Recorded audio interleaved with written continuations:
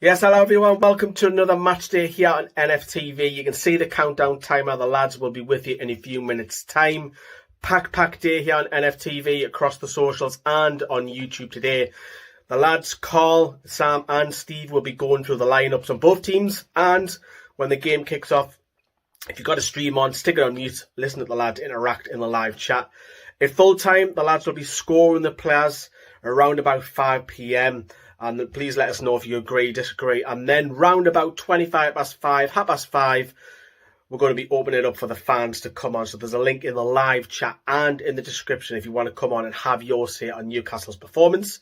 In the meantime, the ones who are at the game at St. James's Park today, which will be myself, Johnny, possibly Adam, possibly Josh. You'll have to tune in later to find out. We'll be bringing you the last word and we'll also bringing you a match reaction as well. So stay tuned. But first, we're sponsored by Manscaped, this wonderful piece of kit, and I'm going to talk you through it. Exciting news across the UK. Our friends at Manscaped have just launched their 4th generation performance package. This ultimate package includes the Lawnmower 4.0. You heard that right, the 4.0. Manscaped, the leaders in male grooming, have done it yet again, making your grooming, taking it to the next level. Join over 2 million men worldwide who trust Manscaped with the new performance package 4.0 by going to manscaped.com for 20% off and free shipping with our code at the final checkout, NFTV. The Performance Package 4.0 by Manscaped has arrived, and man, is it worth the wait. Inside the package, you'll also find the Lawnmower 4.0 trimmer, the Weed Whacker ear and nose hair trimmer, Crop Preserver ball deodorant, Crop Reviver toner, Performance boxer briefs, and a travel bag to hold your goodies. First off, the new Performance Package 4.0 includes the Lawnmower 4.0. This trimmer is mad, it's brilliant, and I dare to say it's the greatest hair trimmer I've ever had, ever. The 4th generation trimmer features a cutting-edge blade to reduce grooming accidents thanks to their advanced skin-safe technology. The Lawnmower 4.0 has a whopping 7,000 RPM motor, a new multifunction on and off, and it can engage a travel lock. It gives you the ability to turn a 4000K LED spotlight on and off when you need a more precise shave. And did I mention this trimmer is also waterproof? You thought that was good, but want to take your grooming game to the next further level so you look better than Cristiano Ronaldo? The Performance Package 4.0 also includes the Weed Whacker, chop your worst weeds up your nose and your ears. Like the Lawnmower, the Weed Whacker is also waterproof and uses a 9,000 RPM motor-powered 360-degree dual blade system. This nose and ear hair trimmer provides skin-safe technology which prevents your nose getting nicks and tugs and cuts in those delicate holes. Seal the deal with Manscaped liquid formulations. Before heading out, make sure you whack this on the Crop Preserver ball deodorant and the Crop Reviver ball toner for mid-game ball check. Trust me when I say this, lads, your balls will thank you. Manscaped even throw in the 2 free gifts in this package. It's the boxers and you also get the travel bag. Bring your comfort and boxers to another level. Remember, you can get 20% off on anything on Manscaped and free shipping with our code at the final checkout, NFTV. Your balls have been through enough this year, just ask Carl. Treat them with the best tools for the job with Manscaped. He's just got himself one. Make sure you do. And we'll pass it over now to the lads who will take over for the rest of today's show.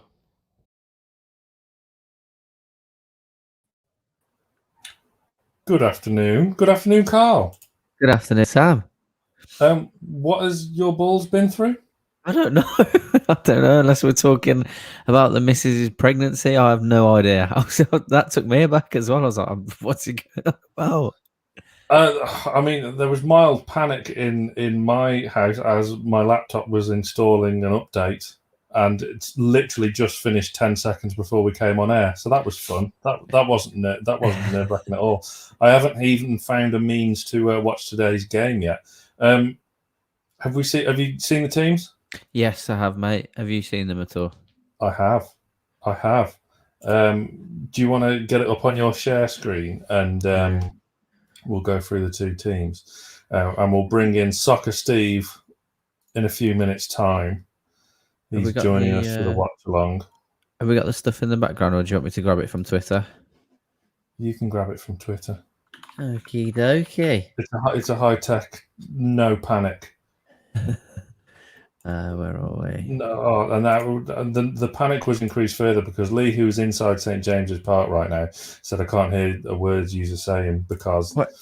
And then that made me think that our mics were duffed, but it's not. It's because he's in the ground, isn't it? And he won't be able to hear. So exactly. That stressed me out then. Me too. I'm absolutely. And I've put a Sky Sports main event on in the background because I thought Soccer Saturday would be on, but it's not. It's motor racing, which is yeah, exactly. So I'll just switch that over. And right, so team news. Carl, take us through it. Virtually the same lineup that we had. Well, it's the same formation that we had against Aston Villa and Burnley, minus a few personnel changes in Jamal Lascelles coming in from the Villa game, who obviously played against Burnley as well. From what I'd heard from the radio, it seemed to be one of the games that would favour him, a lot of long ball situations, and then Sean Longstaff coming in for John Joe Shelby. So arguably our strongest lineup, bar a couple of personnel changes. I think that's the lineup we were expecting. I mean, the only kind of change I would make would be I would be in favour of playing Fraser instead of Almiron today. Yeah. No, I wouldn't be against that either. Obviously, from that video put out yesterday with regards to Matty Longstaff, I'd sooner rather play him than Miggy at the moment. But yeah, I wouldn't have been against Ryan Fraser coming in for Miggy, definitely. Quite surprised that Bruce has stuck with him, to be fair. So am I, but and this is what I'm about to say is going to be unpopular, but the fact remains is this is the way Bruce plays. This is the way he plays. We moaned for 2 years saying he doesn't know the formation he wants to play. He doesn't know this. He doesn't know that. I mean, I'm not necessarily saying this is the right way to play because we all know my feelings about that. Anyone who's watched NFTV for more than 2 seconds knows we all want 4-2-3-1. But this is his style of play now. Is it the right one? No, probably not. But at least he has an identity. I mean, it's a horrific identity. No, it's very true. Very true indeed. indeed. A new choice for a new manager. Fun fact, if we do lose today, I mean, there's nothing like starting off a match day on a negative. But if we do lose today, this is the first time we'd have lost the first 3 games of a new season since Ruud Gullit. Wow, that's... I hate to say it, but for me, that's inevitable. I can't see us getting a result today. And I can't believe I'm saying that against what is arguably one of Southampton's poorest sides for a long time. Poorest sides for a long, long time. But the fact that they've gone and stuck 8 past Newport County, yes, it is only Newport County, but we struggled to beat them on penalties last year. We've not changed our side at all other than bringing in Joe Willock. But Willock was still with us at the end of the last season, so you can you can argue we haven't changed a thing.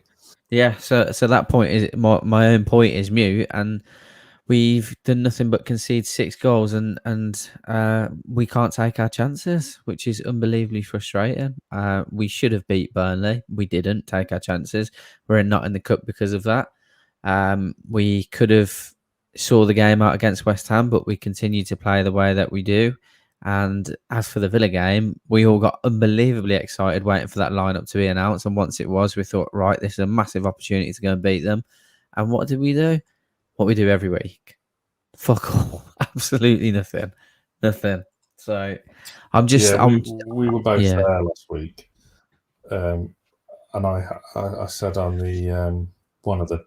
I think it was the last word. I had no... Yeah, it was the last word with you and Lee. I had no hope for that game whatsoever until I saw the 2 teams. Yeah. And then you think that Villa team is there for the taking. The West Ham team on the opening day of the season that we lost to was not as good as the one we beat towards the back end of last season. And here we are, effectively 3 losses from 3. I know Steve Bruce said we didn't lose in midweek, but I don't see us in the next round of the Carabao Cup. I know it's early days and we're still in August, but you cannot go into that international break with 0 points on the board when your next game is at Old Trafford and then it's you-know-who's debut.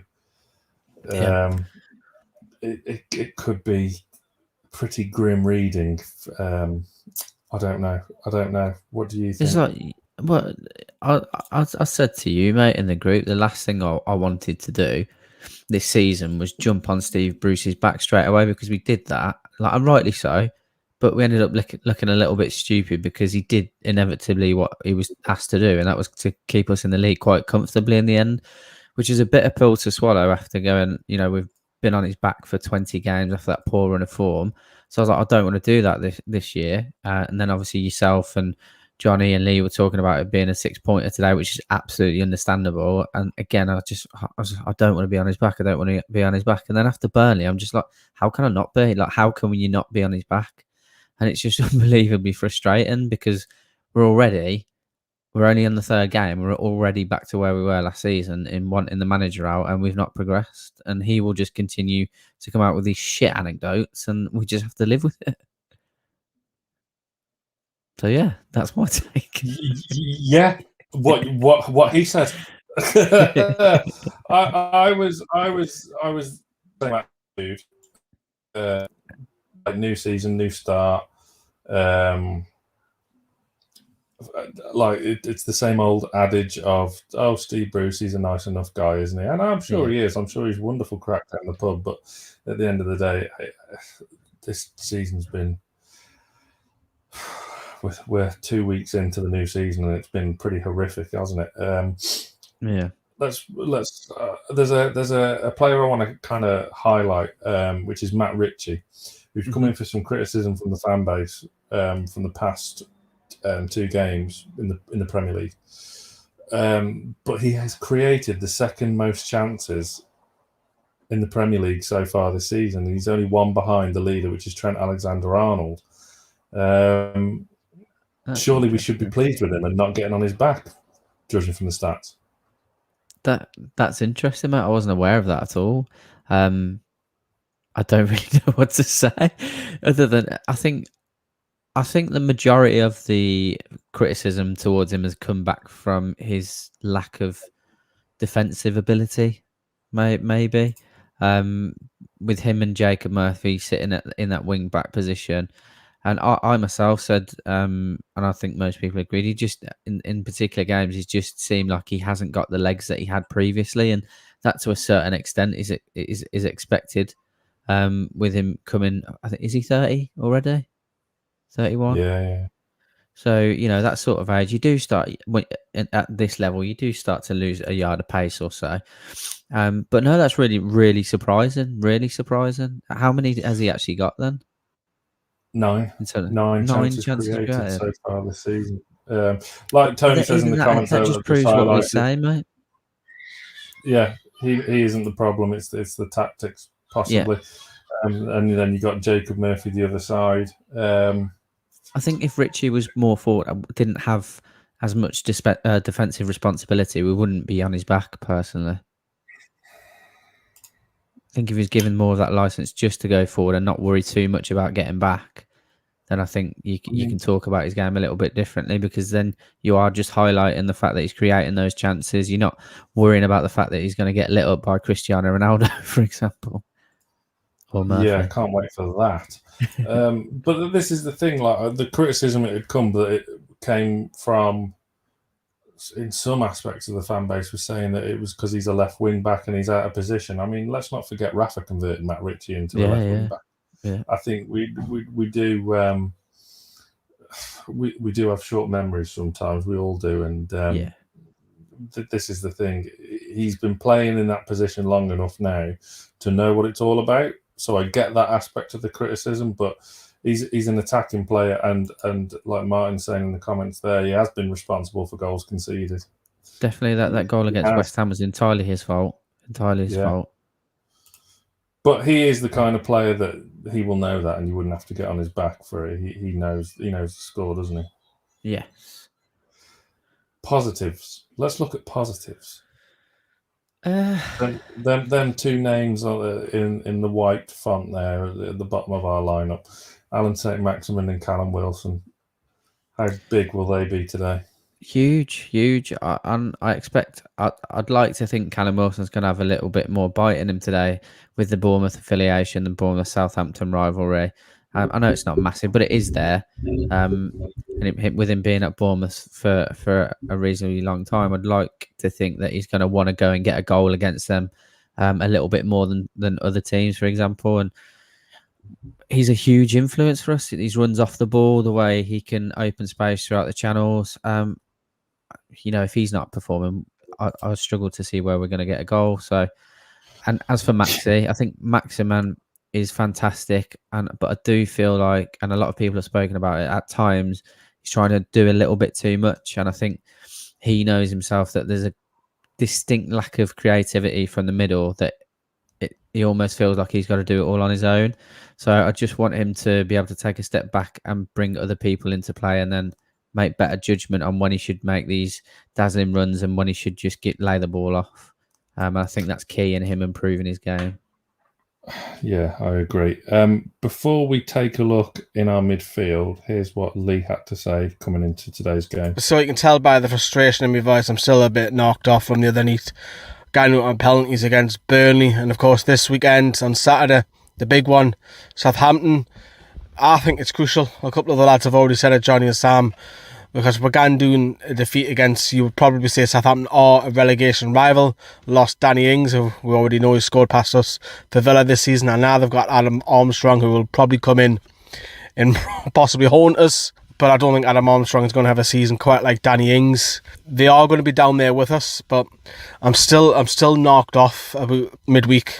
Me and Johnny were there, and we should have went through. And it's frustrating because we've lost 2 games. We're out of cup competition already, and if we get beat against Southampton, now credit, obviously we do have a good record at home against Southampton, so hopefully that comes into a factor. It's a long way to travel, but I'm a negative. I'm not gonna lie, I'm negative already, and I think a win will just lift it. I think I was saying in the preview for the Burnley game, I said if we're winning midweek, and no matter how we win, whether it's on penalties, forget about the performance, just win, just to lift the morale a little bit.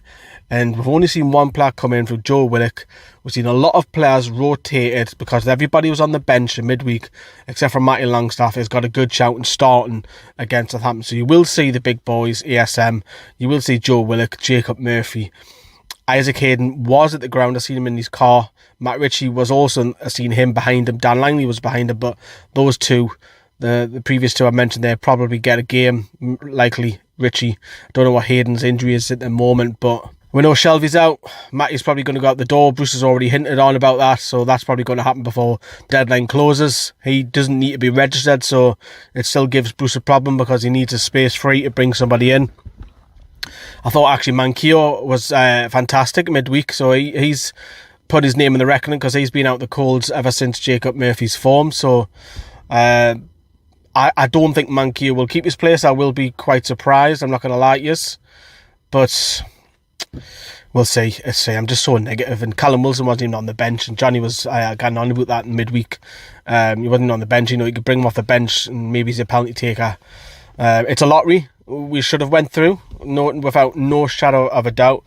We should have gone through. We were the better side. Burnley didn't even test Freddie Woodman, and they still go through.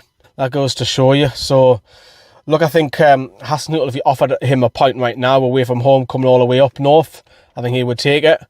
But I think the pressure's on Steve Bruce, because if we didn't get a result against Southampton, we've then got Man United at Old Trafford, and we're not getting out there. And then you're going to be playing against Bielsa, and you see what his side did, especially away from home last season. So I'm just deflated and negative. It's probably because I'm still pissed off about Wednesday's game. I think it's an opportunity just thrown away. And if Newcastle get beat on the weekend, and for once actually agree with Simon Jordan. Simon Jordan's actually said on Talk Sport that if Newcastle get beat, rotating the side in midweek was pointless. And I understand what Steve Bruce has said. I understand that he says you need to give players some game time because they need minutes in the belt to keep the squad happy. But for me, you've got to keep the fans happy more than what the squad is. Fans are more important than players, I feel, because if you win on Wednesday night, no matter how it is, you play your better sides. Because there's only 2 games into the season in the league and you're already rotating. For me, there's no need for that. Injuries will come later on in the season when it gets and the clock's going back in October, the colder months start coming. That's when we get injuries, and that's when you bring in the likes of Manquillo to step in for Murphy. Sean Longstaff will play more often, and Wilson might go down with an injury, so Gale will come in, and vice versa, and etc. etc. That's what that's for. You use your squad, but I'm still pissed off about it. Still pissed off about it. And going into Southampton, I think we've got to win, and I kind of think does the performance matter? Not at the minute. Not at the minute. I think we've just try and get that monkey off our back and get a win, just to lift the morale, because I kind of see we're getting out against Man United. I think you've got to get Wilson more service, ASM doing the bits. For me, said this to me, Miggy can get lost. This final end product is shit. It's fucking crap. And that's really the first time I've kind of turned on Miggy of late. And that's early in the season, but Fraser offers so much more for the team going forward. Miggy does defensively, don't get me wrong. But in that number 8, because Fraser's out of position, Miggy will be playing out of position. For me, Fraser is the better of the two in the number 8. Now, you can have the whole debate, who's better out wide on the left, who's better out in the 10, who's better out wide on the right. But in that number 8, the most advanced centre midfielder, it's Fraser all day long. He offers a lot more going forward. What I like about him is that when he gets pushed out the left, when he's running with a ball, his first objective is thinking, right, I'm going to cut back and whip this in. I'm going to do that. Wilson loves that. Whereas Almiron fucks about in that position and then he doesn't even cross it. He pulls the ball back towards the edge of the box constantly all the time. So for me, Ryan Fraser comes in for me because I'm pissed off with Miggy. I'm sick of saying it in this number 8. And that's not really his fault. That's down to Bruce as well. Because let's face it, Miggy's not a number 8. He's not a centre midfielder, so he's getting wasted. And we talked about that last season. But Fraser for me. Sean Longstaff, nah, not for me. Not for me. I don't think he's offering out at the club at the minute. I not necessarily want to get rid of him. I just feel that, where do you find his best position? Because we're not going to play in number 10, and he's ideally, for me, probably in number 10. But there's a few problems in there. Just win. Just win for the sake of all of us, lot, man. Just please, don't care if it's a backside own goal, last minute winner. I couldn't give a shit. You've just got to get 3 points on the board. Give that little bit of morale, a bit of a boost. And Man United, you could probably hope and wish that you get a draw, which I'll be at. Seeing we're getting fucking thumped 3-4-0. But hey-ho, score predictions. Go on then, be brave. Let us know what you think, what's going to happen on the weekend.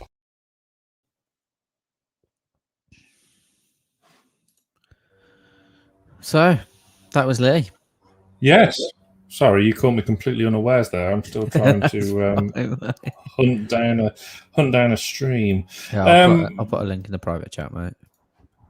Oh, good. So that was Lee's thoughts. Let's just touch briefly on the centre of midfield because we'll look at the Southampton team shortly, and it seems obvious to me that the midfield battle in the middle of the park is going to be really key today. Obviously, Sean Longstaff has come in for Isaac Hayden, and he'll be playing alongside Joe Willock and Mickey Almiron.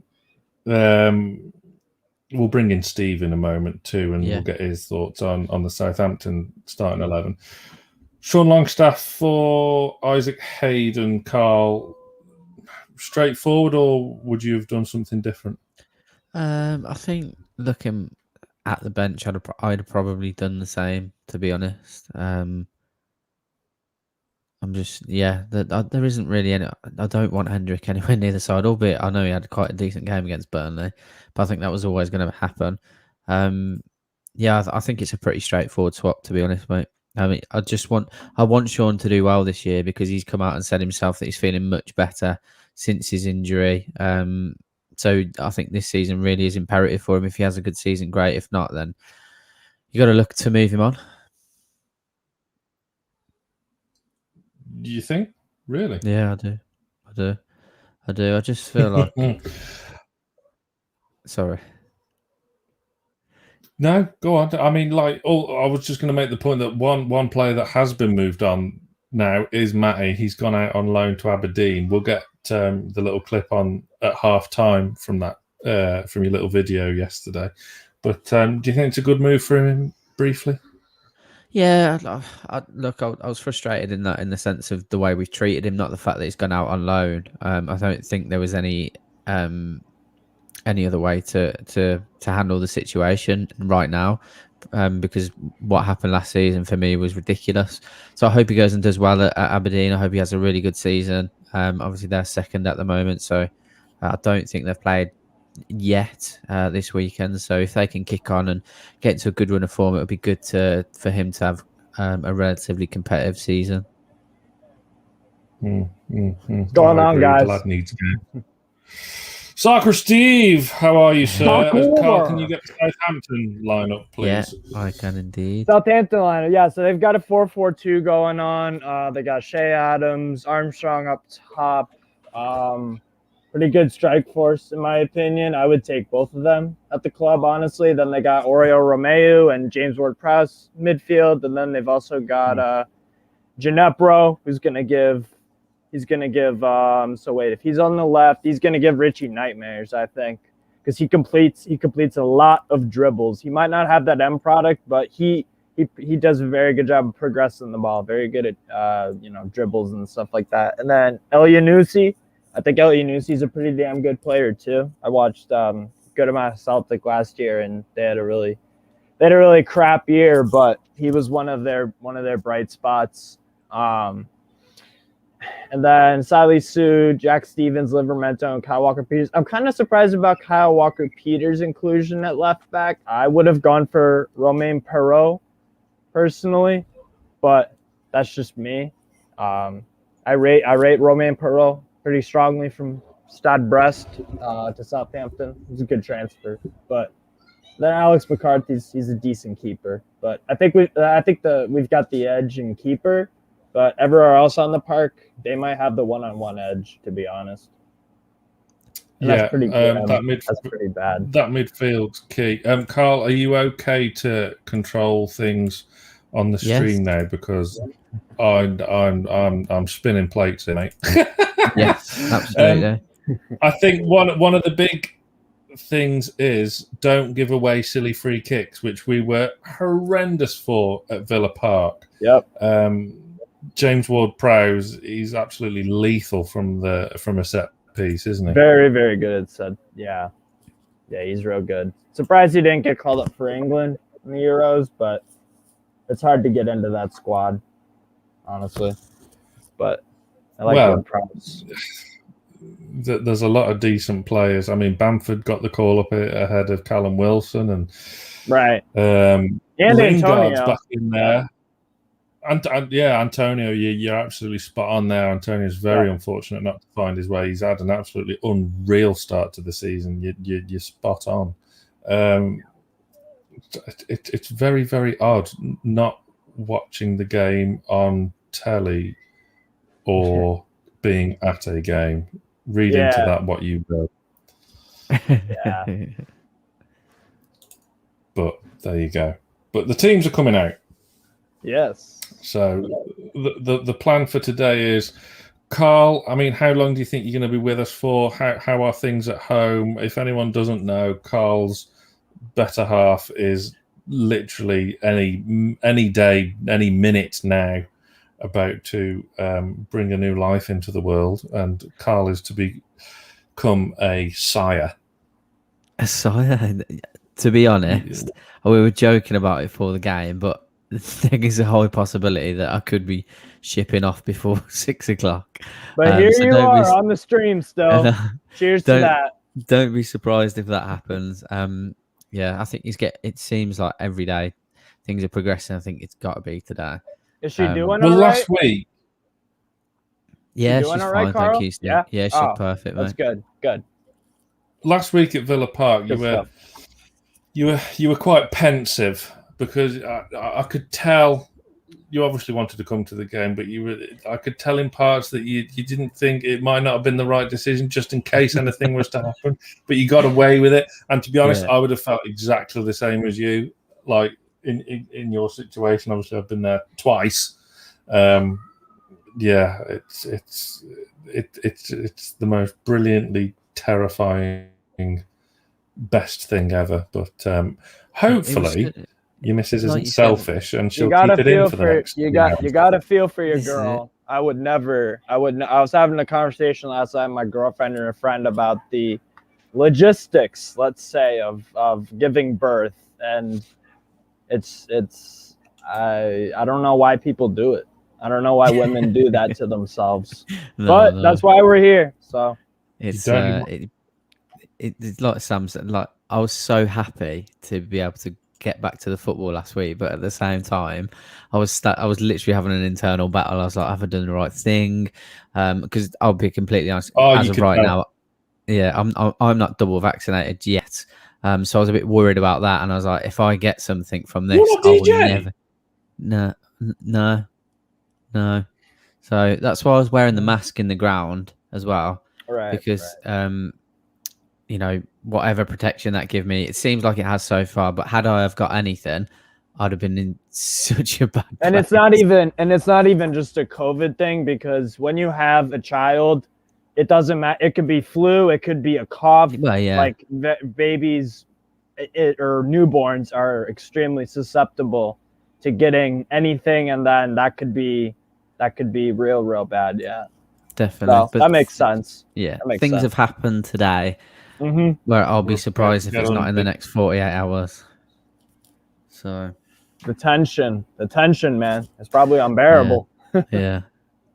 No, I hope everything I goes thought well it would though, have been here man. by now. It's gonna be great time for you. Appreciate I it. just hope everything goes well. Yeah, But thank you, man. Seems like it will. So amen to that. Yeah. Yeah, Sam, I thought it was going to come midway through the Villa game. I'm not going to lie. I mean, if it had, then would that have really been a bad thing? No. In hindsight, no. I'm still not over Callum Wilson's miss. I'm not going to lie. That was pretty devastating. I was freaking out on the live stream, and everybody was like, "What are you doing?" And I'm like, because everybody was behind on their stream. But yeah, that was brutal. It was right. I think we're nearly back to time to kick off as Carl slickly changes the lovely layout there.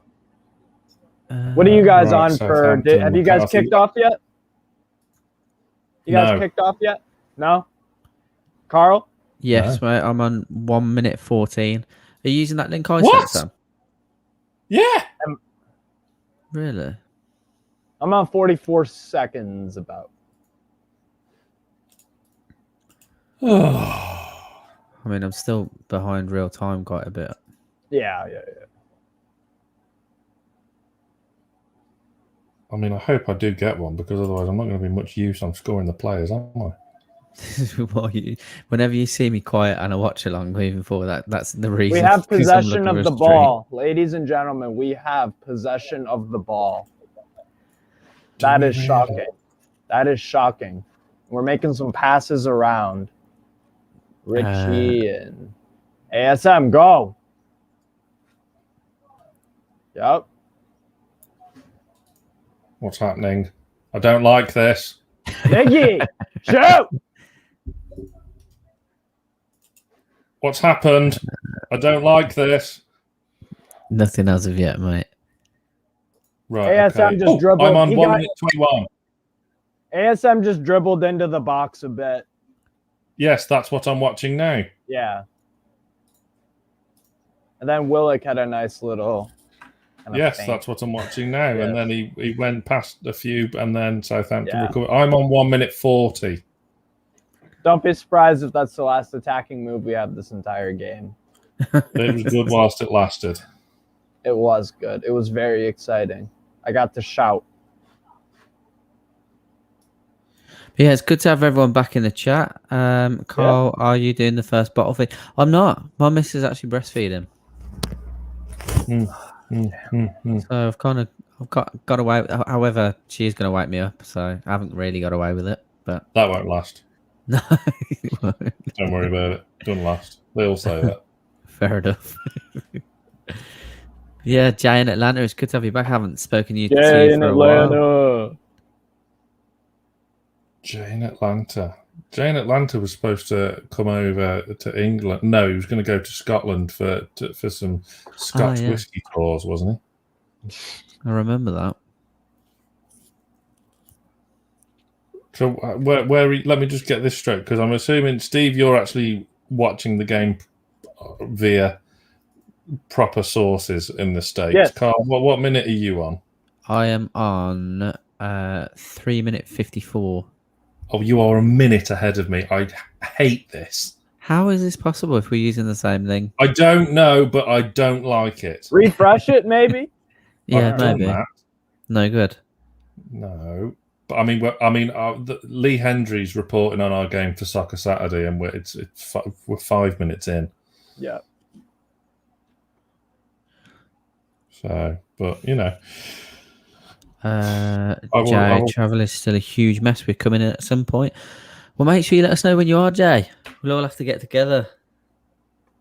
Could do with an extra player for the game against Sunderland Fans TV, I think. Hey guys, I'm gonna switch out my I got the StreamYard on my other laptop, because you see how my camera on this one is like blocks.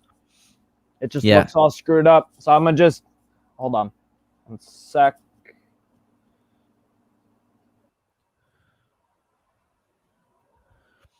Tension's palpable. Elsewhere, I mean, the only because there's no point in me commenting on the game when I'm like 2 minutes behind everyone else, but I can comment on other scores around the UK. So any Fulham fans watching, you're beating Stoke. Well done. Who scored for Fulham? Harry Wilson. Ooh.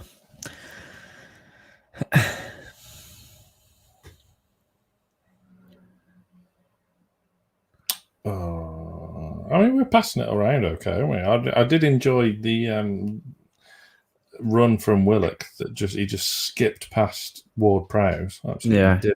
That's positive to see, because I do think that is a big battle today. As Villa are 1-0 down at home to Brentford. I just saw that. Nice goal. Was it Ivan Toney? Very nice top corner. Wow. Who scored? Ivan Toney. Yes. He did. Wow. He did this. Got him in the fantasy team, and I thought I was about to take him out yesterday for Callum Wilson. I'm sorry, but Brentford are gonna survive, man. They've got a hell of a game plan. It's early days. I just looked at them. I thought Aston Villa are shaky defensively. Yes, we didn't get a result because we've not been taking our chances, but Brentford are a very attacking side. Yeah, Villa were there for the taking. Villa fans, I'm sure, I know they won the game. Great, well done. Who cares? But they would tell you that they weren't at their best, and they were there for the taking last week. Definitely. But we were far. That's one former Newcastle striker on the score sheet already today, as Leicester go 1-0 up at Norwich. Adam Armstrong, he will inevitably score at some point today, won't he? I think it's one of them where you would put your house on him getting a goal today. I put $5 on it, I'm pretty sure. The stars have just aligned that it has to happen. Yep. I hope it doesn't. I know. I hope it does too, but there are a lot of things that we know that are going to happen that are shit, but they're inevitable, and you got to be realistic. And if it doesn't happen, then you could be real happy because you were completely expecting it. So it is very true. That is how to be a Newcastle fan. You have to set the expectations on the floor, and so when you start walking, you didn't expect to do that, so you can be really happy about that. It's nice to have a good surprise. I mean, viewers of a certain age, then you would absolutely we all identify with what you've just said there with via expectations, but it wasn't always like that. I know that's I know. I wasn't around for that, but yes, we've got a real proud history. Especially 90s was arguably the strongest. Well, the 60s was our 50s. Last trophy. 50s, yeah. 50s, 3 FA. Well, yeah, you're right. 60s was the last major trophy, but the 50s, right. 3 FA Cups. Go on. Oh, he's offside. Oh, I don't Maxi offside. I don't like being a minute behind. Sorry, mate. Jamie Vardy has scored for Leicester. 2-0. Oh, I took him out my fantasy team. No, just 1-0. I was just confirming the goal score. Right.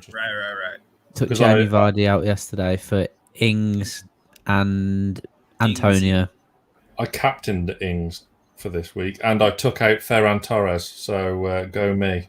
I have captain Mikel Antonio, so you better do something this weekend. Basically, if you want to win your fantasy league, just play the players that are going to be playing against Arsenal. Yeah, that's how you win. Well, I love Sterling and us. And he didn't start. Us. I mean, just wow, Arsenal start. I mean, Jesus. Is it really that surprising though, with that owner and with that coach and that board of, I don't think Edu's that great of a recruiter. No. There are better teams there are teams in France who have better recruitment policy and stuff like that, and can get better deals for their players. I mean, Guendouzi at one point was worth. There were talks of him going to a big club for 40-50 million, and now they have to, since Arteta has completely, faffed about with him. Now they have he's on loan at Marseille, and they have an option to buy for 15 or 20. So that's a lot of money to just leave on the table, lose out on that much. So, but yeah, we're not any better. So I guess, well, technically we are because we're not bottom right now. But yeah, give it a couple hours. But positive mental attitude. Southampton are on the front foot here, edge of the box. Dead shot to the left-hand side of Freddie Woodman. Right-hand side of Freddie Woodman from Adam Armstrong. Good. Very feeble attempt. I'll look forward to watching that in a minute. Sorry. No. The good thing about it is I don't like surprises. So this is fine. Come on, Neem. Fucking score. Come on. How many games are you watching at one time today, Steve? Right now I've got Arminia Bielefeld versus Eintracht Frankfurt, and then I've got the Villa Brentford game on, and then I've got Nîmes versus Caen, Ligue 2 right now. Why? So, because I like to be in the know. This is how I scout players. Yeah. No. Yeah. Quite right. Yeah, Southampton are on the attack, Carl. You're right. I was toying with the idea of going to this today, but Villa 1-1. Who scored? Danny Ings? I don't know. I haven't seen it yet. Actually, my TV. How is your Villa stream ahead of Steve, Sam? Or are you watching that on Sky Sports? Oh, that's a nice finish. Buendia scored. I've got Emi Buendia. Oh, Buendia. Well, you're on. So the difference is that Sam's watching on live TV and mine is on. There's a difference between streaming from a channel that's legit and because internet isn't as updated or not as updated, but not as live per se. Yeah. I'm not convinced this internet thing will catch on. Maxi getting caught on the ball again there. Eastleigh 0, Wrexham 1. Ooh. Wrexham. Welsh? Low driven shot from Shea Adams from about 20 yards out. Freddie Woodman scoops it up like ice cream. How are Palace doing? Watching in Spain on the zone. I love the zone for the boxing. It would be amazing if they bought that same premise over to the UK. £2 a month. Cheap. It's ridiculous, man. It's ridiculous. Absolutely ridiculous. And that guy's just saying there in Spain, he gets all the Prem games for £10 a month. Wow. We're living in the wrong country. That's the future, isn't it? What time are you on again, Carl? I'm at 12:20. 12:55. I mean, in real time, it's 13:45 because Lee Hendry's talking on Sky Sports now. Yeah. Okay. Yeah. So they broke down the right wing. Richie's getting turned inside out. Of course he is. Pulled it back to 20 yards out. Strikes it, but it's a terrible strike. I don't know who that was from. James Ward-Prowse, maybe?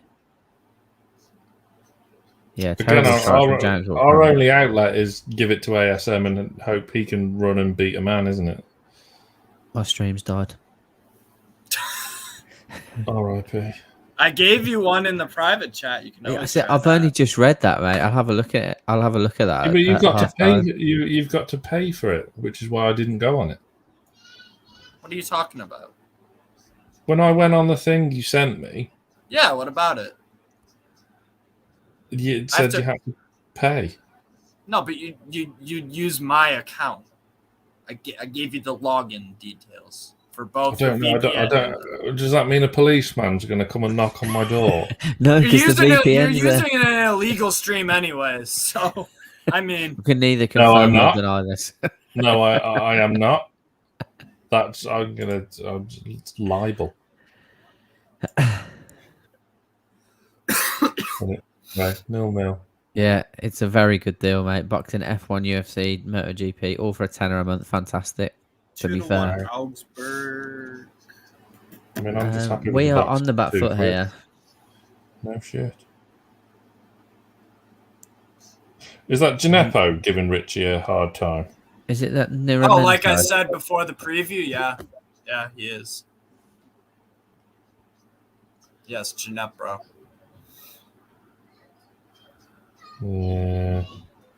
See, Richie don't have the pace. That's the thing, isn't it? He's not. And Jeanette, bro, has plenty of pace. Good interception. What did you? Sunderland are beating Wickham in the third tier of English football. Damn it! Bless them. Come on, chair boys. I mean, that's a weird nickname. Yes, it is correct. Jamal Lewis played midweek, of course. It's an interesting battle who's going to get that left wing back role this season, because obviously I made the point beforehand of Rich's kind of creativity stats so far this season, but you know, you could make an argument to give Lewis his chance.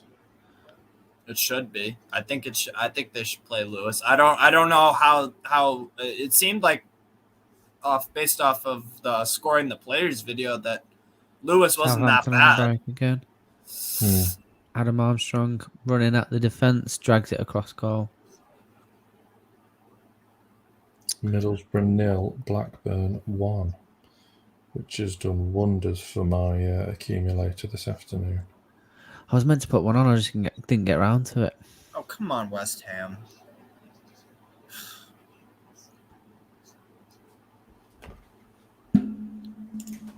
You guys think West Ham is going to absolutely clobber Crystal Palace today? I was expecting them to. I think so. Yeah, same here.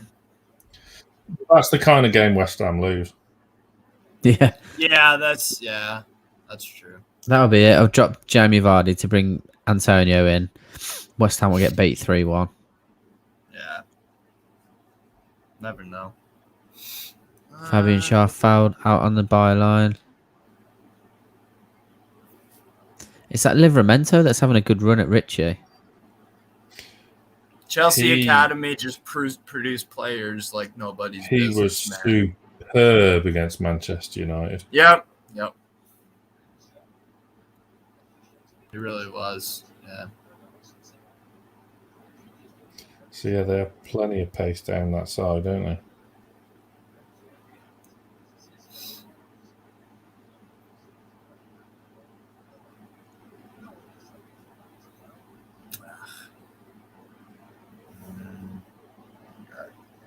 So okay, we've got Lee, Donny, Josh. Is Adam there or not? I would have thought so. Rare for him to miss a home game, isn't it? I saw on a WhatsApp group the other day. He might not be there. I can't remember, to be honest. And Liam's not there. Wilson's away. He's held the ball up and he's been bundled over by about 4 of them. Just couldn't get the ball out of his feet. No. He's nice save. Nice save from. Yeah, he made a break up the right hand side. Just had no one with him, had no idea, and then didn't expect him to try and take on 4 people. Tried to hold the ball up to bring someone into play. There was no one there. The ball got nicked off him. Real good save for in the Aston Villa game.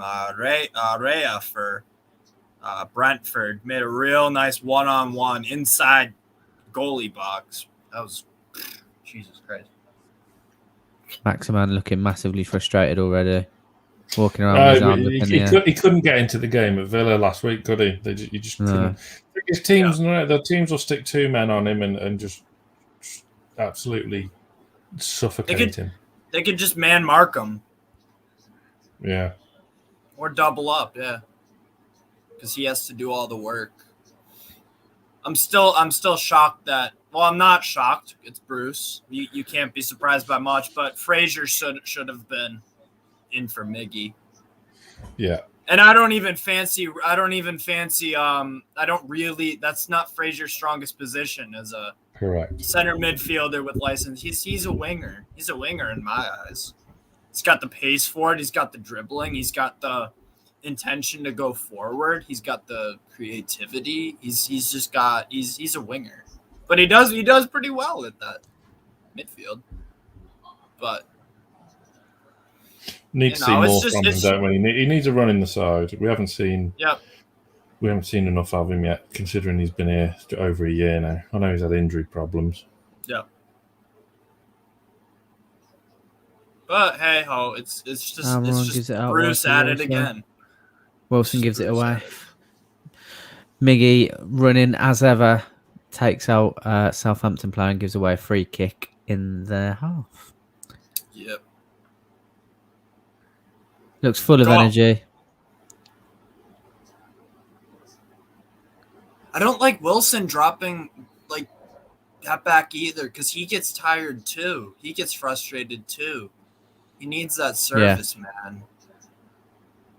He needs that service, I don't think we're doing enough in midfield to combat this because at the moment, ASM and Wilson are not in the game at all. Yep. It's like the commentator said, they're so far apart as well that they can't link up together. There's nothing between either of them. Pretty much. And then we have these stupid fucking fouls too that we're taking, and that's going to eventually accumulate to yellows, and it's just not great. It's just not clicking, is it? Nope. Jay in Atlanta, I agree with you too. I love Miggy. We want Miggy to succeed. He's got that burning desire, which is something that you can't say about all these other guys sometimes, but it's a real bad regression. And I blame Bruce too. So I agree 100%. And I also agree with this 4 at the back. Josh has just put it in the group, but I mentioned it myself. Like, I'm sick of seeing ISM walking around with his arms out. It's doing my head in. I know he's frustrated. Yeah. The only thing we could do is find Overton, Cisco, and Riviera. Something's happened in our game. There's been a big chance, but it hasn't been taken. I don't know who it's for because I can't lip read. Right. In whose game? Sorry, our game. Yes, yeah. Lee Hendry's throwing his arms around in I don't know, excitement. I don't know. Guess I'll see that coming now. Yeah, take the camera off Bruce. Take the camera off Bruce. Well, it's a goal kick from Freddie Woodman now, so I was about a minute behind. So it must come from there. Coming up. Yeah. Callum Wilson was down injured. I'm assuming he's okay. Yeah. Good. Southampton on the ball. Down the left-hand side. That gives me goosebumps, and not in the good way whenever I see anyone, even coming off with a niggle, because then the niggle somehow becomes... Oh my God, how have Southampton missed that? We are so lucky. I'm about passed to see the ball it, across the 6 yard box. Across the 6 yard box. He's 3 yards out and he's put it over the bar. Who has? Oh my God! Oh! How did Ginepro miss that? You're so right, Carl. Oh my God! See, that's what I mean. I like Ginepro, but that's the kind of stuff you just gotta just tap it in. Just tap it in. This is embarrassing. The way that the ball was given away in the midfield Oh as well. my god! And it all happened because you miskick it. You can't clear the ball, and then fortunate bounce, and then square ball, and then Gineppe's just got to finish that. If you're Southampton, I'm glad that he didn't, but again, just completely diabolical defensively. This is embarrassing. 100%. You spoke about it yourself, Sam. What has happened to this back line? I don't know. It's a strange one, isn't it? Because we look so strong with these same defenders. It's completely mystifying. What was the worst? What was the worst decision? Sending Watts out on loan, which I don't think we should have done at all, or selling Lejeune, which was selling Lejeune because he was our best centre back. Same here. At least we still have Kellen Watts. Like, he's still part of the club. He's just on loan. I get that, but Lejeune was the left-sided centre back. I agree. Lejeune was the left-sided centre back that we desperately want and we still need, and he's still trying to find someone to play in that position. But I don't know. And apparently, we only sold him for like $2 million. Yeah, this has been pretty poor to watch so far. Yeah, it has. It's just been all Southampton. Gineppe's got another chance. Oh, good block. We are under the cosh massively. Yeah. Southampton corner. Southampton are moving around. They're offensively. They're moving around a hell of a lot more than they stand, and then we're being reactionary, not proactive. We need to be proactive. Lee's just put this in the WhatsApp group. I'm going to play it if you can hear it, the atmosphere in the ground. Is that Bruce out? Yeah.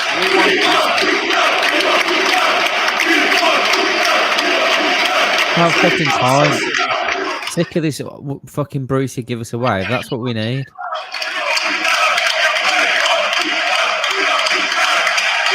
My ringtone.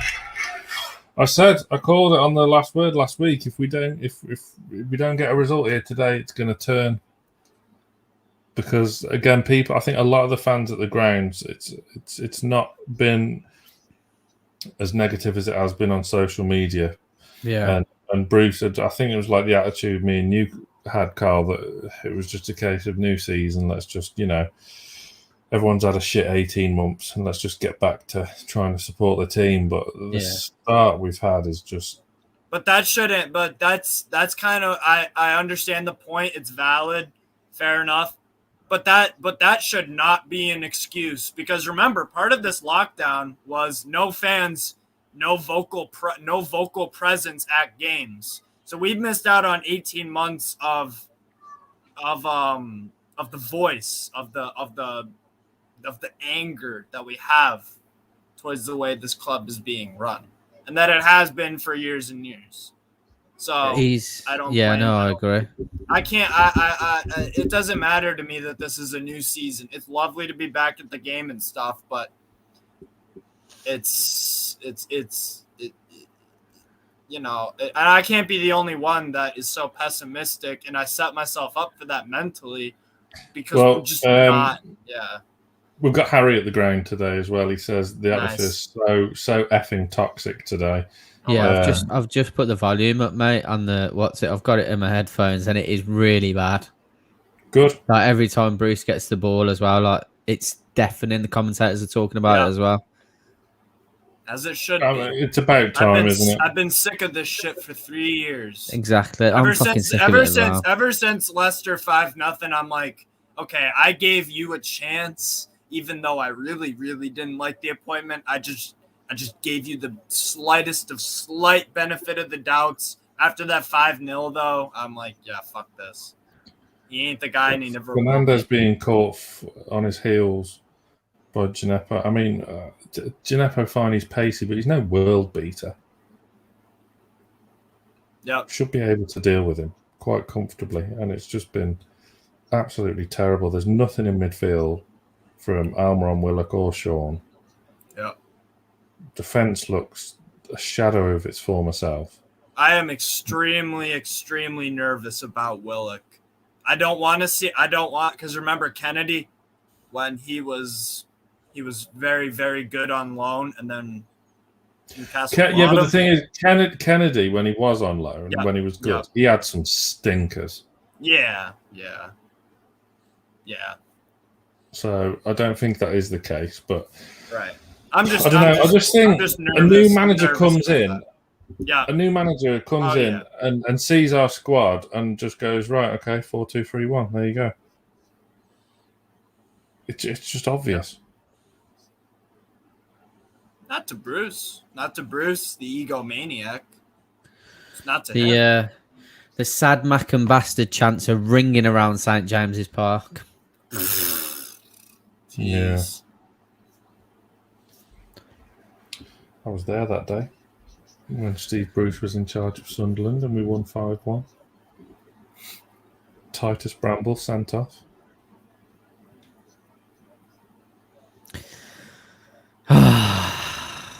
It is still 0-0. How it's still 0-0, I don't know. And that is a real disservice to Southampton because they've been all over us.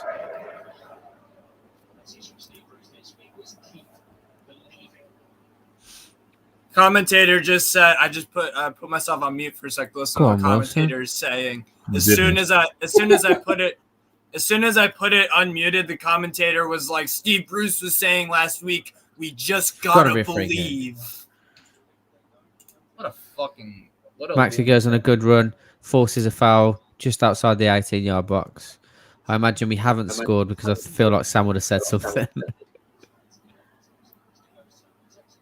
Well, I'm a minute behind you. So I thought you might have seen it on Sky Sports News, mate. Yeah. It might be on the screen.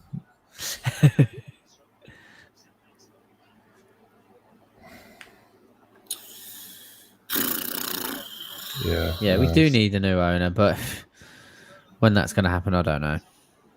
It is all down to the top. I mean, Bruce can only do so much. He's not been backed in this transfer window. If he had, then, you know, I'm not saying that he's blameless because it's obvious he's not. But everything, like, I just think to, like, the ex-pros that we've had on the channel before, all of them have said, like, Bruce isn't the problem. The problem is the ownership, and it starts from top to bottom. Is Bruce a good manager? No, not really. No, but is he the main problem? Yeah. No. Is he the most easy problem to solve at the moment? Yes. Because managers come and go every week in football. But what's on the pitch at the moment, this team, this 11 should have more than enough to have gotten 4 or 5 points from the opening 3 games and beat Burnley in the cup. Yeah. Here's how I see it. Bruce is the problem with the playing squad. The biggest problem with the club, with the club is the owner. We need both to be successful. We need both. And that's it's just not going to happen until both those things change. And we need new players. Yeah, it needs freshening up. So I'll just say, well, there's a slight break in play as well. If you haven't already, please like the video. We love the attention. But no, it helps the video to be seen. We will be here right through till, by the time Lee's got the rest of the videos up, you'll have content all the way around till, I'm guessing, 7, half 7, maybe even 8 o'clock. Yeah. Come on, Mickey. Cross. Mistimed. The tide seems to be turning a little bit. We're pressing more, that's for sure. Seems like our fans are inspiring them to play better because of how fucking bad our manager is. Because they probably don't like him either as a manager, maybe as a person. But I mean, it's worth pointing out as well, like Walker Peters, who's playing, he's left wing back, isn't he, today? Or left back. So he's playing out of position now. He is on a yellow. So if you're Jacob Murphy, you got to be absolutely hammering him. Oh, naughty play from Shea Adams and Adam Armstrong, by the way. Beautiful one too. Great tackle from See, that's Richie. and like I said, Hasenhuttl, I think he is a pretty good manager because he was at Leipzig for a few years and smashed it in the Bundesliga. Made some really, Go on, really Willock. good teams. 3 on 2. Willock. He's got Wilson out on the left. He's give it to Wilson. Oh, he's muscled off the ball. Fucking hell. Southampton on the break now. But like even Hasenhuttl gets his lineups right. Like the only thing I disagreed with him on today with his lineup, I mean, he knows better than I do, I guess. I would have put in Romain Perrault for Kyle Walker-Peters. He's a natural left because Walker-Peters isn't a natural left back.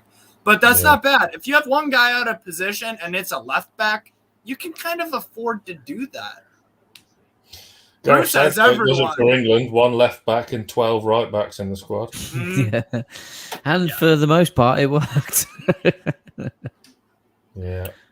Good save, Ray. That was a bit better for Mickey before, though, wasn't it? When you were cheering for him, Steve, like getting down the wing and at least getting a cross in. But needs to be more of that.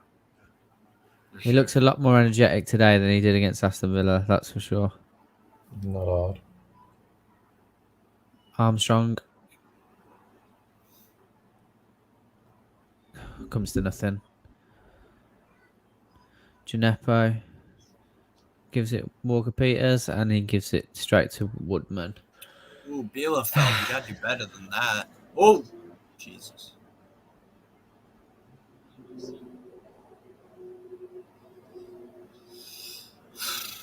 Yeah, Sam's not had a very good game. How would you assess the performances of Sean Longstaff and Joe Willock so far? I personally feel like both of them are pretty non-existent. Personally, Willock had like one moment in the opening 2 minutes, 3 minutes of the game, made that nice little move, and that was about it. And he just had a break about 5 minutes ago. But other than that, like I think they've both been passengers, literally watching the game pass them by in the middle. Yeah, I haven't seen Longstaff on the ball at all. I could be wrong about that, but I haven't.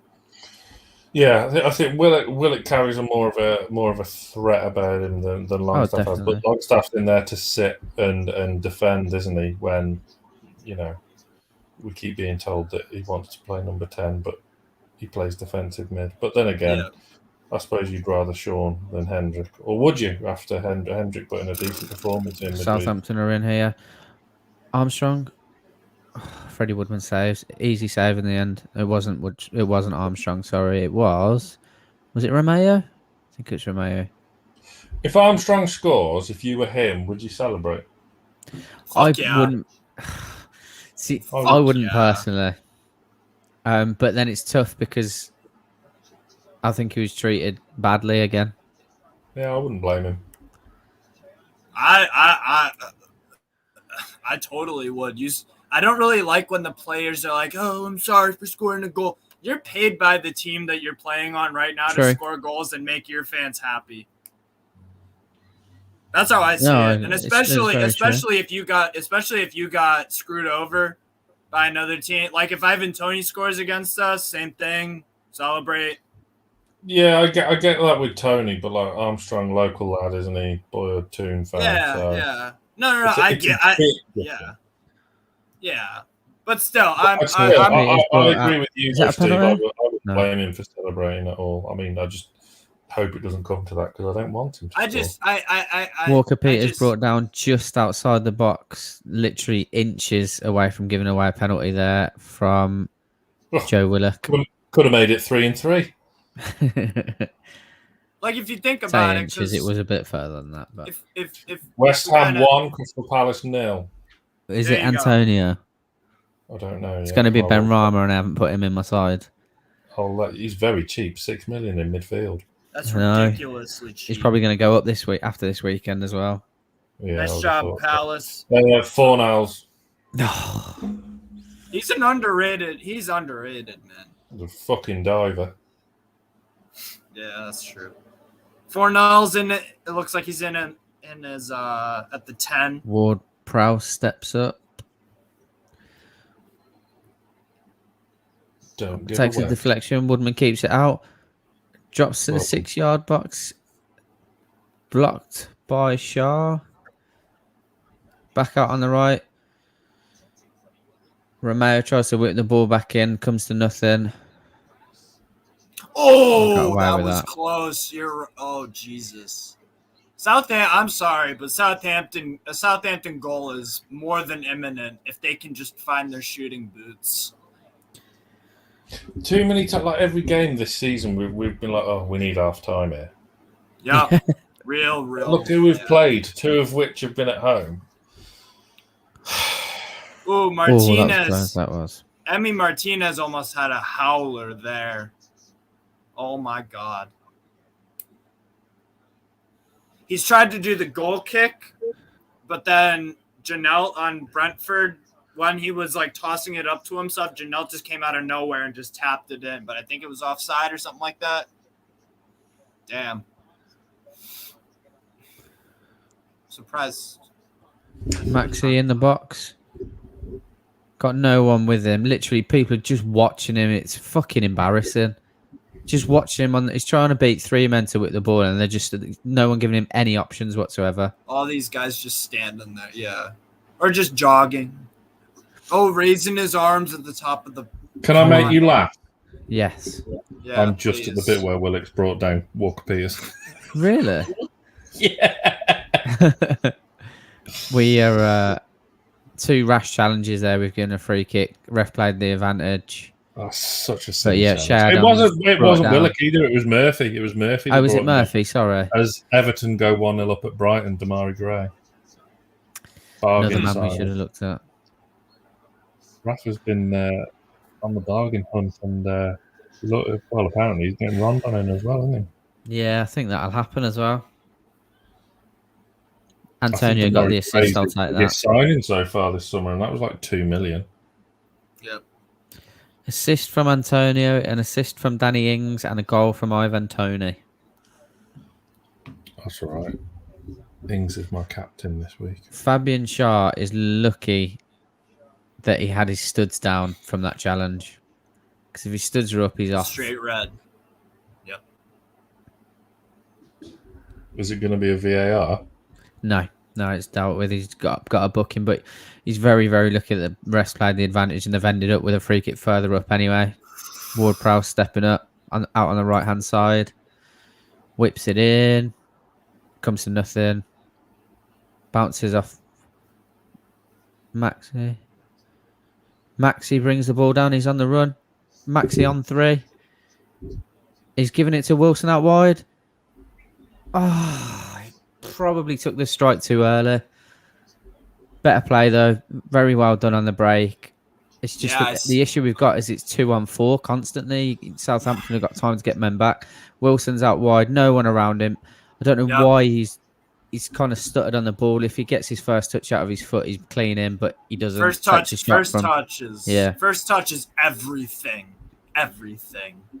You takes can a strike tell from 25 yards and puts it over. Yeah. You can tell how good a player is. If you're going to judge one thing and one thing only just off the bat, if you've got a superb first touch, that's a decent indicator to tell if you're a good player or not. Because first touch is everything. Yeah, I think his touch was too good there. He needs to get it out of his body, and he's just trapped it dead.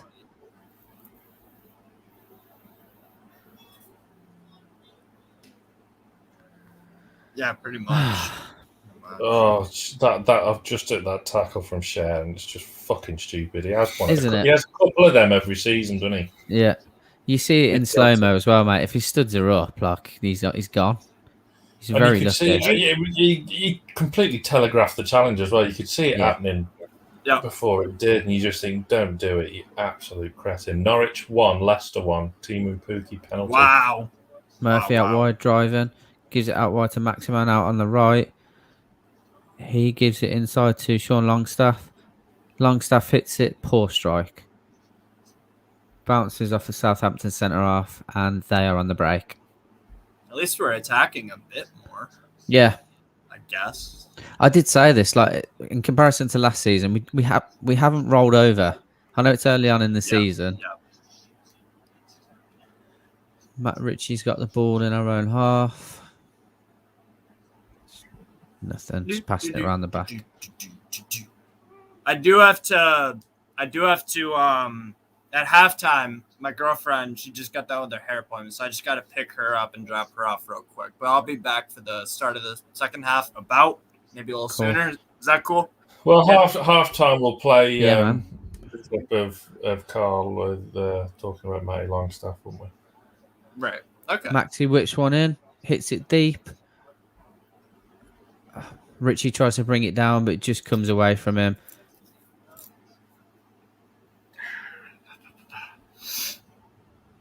Newcastle corner, I think. Yeah, Newcastle corner. Everything's just counter-attack and hope Maxi can do something. That's exactly what it It's is. so one-dimensional. Yeah. So over-reliant on him. We're such an easy team for managers to game It's a plan great. against. Oh, what a save! Great header. I think it's Callum Wilson, just at the near post, almost Javier Hernandez-esque, and the keeper saves it at his near post. Chicharito. Try and put the ball back in. Okay. Great challenge from Richie Hart. No, my Longstaff high God, up the pitch. I just saw that. That's On the stroke of half time, that would have been one as well, wouldn't it? Like, Yeah, it's a good header. You can't do much more. Coming near post, neck muscles to die for. Good save from the keeper. that was. Wilson did everything he could. It was he just got. It's all right. It's all right to. Like, that's not an obvious goal scoring chance. Like, that's excellent goalkeeping. It really is. Frustrating, but Yeah. Keeper's had to dive into his own goal to keep it out. yeah. he always has a blinder against us, doesn't he, McCarthy? Remember the last game before lockdown when we won 1-0, but it should have been about 12-0. Yeah. Saved the penalty as well. That's too much on that, Richie. We're going downhill in the second half, and towards the Well, that Gallagher. should be pretty much it for the first half, I thought.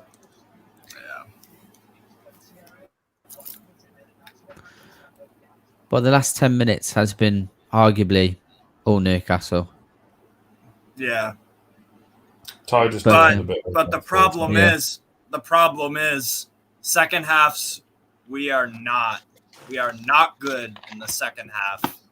We collapse. But the thing That's is, what that I'm the worried last about. few That's what I'm games, worried about. the last few games when we've done that, it's because we've probably shot our bolt a bit early and we've started rapid. Yep. So I don't know. We'll know. We'll know in an hour's time. Yep. Yeah, I know the stream's only about 50 seconds behind. It's not quite 3 minutes. Sam's might be 3 minutes. Yeah. Oh, mate, I may as well be at kickoff. But I'm only persevering with it because we've got to score the players after this. Yeah. Haven't we? So Yeah. All right, I'm gonna head out real quick. I'll be right back, guys. Sorry about this. It's cool. But man. I'll be right back. Luckily, so Cool. yeah. All right, Bye. catch you second half. I miss them already. Uh, Just the two of us. Before we play your clip, let's have just have a bit of reflection on that half. yeah. We Exhausting. definitely exhausting. Last 10 minutes was better, but it's still not good enough. It's one of them again where we're not taking chances. Callum Wilson had a fantastic chance. He can't do much more about that, to be fair. Great save from the keeper. But yeah, Wilson and Maximum also almost look like they're isolating themselves because there's such a gap between the two of them, which is working at times when we are breaking. But if Wilson's got the ball and Maximan's dropped too deep, Southampton have already got 3 or 4 defenders and then we've got nothing. So yeah, it's frustrating, but we have seemed to have been able to calm down the storm a little bit because Southampton were relentless for a good 25 minutes. I don't know about yourself, mate. I mean, I think on the balance of play, we're fortunate to be going in level. So, I mean, we'll take it. We've actually got to half time, and Bruce can do one of his really inspiring half-time team talks. What could possibly go wrong? So it was encouraging towards the end of the half. You're right. It's just this system's not having the same effect that it had towards the end of last season. It's not clicking. It's not. It seems to have been sussed, and we can't get up the pitch quick enough. We can't. I mean, our normal style of play was we like to break and press quick on the counter, and that's not happening. No, because we can't get up quick enough. Miggy's obviously playing that in centre midfield, which, all right, he runs a lot, as Liam likes to say, but he's not bringing anything to the table so far this season, and ASM's not having his greatest day by any imagination. How would you? I mean, would you change anything at half time? I mean, Bruce isn't going to change anything at half time, but what would you do? Yeah, this sounds really. I'd either bring on Fraser for Miggy, and the only reason I say it is because Miggy's on a yellow card now, and he's put himself about, lots of energy, and can see that he wants to do well, but today the game's kind of bypassed him. So by the time he's got to a player, he's put so much energy and effort in to get there. He's given away needless fouls.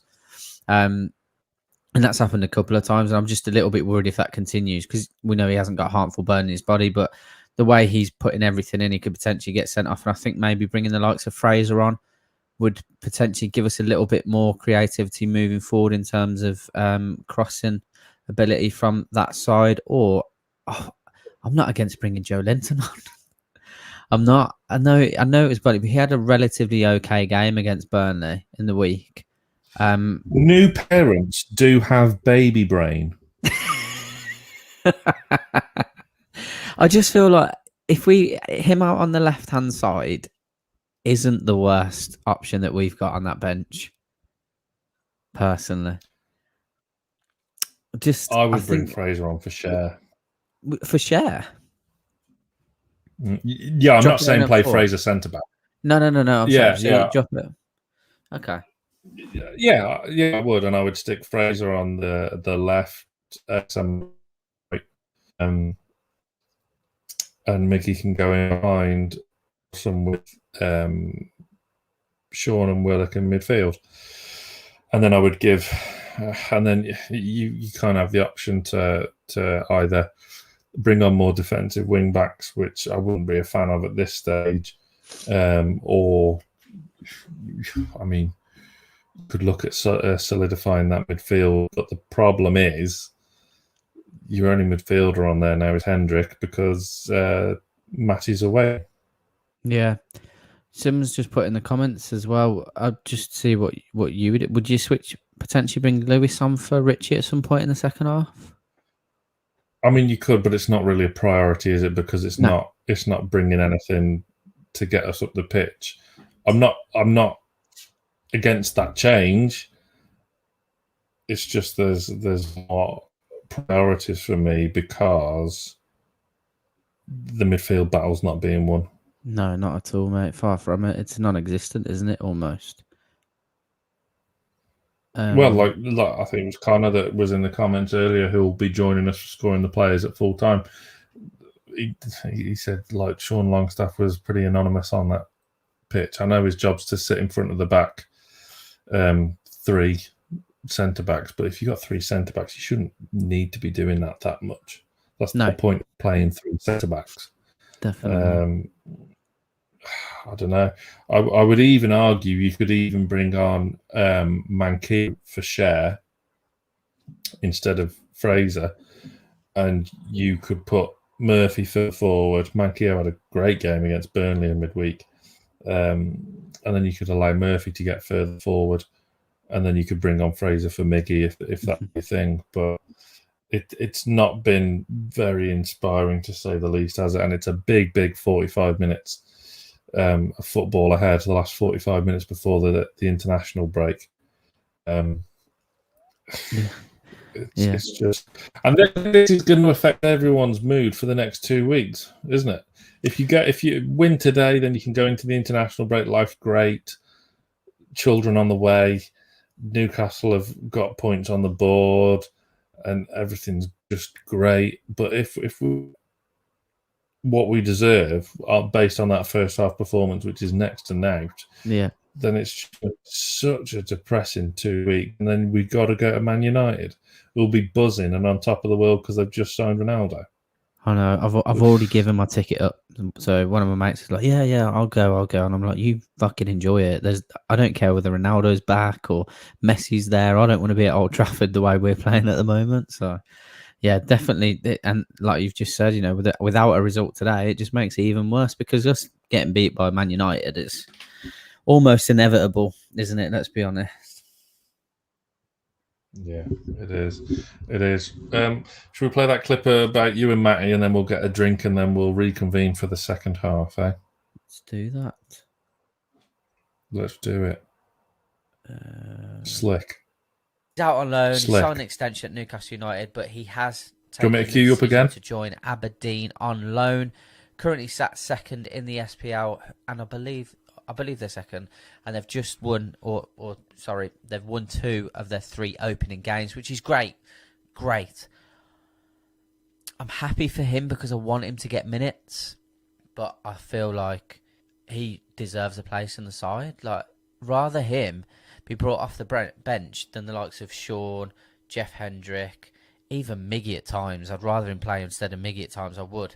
I feel like he offers more. I feel like he's more dynamic on the ball.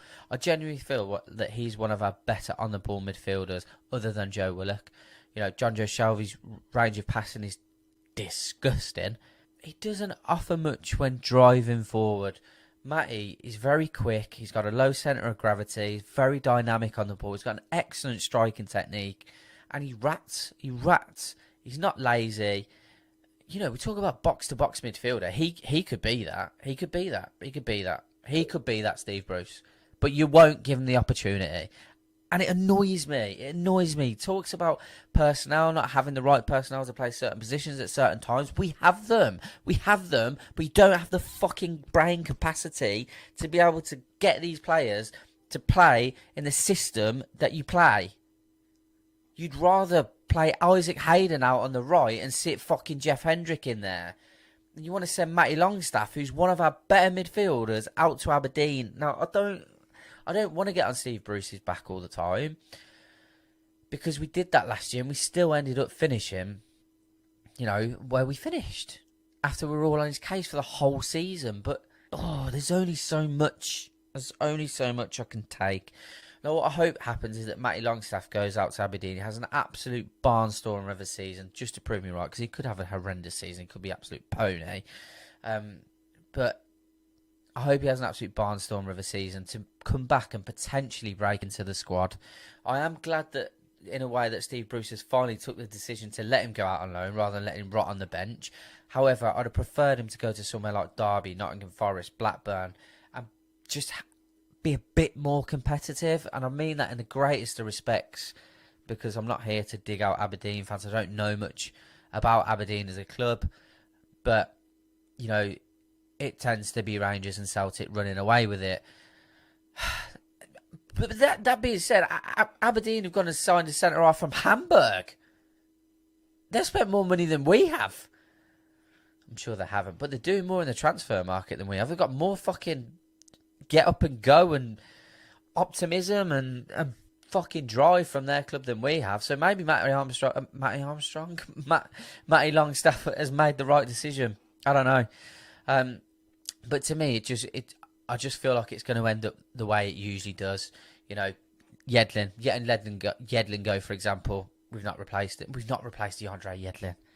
Like, I'm talking about DeAndre Yedlin like he's some kind of right-back superstar, but which he's not. But he had exceptional pace to get himself out of trouble. And we've done nothing but struggle defensively since DeAndre Yedlin's left the club. It happens all the time. Lejeune goes as a barnstormer in the Spanish league. And don't get me wrong, I'm not completely against him going. But, arguably, he's technically one of the better centre-halves we've got. And we've been terrible since he's left. Kevin Mbabu left the club, done absolute bits. Adam Campbell was tipped to be a hot English prospect, and he's done nothing because of the way we handled him. Adam Armstrong, fair play to him, has absolutely fought his way back into the Premier League. He's took it by the scruff of the neck in terms of doing what he could. But, we didn't help him. We don't help our players in the right way. We don't loan them to the right clubs. We don't handle them properly. And I worry that that's going to happen with Matty Longstaff. And I pray it doesn't. I pray it doesn't, because I'd sooner Jeff Hendrick fucking retired than continue to give him minutes. Sean Longstaff, brilliant that he's a local lad from Newcastle, but he's struggled since his injury. Not taking 50 million from Manchester United in hindsight was the worst decision Newcastle have ever made. And again, I mean that with the greatest respect. I'd love Sean Longstaff to come and have a great season this season, but he won't, because I don't think he's good enough. Isaac Hayden, he doesn't want to be at the club anymore, I don't think. He's always being touted with going back down to London, and he gets played out of position anyway, so I feel for him. He's playing on the wing or centre-half more than he does in his actual position. John Joe Shelvey, who, I don't care what anyone says, I don't care what stats you throw at me, he's lazy. We, other than Joe Willett, we don't have a midfielder that can run 15 fucking yards. The only one that we've got, we just shipped him off to Scotland. Unfortunately, my camera's died, so yeah. That's it. Matty Longstaff on his way up to Aberdeen. I wanted to have a casual conversation with you about it. We have the great memories of him making his debut in October 2019 and scoring an absolute drama to win the game against Manchester United. But unfortunately, it's turned into a rant. Yeah, that was that. That was that Matty Armstrong. Where did that come from? I don't know. I was genuinely calm and I was enjoying doing the video, and then I just started ranting. I was like, "Where is this coming from?" I was just saying things were just coming out of my mouth. I was like, "Well, that didn't make sense." Oh dear. It's all good though. I hope he does well. He needs games, and I hope it turns into him breaking into the first team properly next season, because I do like the lad. I think he is good enough, but it's been a difficult year for him. But yes, much improvement needed for this second half. My word, 37% possession. Well, it would have been a lot less had we not had a relatively decent last 10 minutes. It felt like we had more attacking opportunities than just the 4 shots, but then again, one on target must have been Callum Wilson's header. Can't actually remember a shot on target prior to that, to be fair. So we've not worked the goalkeeper, have we? No, apart from what you say, not worked the goalkeeper enough. The teams are out for the second half, but it's all very turgid. Turgid is the word. I mean, it's a better word than just saying fucking awful and disgraceful all the time, isn't it?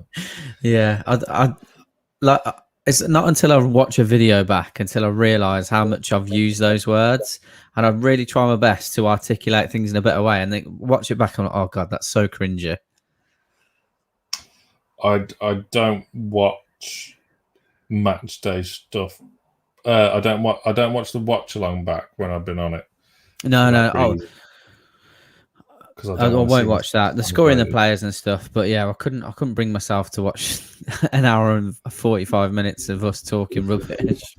Yeah, I listened to the Greenwood and Blunder show back. Oh yeah, if everyone's watching, if you've got an iPhone, if you've got an iPhone, hit your podcast app. Let's do it together now. Hit the podcast app. Go on search, bottom right hand corner search. Go into podcast search, type in Greenwood, and it should come up. The Greenwood and Mulliner Show on Newcastle Fans TV. Click on that, hit subscribe, hit 5 stars, then you are done. You can listen to all of mine and Johnny's interviews. They're every Tuesday. Sir John Hall, Henry Winter, Les Ferdinand, Alan Shearer, they're all on there, and we've got new episodes coming up. We're recording 2 new episodes this week as well. So please subscribe and hit 5 stars for us. And of course, they're available to view on Newcastle Fans TV. YouTube as well. Potentially thank you. gonna when the missus is in labour and she's looking for positive affirmations and relaxing music. I think I might put a G&M podcast on, see what her response is. Oh, yes, please. Yeah. On Android, where can I get it, mate? Spotify and Google Podcasts. It's on Spotify. It's on Google Podcasts. It's on all the big podcast apps. Well, every podcast apps. What do you do it through Anchor? Acast. Oh, you do it through Acast. Yeah. So even though I say, Jay, you're doing this, your check's in the post, my friend. I say it's in the post. It's on the plane. So yeah. New shows. And if you're of the channel, you get to find out who the guests that we've booked on the channel before anyone else. So there's a members video I released the information this morning about who me and Johnny will be interviewing this week. So you get to find out before anyone else. Have you kicked off for the second half? Yeah. Maxie's just cut inside and had a strike, but it wasn't the best. But break forward within 20 seconds of kicking off, which is good. Very well, thank you, mate. Hope you are well yourself. Experiencing the pleasure of what is a Newcastle watch along with Sam with and 2 people West Midlands. Yeah. Do you know, someone put a comment on? I don't know if you saw it. I think it was on the vlog. I wouldn't have seen any comments. No, I put the NFTV the vlog out on NFTV Extra. I'll read the comment out. It's actually quite funny. It must have been a guy from Brum or something like that. And what did he put? He was obviously taking the piss out of the fact that I'm from Birmingham. He said, someone with a Birmingham accent going out with his mates in Birmingham and singing "We Are the Geordie Boys." Someone's got a confused identity. It did make me laugh, that one, to be fair. But fair enough. Yeah. Well, what can we do, eh? Wouldn't have it any other way.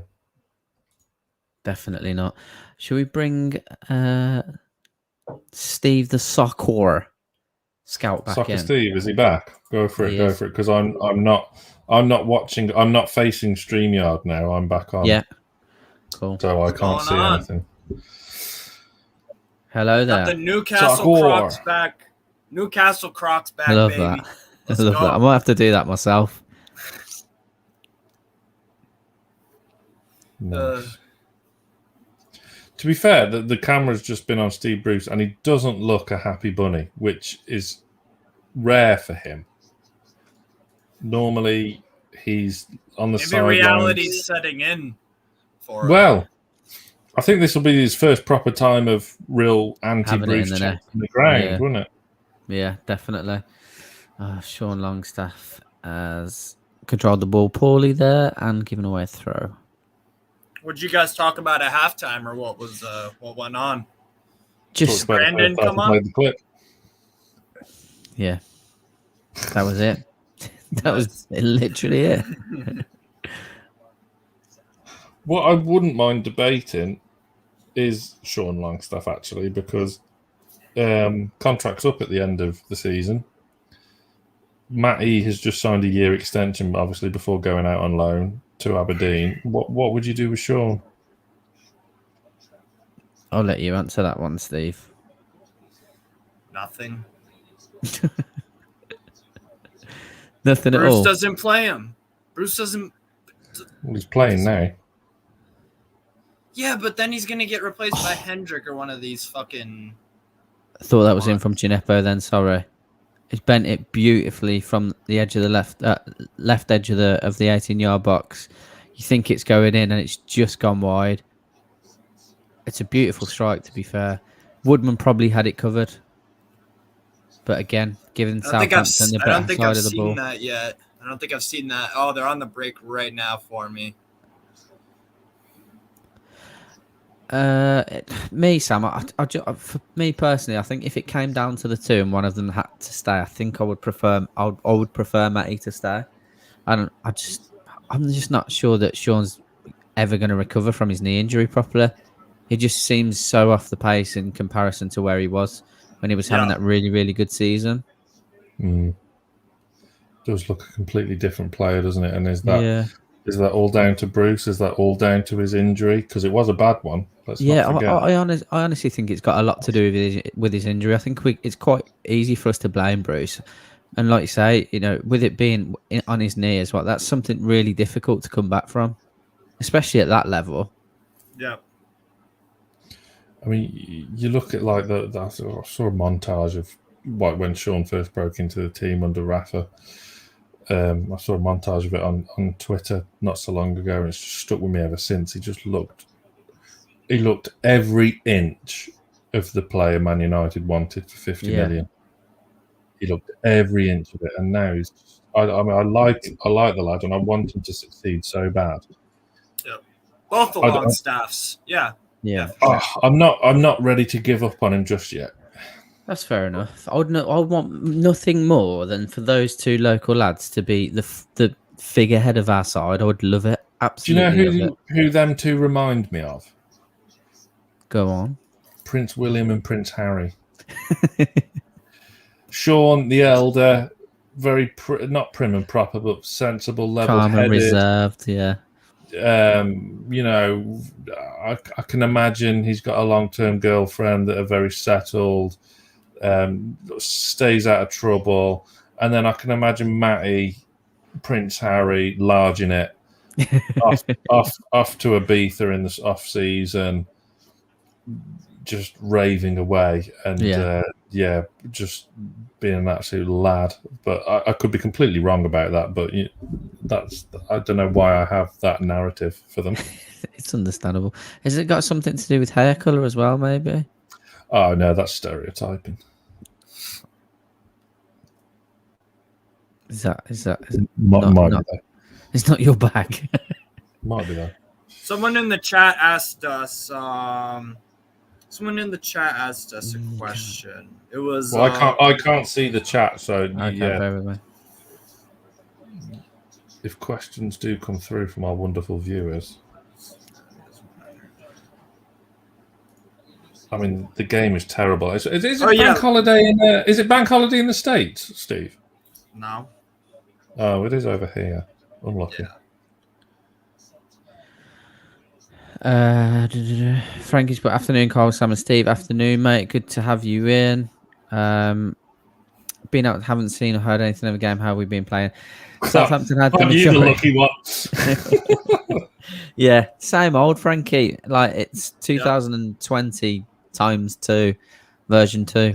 We had 10 minutes to hold our heads high about. Yeah, we finished the half stronger of the two teams, but that doesn't really paper. That doesn't even paper. What about over the other 35? Yeah. I mean, I think a bit more impetus from Miggy this half. Yeah. Yep. That's quite an easy answer from the three of us. I think we'd all take him back. Yep, definitely. I would. Rafa, Sam, you'd take Rafa back. I don't like taking people back.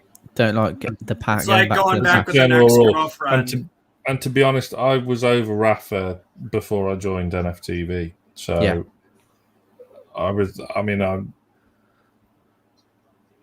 something good is about to happen. Oh, Wilson gives it out wide to Maxi. Maxi's beaten the fullback. He tries to cut inside and the ball's taken away from him. He's so predictable there. Okay. Well, I thought something good was about to happen. I don't know though. We've still got the ball. Ball's been whipped in. Oh, he's headed it back across goal. Get in! Yes! Come on! Get in, Callum Wilson! Get in! Get in! Sam, no. I think you guys are messing with me. No, I'm not, mate. The ball's just been headed. I promise you, I'm not messing. Newcastle Wilson. You should have put him in the fucking squad. This is the thing about strikers, and this is why he's such an old style. centre forward, which we've been missing for years. Go, Christ! Ed! Fucking go! Have you just Who was it? Was it Jacob Murphy heading it back across goal? Yeah. Into the box, baby. Let's fucking go. The thing is, to briefly go back on my point, that you can be anonymous for 90% of the game, but when you are called upon for that one chance, you bury it. Yeah. And he's had absolutely. 2 chances today. That one at the end of the first half, which worked the keeper, and he's had this one now. So that it just makes it worth. Fucking beautiful, man. There was great work from Jacob Murphy to pull that across. Yeah. And that's his first. That's his first goal at the Gallagate, isn't it? I'm so annoyed I'm not there now. No, I think he scored against West Ham. Yeah, that was at the Leeds end. You're right. Just watching I think I could see the 2 empty seats on the replay, to be fair, because we're literally 4 seats away from that post. No way. Yeah. Fucking go. All right, now here comes the hard part, boys. We got to keep a clean sheet. This is where the problems go. This is who put the ball into Murphy? I don't know. It might have been. I think it was a switch ball, so it could have been from Richard. Was it Cher? Was it? It might have been. Cher does love a good diag. As Dominic. Oh, that's a banger! Oh my god. Oh, West Ham 1, Palace 1. Oh. Oh my god. Was it Longstaff? Maybe Longstaff. I think it was Cher. Because it was like it came from the left-hand side, wasn't it? So I think Cher had advanced. Wow. What a goal. Holy shit. Ward-Prowse out wide. Gineppo. Gotta clear Gives it to Armstrong outside on the left. God. He bends it to nobody. That's a fucking bullet. Swain, working around the 6-yard box. That's a proper striker.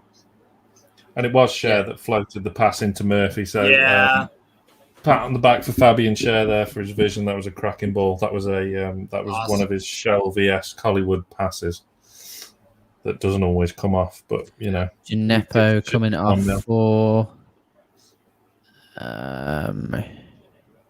They're taking Gineppo off? Yeah. Why? Callum fucking Wilson, baby. Nathan Redmond on for Gineppo. Oh, okay.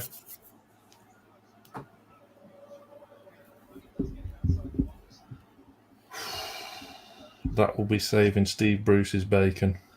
Oh, massively. No pun intended. Oh, no, it was very much intended. Yep. Longstaff, I missed the tackle from Longstaff. Oh, go on, Maxi.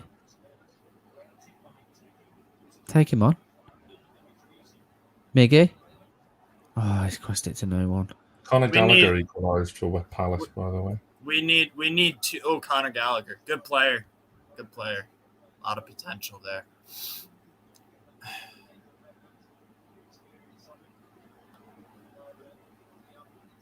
Come on. Tackle from Richie there. Southampton. Got a long way to go, though, haven't we?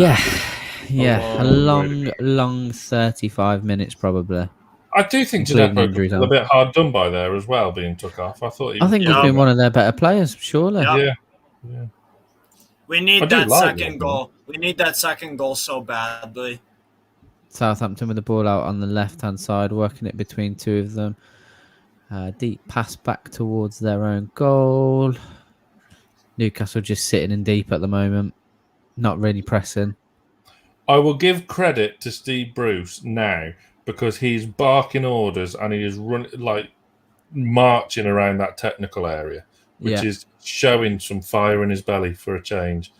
That's like my praise is going to end. Maybe those chants. Fantastic reverse pass. Maybe those Newcastle fans giving him shit lit a fire in his belly.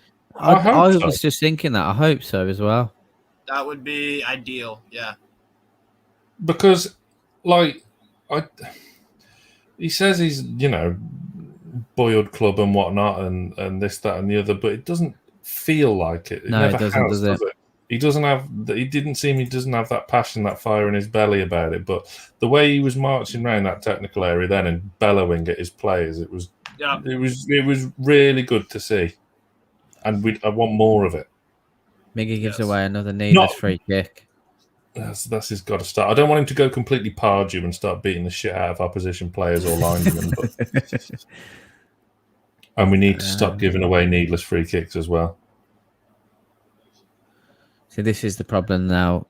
You can see we're setting deep because we're clearing the ball, and Wilson and Maximin are sitting 45 yards out from our own goal. Yeah.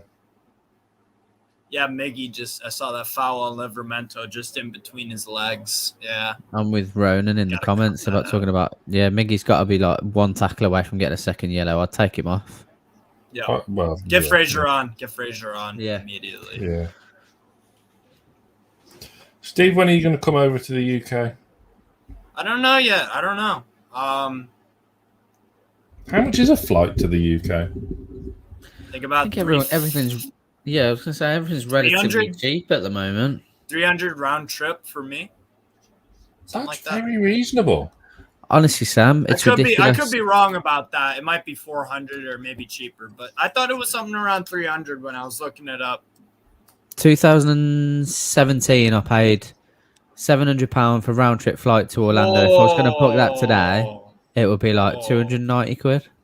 Oh my God, 700. Wow. Yeah. But it was like when I booked tickets for the Super Bowl this year, I booked tickets for the Super Bowl. As soon as we signed Tom Brady, I was like, I'll book tickets for the Super Bowl, thinking, book flights for the Super Bowl rather, thinking, there's a potential, but we probably won't do it. I'll just go out there and have a good time. And lo and behold, we made it to the Super Bowl, and fucking COVID happened. And COVID happened, so I couldn't get there. Yeah. But they cost me 250 quid, so I was like, I'll kick myself if I don't book them. Yep. Yeah. Yeah, you only live once. When's that NFL podcast happening, Carl? Or have you just not, you've had other things, other obligations. It's not me, to be fair, mate. I've been ready. It's the other lads that I used to do it with. It's a nightmare trying to get them all together. So I'm hoping it should be a week Sunday. Okay, because if you want me in on that, I watch. Oh, don't tell me you watch about 20 NFL games all at once as well. I don't. That has to be done. I don't watch NFL, and I don't know anything about it. I can pretend to, but I like the fact. The thing is about the NFL and football. What I like is it sounds weird, but it makes sense. Is that there's less games. There's 17 in a season. Yeah, fewer games. Fucking grammar. Fucking grammar.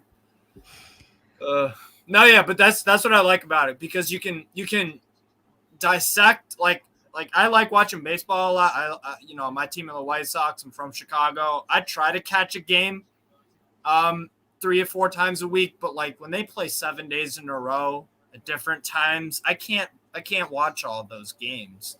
I can watch one Newcastle game a week. I can dedicate 2 hours of my week to that most of the time, but I can't do it when it's too long, doesn't it? Like if ever I want to sit down and watch my team, the Pennsylvania trampolines, it just takes too long. Oh, who was it that you actually mentioned? He said something as a joke ages ago, and then I researched it, and they ended up being like a high school ice hockey team. Oh, I can't remember who it was. I can't either. That's why I just went for. I've changed my team anyway. It's now the Pennsylvania trampolines. Oh dear. They need a new right back as well. See, I'm actually on the other side of the trampolines. I'm a New York tramp stamp. You have the tramp, the Derby tramp, I like the New York tramp stamps more.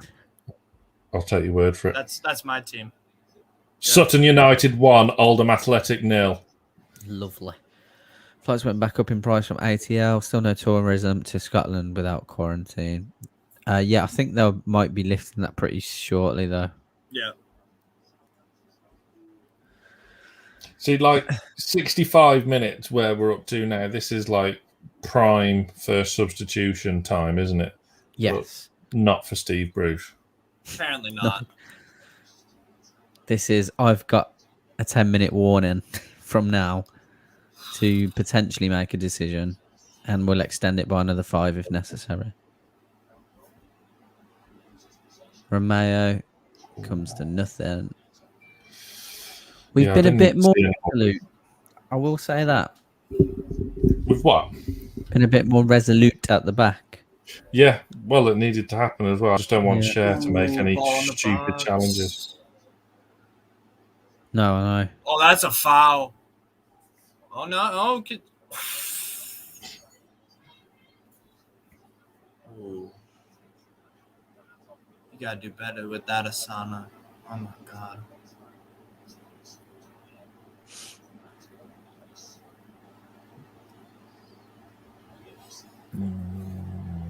Interesting. Had a weekend in Manchester 2 weeks ago and no COVID restrictions at all. Yeah, to be honest, I don't think anyone's kind of upholding much, to be honest. No, it's all, it's not really anything anywhere now, isn't there? No, it's not. It's certainly not a thing around here. Everyone's still wearing masks and stuff going to the supermarket. I still do that myself, to be fair. I don't. Yeah. To be honest. The only reason is, man, I'm almost. Well, you have a baby on the way, so I can sympathize with that. It's not even that, mate. Do you know what it is? I've kind of realised how unhygienic we as humans actually were, and I think the last thing I really want when I'm walking around fresh fruit is people breathing on it. So I'd rather just wear a mask. It just adds to the taste, doesn't it? Mikel Antonio scored for West Ham. Get in. Do you, Carl, when you wear a mask, do you wash it and do you like clean it? Yes, I do. I do wash it. Okay, there you go. I didn't previously, but I had to. I can't stand people that just wear the masks and they're I'm so healthy, but then they like throw it in their fucking pocket and it's got some dirt on it and it's like it's covered in bacteria. And the thing is too, it's hate like people like that. Yeah, who does that? Oh dear. I didn't wear mine anymore. I had a Castle one. I just. I mean, I'm all for if there's a shop that want you to wear a mask, I'll happily wear it, no problem. But if you don't have to, I'm not going to. Yeah, no, I get it. I'm not. I don't look at people and think, "Oh my god, you should be wearing a mask." Absolutely. Yeah, but not. you were silly because you didn't get jabbed ASAP, did you? No.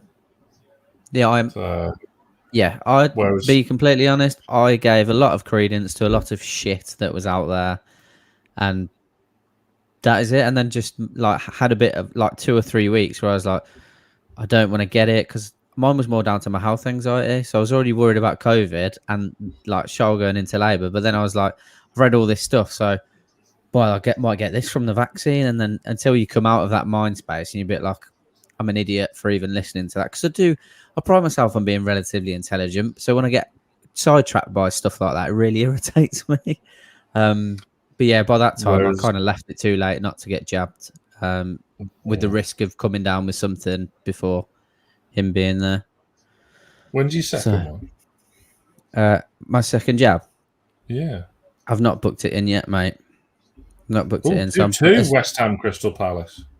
As soon as he's born, I'm going to book it. Yeah. Whereas I'm fully injected with 5G. Are you just out of interest, Sam?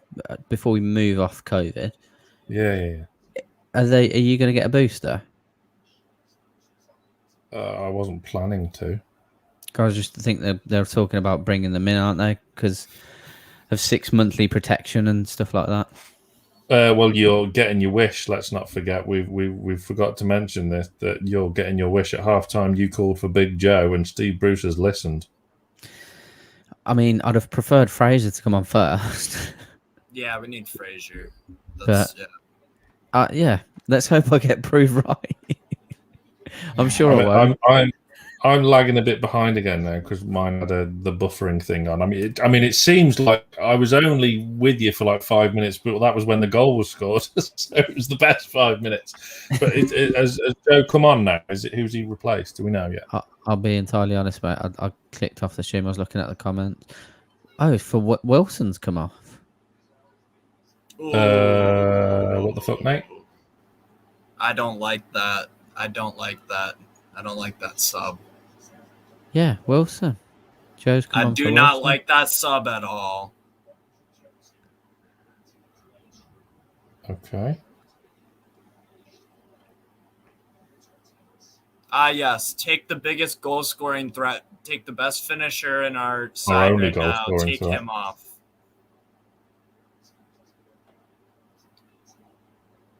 We better pray to God or Allah or whoever that we don't Allan concede a Shearer. goal. That doesn't. Yeah, him too. That decision could come and haunt us. Harvey Elliott starts for Liverpool against Chelsea. He's a good young player. Jota dropped. Thank you very much. Appreciate that. I don't know What? if that's actually you. If that is, that's fantastic. Oh, it's not. I don't know because I'm looking at the YouTube channel and it's spelled exactly the same way, and you can't have a duplicate. So No, it isn't. I don't know. It isn't. I'm gonna get mugged off here. If it is Goldbridge, then he can send a super chat. He must be coining it in. If it's Goldbridge, like let's do a collaboration before the Manchester United game. Yeah. Well, why not? It would make sense. Should do really. It is our next game. Yeah, it's Lee will be there. I think Harry was toying with the idea of going.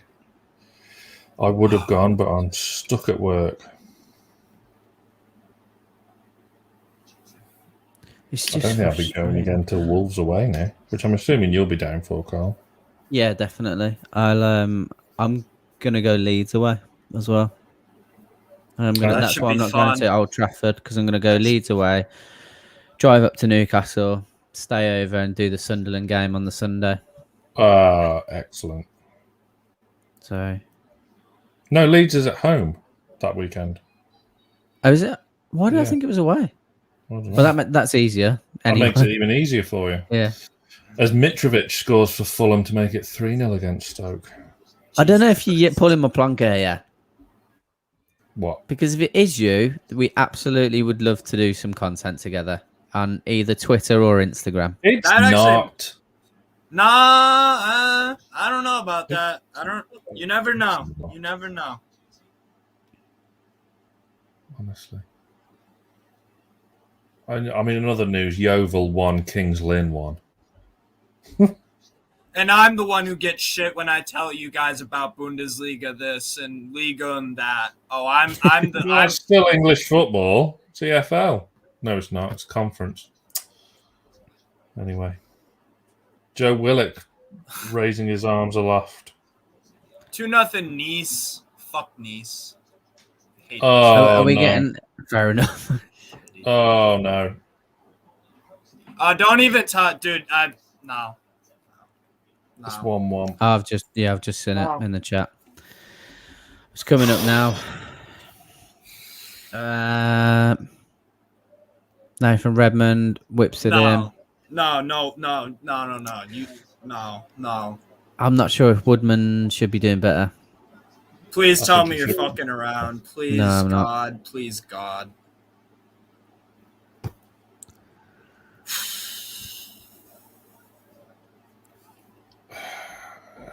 Elianussi's the one that's got the goal. I told you about him in the 10 minutes before the show. He's a decent player. Well, he's on the score sheet now. It's not good enough. So now, Fucking right. Oh, God almighty. and you know, Wilson's not on the pitch now, so we're now got to find a winner without Callum Come Wilson. on. It's a pretty tame strike. Off It the is. cross. and then it's bounced in off him. But I think he's got to be Gotta catching do it, better. surely. Got to do better. And yeah, like you said, we have no Wilson to go and get the winner. Fuck. Why can't we hold on to a lead? Why can't we do Keep that? a clean sheet. Yeah. What is wrong with us? So much for that whole. Maxi is that a penalty? Is that going to VAR? Oh, what's I happening mean, now? he's chopped in with a Cruyff turn. I mean, it's got to be close.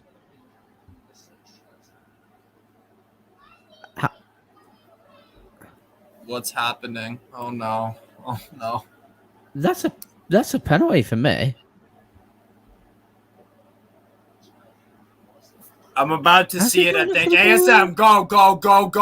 Oh, nice turn, ASM. Ooh. Corner to Newcastle. It wasn't a penalty, but I thought it was closer than what they made it. Ooh, that's see, because ASM beat him. He had that defender. He doesn't get any fucking thing. Dude, come on. He doesn't get fucking anything on that ball. He gets nothing on. Oh no, he might. Oh, ooh. He got like this on the ball. Yeah. Oh Yeah. my god. Every Probably team has scored other than Brighton, apparently. I mean, like, with that incident. Maxi Oh. driving back in. Just needs a little bit more on it to beat the last man. Tries crossing it to, I think it must have been Joe Linton. We are on the front foot, though. We're driving at them. What a strike. Oh! I thought that was going top corner. That probably looked better than it actually was. Ollie Watkins. I think it was Jacob Murphy trying to drive one top corner. I haven't seen that just yet.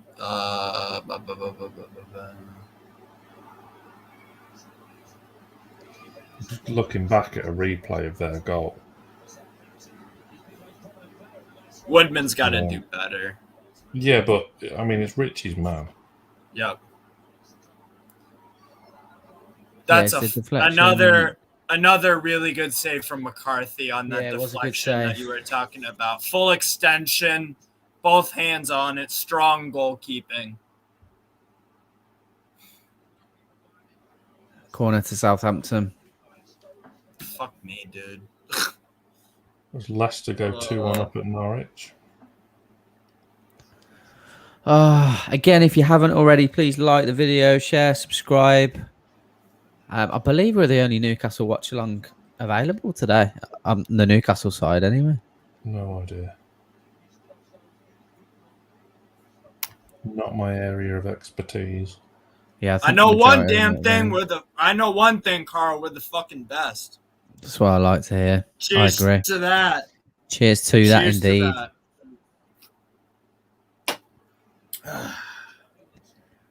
It's Coke and rum. It's Coke and rum time, boys. It's Coke and rum time. Is it? What time is it over there? We'll call it 12 o'clock, 11:30. Right. Like, it's definitely not 12 o'clock. I'm just seeing a replay of the penalty incident as well. Is that like for the foul on Saint-Maximin? Like, yeah. I just go back to the West Ham game with 4. There's no consistency, Sam. Why do you expect that? It's just so annoying. The whole VAR thing was supposed to stop shit like this. This is what I mean. But it's not. No, sorry, Carl. I cut you off. Go ahead. No, it's fine. No, carry on, mate. Carry on. I was just gonna say this real quick. The VAR, like I said, I've been used to it in American sports all my life. It's been you have instant replay. The refs, if there's something questionable, it doesn't matter the sport. They can look at it, and it is what it is. Decision is correct most of the time. But the Premier League, it's based off of controversy. And all this stuff gets media attention. The pundits saying stupid things gets media attention. That's all it is. That's all I have to say, really. That's a fair representation. Yeah. The last time I remember in an American sport and you'll probably be familiar with this, Carl. Remember the Saints and Rams played a playoff game, and there was a pass interference call in the NFC Championship. Do you remember that? Where the guy fucking bulldozed him. He bulldozed him, and there was no penalty, and it was like dying minute of the game. That was the last really, really, really egregious call. We get an egregious call in the Premier League every single match week without fail. I agree, because there's very minimal close calls in the NFL when it comes to this sort of thing. Because the refs get it right.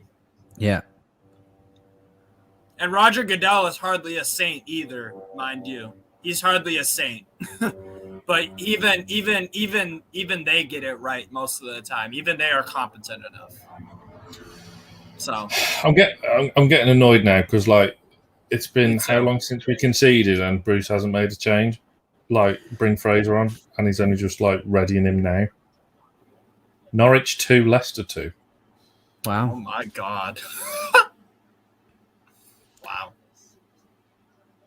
Redmond is causing havoc down that left-hand side, Really to say the is. very least. No wonder Pep he had that chat with him or whatever. No, he's a pretty underrated player. Yeah, good player. Oh. Max has misjudged the flight of the ball there. He's in a one-on-one race with the centre-half, and he's just misjudged the flight of the ball to try and bring it down. Southampton fired it in, far post. Oh, James Ward-Prowse with a blocked shot on the edge of the area. This is scary, man. Oh no, it's not 2-2. Norwich's goal has been scrubbed off for VAR. Redmond, Walker-Peters tries a cross off the outside of the boot, comes off Jacob Murphy, and it's a corner to Southampton. See, that's it. There's no. It's just we've died on our arse again, haven't we? Yeah. And what has Joe Lincoln done in replacement of Callum Wilson? Fuck all. Fuck all. Nothing. Yep. That's literally his. Yep. But he's not a striker, and we've got enough in the attacking third. I just don't understand why he's brought him on as a striker, especially when he himself has spoke about him not being a striker on the radio. So why have you brought him on? Laurent Koscielny just fucked up for Bordeaux against Nice. Is he still going? Yep, and he's on a shit Bordeaux team. Fernandez gets a talking to. About to be liquidated.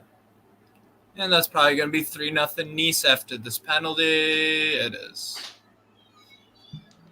Fucking dicks. Also, I mean, I think Sean Longstaff's been better this second half, but Yeah. that's not for like attacking third wise, is it? So Yep. Southampton corner. Well defended. Plug in that. There we go. Okay. This isn't good enough. no. I think that was Maximin who's just so blasé and giving the ball back to Fernandez then, but he's basically almost put him in hospital. He's cleared it. It was a poor clearance, straight back to Southampton, and we're under the cosh again. Out to Walker-Peters on the left-hand side. He's cut inside, gives it to Nathan Redmond, who is about 8 yards out. Armstrong Jesus with the Christ. cross. Just goes wide.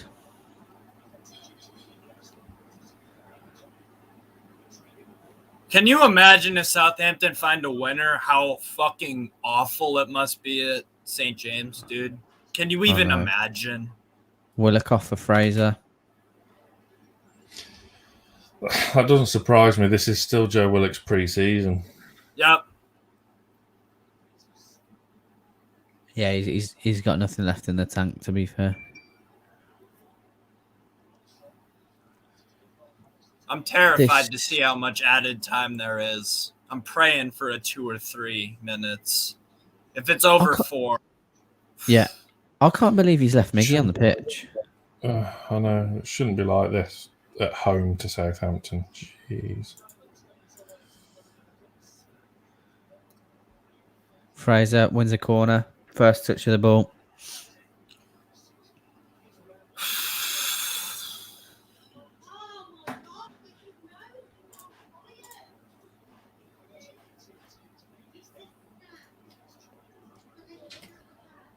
Jeez, come on. This is fucking agonizing, guys. I don't know about you, but this is...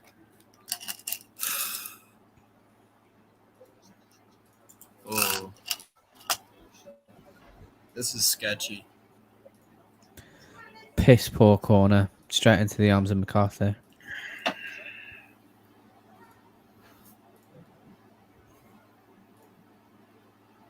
Oh my god. Oh my god. Absolutely nothing with Joe Linton. Nothing for him to do other than try and bring down a hoofed ball from the back, and it's straight back to Southampton on the attack with just under Offers 5 nothing. minutes left. For a big lad, he doesn't hold the ball up that well, does he? No.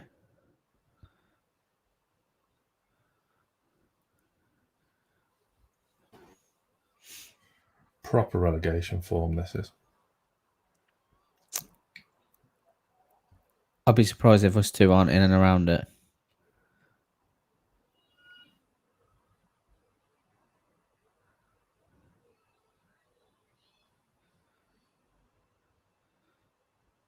Southampton just happy to play it around the back at the moment. Oh, they're giving the ball away.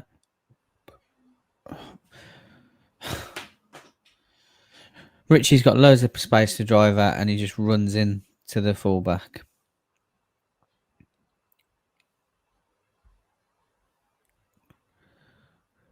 Who would you play there against Man United? Richie, Lewis, or I mean, I'm going to throw Dummett in that equation as well. It's almost a catch-22 because as much as we got other options, none of them are fit, are they? Because they've not played any minutes. Imagine throwing Jamal Lewis in there against Ronaldo for his first game of the season. I mean, you could argue you'd play Dummett and Manquillo and take the more attacking players when you go into somewhere like Old Trafford. Yeah. Oh, Maxi, don't give up. Pressure him.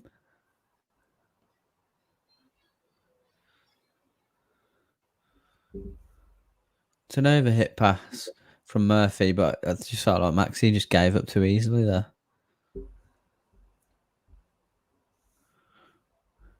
Romeo coming off for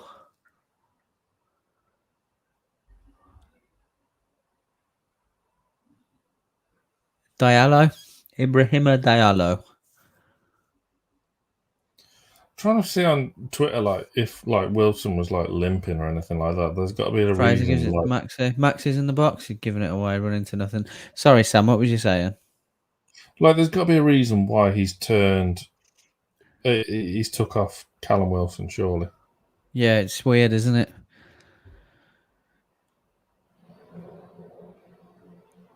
Redmond wins a throw in for Southampton down the left-hand side.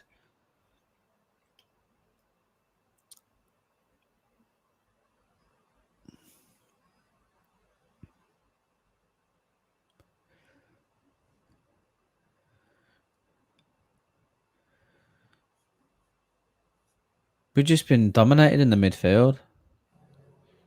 Romeo's done what he wanted all game. Salisu.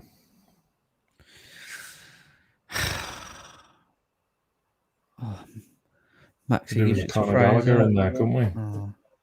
Come on, Fraser. Fraser drive. Oh, can he get there? Joe Linton. He's giving it away. Fucking hell. Surprise. I thought he fucking spent it in the gym.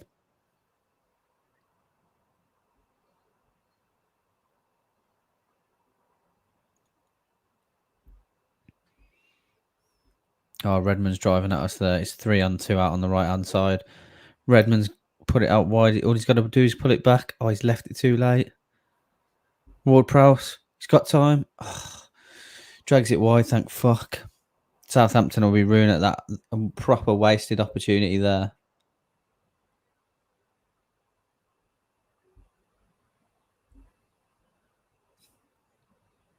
Southampton do look knackered, to be fair. Well, But so do we. yeah. Running around for an hour and a half will do that to you. This is true. Same problem again with the wing backs. Like so many of our goals that we've conceded have come from the wing back. Fraser's just blindly tried to reverse. I mean, pass there. like Bruce is the spawniest manager alive, so we'll probably find an injury time winner, and like the cracks will be papered over again. Southampton really are putting us under the cosh. So Joe Maxi, he's driving. It's 2-1-3. I'm not sure if he's offside. Oh, he's chopped in. Joe Linton gives it to Fraser. Miggy. Oh, he's cleared off the line. Maxi. Oh, yes! Get in! Get in there, Maxi! What did I tell you? What did I tell you? Oh, he's the biggest shithouse manager you'll ever find. Absolute pinball. Oh, he's celebrating with the fans in the Gallagher, and I'm not there. I'm not there. I'm so annoyed at myself. Oh! Get in! Oh, my empty seat. I can see my empty seat. I can see it. No. I mean, I'm speechless. How have we come out with a result here? I mean, the celebration is an absolute joy and sums up Allan Saint-Maximin. It was, I mean, that relation, if you've not seen it or you're not watching on a dodgy stream, it will warm your heart because it's just absolutely wonderful scenes from ASM. I just can't get over how we've got away with it again. Go on, son. Fucking class. Oh, I love him so much. Who cares about COVID? But that is it. We've missed this so much. I mean, Steve's got all emotional and had to go. Apparently, Where's he gone? Oh, my heart's all over the shop. If my child comes today, I'm done. That's fine. I'm happy. After that, I can't even fathom the goal. Is that Jacob Murphy setting up as well, or is it Joe Linton? I think it was Joe Linton, mate, because he loves that little chop inside, doesn't he? Is it Joe back to Sean and then it came back out to ASM, who's absolutely Mine's a bit buried. fuzzy, so... Oh, I just got my brother on. Hold on. Hello? Mate, I just said to Sam, I was like, I'm gutted that we ain't there because it would have been jumping all over him. I know. I feel like we're interrupting a family conversation or something. I don't know about you viewers. Oh, mate, I'll ring you back. Sorry, Sam. There's a VAR thing happening. Oh, it might be a penalty. What? That might be a penalty. Are we going to get done? I think 3 and 3. I think Lascelles has given a penalty where he's acting It's like going to be 3 in 3 penalty. Oh my god, he's going to be 3. He's acting it so much. Lascelles is acting it so much that I think it's a penalty. Armstrong's done nothing but walked away, and Lascelles. Oh, this is a penalty. It's a penalty. It's 100% a penalty. He's just 2-footed him. What the fuck is Jamal Lascelles doing? What is he doing? What is he doing? What is he fucking doing? If this isn't a penalty, It's gone to the monitor. Mate, there's no way he's not giving a penalty for this. What is Jamal Lascelles doing? And you can just tell the way Jamal Lascelles has acted that he knows he's giving it away. Yeah, he's give it. You fucking idiot! 3 penalties conceded in 3 games. What is going on? What is he doing though? What is he doing there? This one is a penalty. He's our captain. Oh, Jamal, man, fuck. I can't. 95th minute.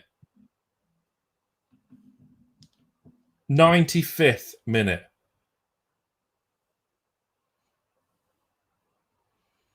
Unbelievable. 96th minute now.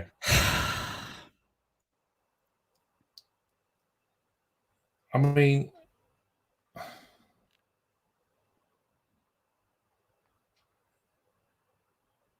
three penalties conceded in 3 games, mate. I can't. What is he doing? The thing is, Armstrong's through on goal, but Woodman's out to him quick enough. He's not scoring there. Come on, Freddie. 2-2. He scored it. James Ward-Prowse. 96th minute. 3 penalties conceded in 3 games. Such an unnecessary challenge. Matt, I've just watched it. You might see that the last replay before he takes it. It's him. I don't understand what he's doing. He's nowhere near him. Absolutely nowhere near him. How he thinks he's going to get the ball there is absolutely beyond me. Fucking hell. 96th minute. We nearly made it. A whole game without penalty. I've never known to have conceded three penalties in 3 games. Absolute elation from what Maxi's done. Sorry, there. guys. I've had. Your captain's gone and ruined it. Fucking hell, man. Sorry, guys. My laptop had a nightmare. I'm restarting it right now. Sorry about that. Fine, mate. Oh my That's God. all right, mate. Just come How's my on phone? for. We'll let you go sort yourself out and come on for fan reaction. Yeah, I'll be back. So I'll have, He'll be back like the Terminator. Fuck Steve Bruce. It's the fans. There's going to be some nasty scenes at full time, I imagine. Yeah, I'm just going to turn the volume up in a sec. Woodman's It's not full far time. away from It's it. finished though, 2-2. yeah.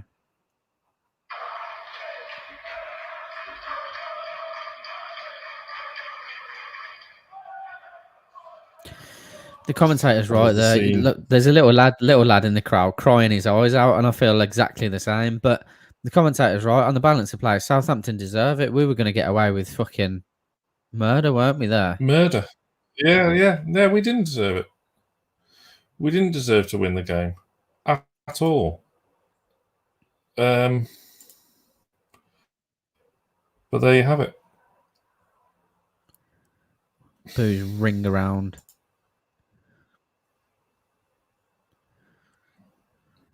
Steve Bruce looks absolutely fuming. I do hope he gives Jamal Lascelles some stick for that, because that's his fucking fault.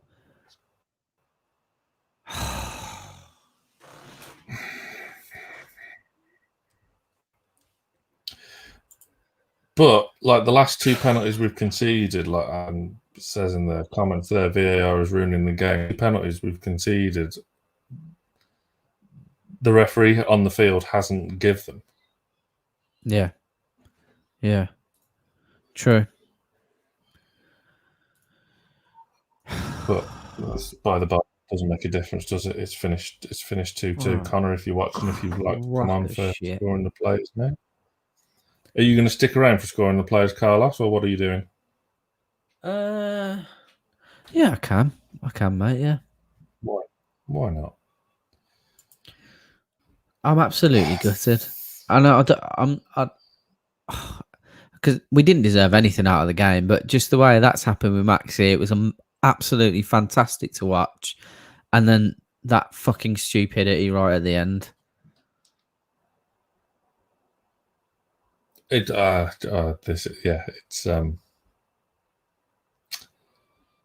speechless. 2-2, but you know we've got a point. Hooray! I don't know what to say. I'm just gutted about that. We just thought we were going to get away with it, didn't we? But Yeah. maybe Steve Bruce's looks finally ran out. Yeah, this is true. This is I true. mean, the good news is we're up to 15th in the league. Is that where we are? 15? Mm. Yeah. Yeah, but there's like 3 teams below us with a game in hand. But yeah, it does feel like a loss. Absolutely. In a way, it depends how you look at it. Like you say, we didn't deserve it, really, did we? No. They were the better team for the majority of the game. We had spells where we looked dangerous, and I think we've done that in most games. We've had spells where we looked dangerous, not taking chances. We took chances today, but overall, Southampton were the better side. And if they'd have come out losing off the back of that, I'd have been really pissed off as a Southampton fan. Really pissed off. But yeah, it's a poor decision from Jamal Lascelles.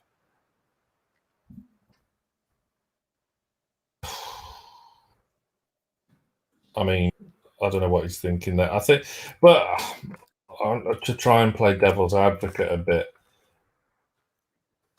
you're the centre back. It's all happening in a flash, in a moment of desperation.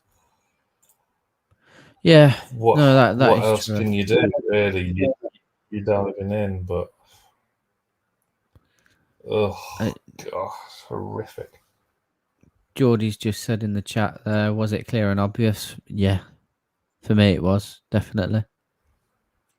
Yeah, I would say so. I would say so. Yeah, like you called it straight away, Carl, didn't you? You said that pen all day. Yeah. The West Ham one I wasn't a fan of. The Villa one I wasn't particularly a fan of, but there's no arguing with that one, I'm afraid. Unfortunately not. Oh, gutting. Absolutely gutting.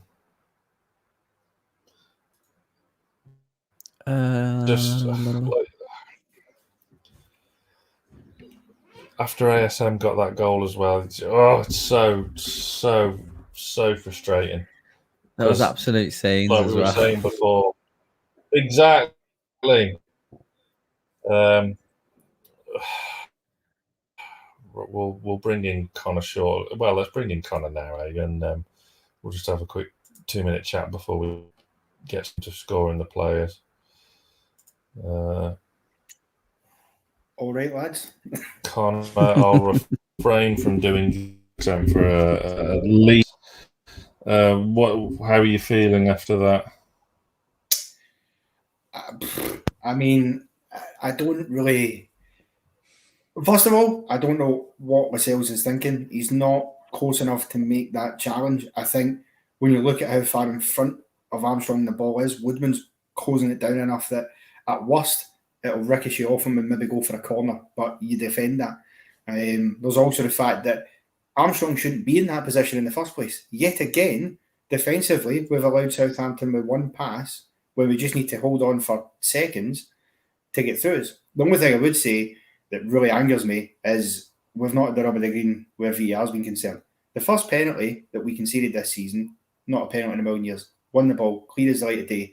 VAR did not tell the referee to go and check the monitor with that penalty. That's a clear and obvious mistake. That's exactly what VAR should be telling the ref to check the screen with. But you've got Mike Dean, I think, who was a VAR today, telling the ref to go and check the screen for that, which, although as a penalty, is not a clear and obvious mistake because it's such a tight call. So the consistency levels of VAR are a disgrace. You know, how you don't check what is clearly a massive mistake by the referee because the ball was won, but you do tell him to check one like today, I think is really poor. That doesn't excuse the defending from our point of things.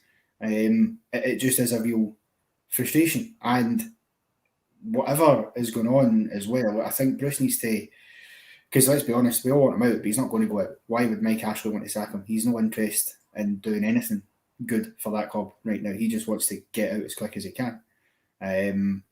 But we had it. We had it. I mean, I was sitting just before the ASM scored thinking, I've predicted this right. Didn't want to be right because I said 1-1.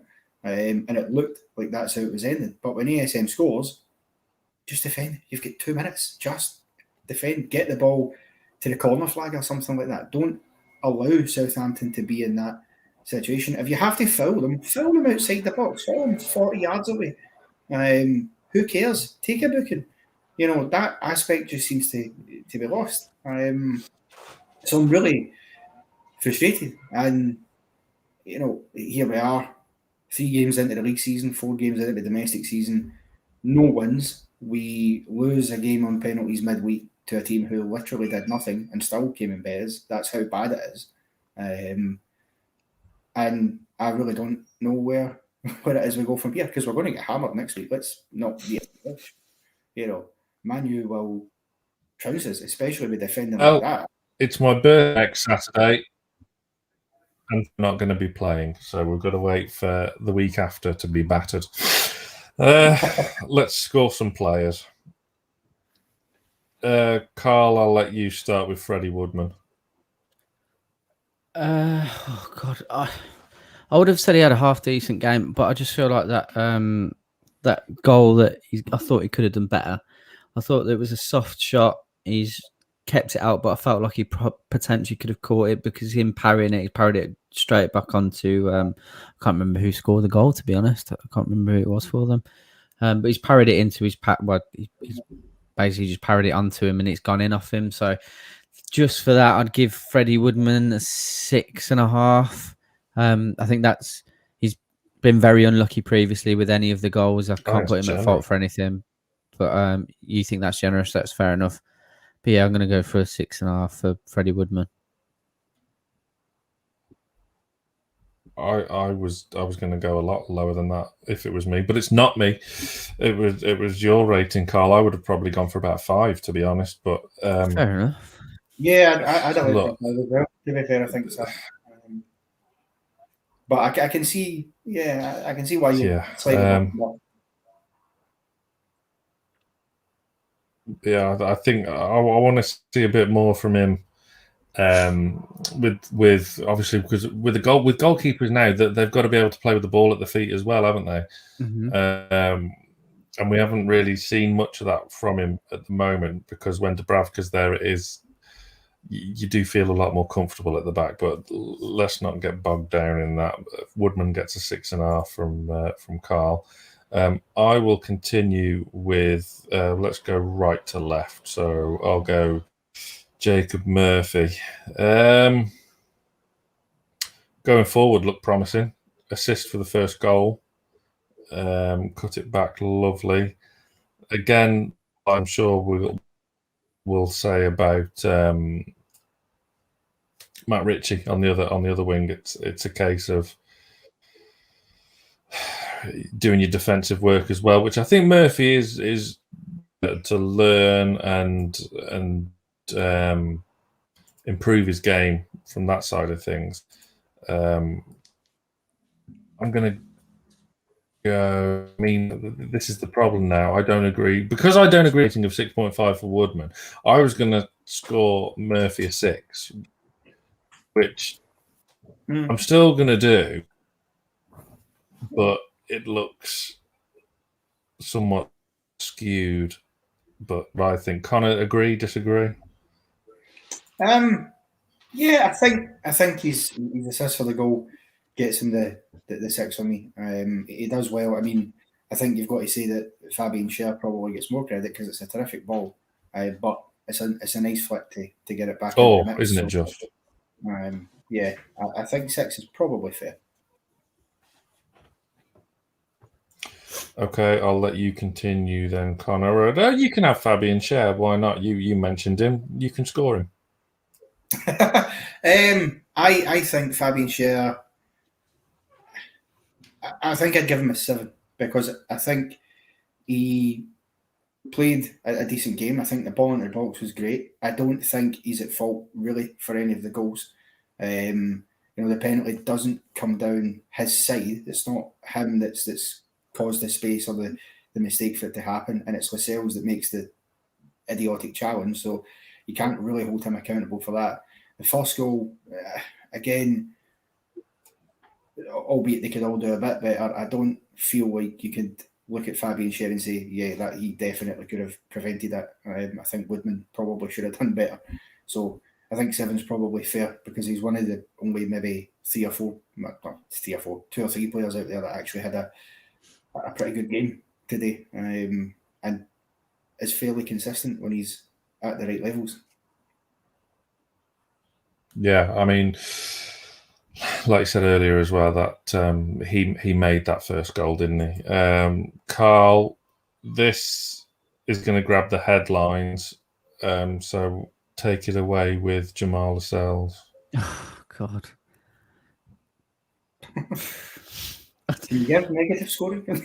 Yeah, I know. Like, I didn't think he had an overly bad game, prior to that.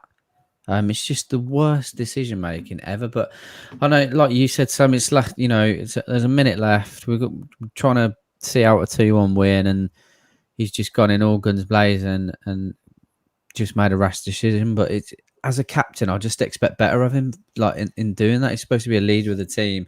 That's the last thing I want him doing.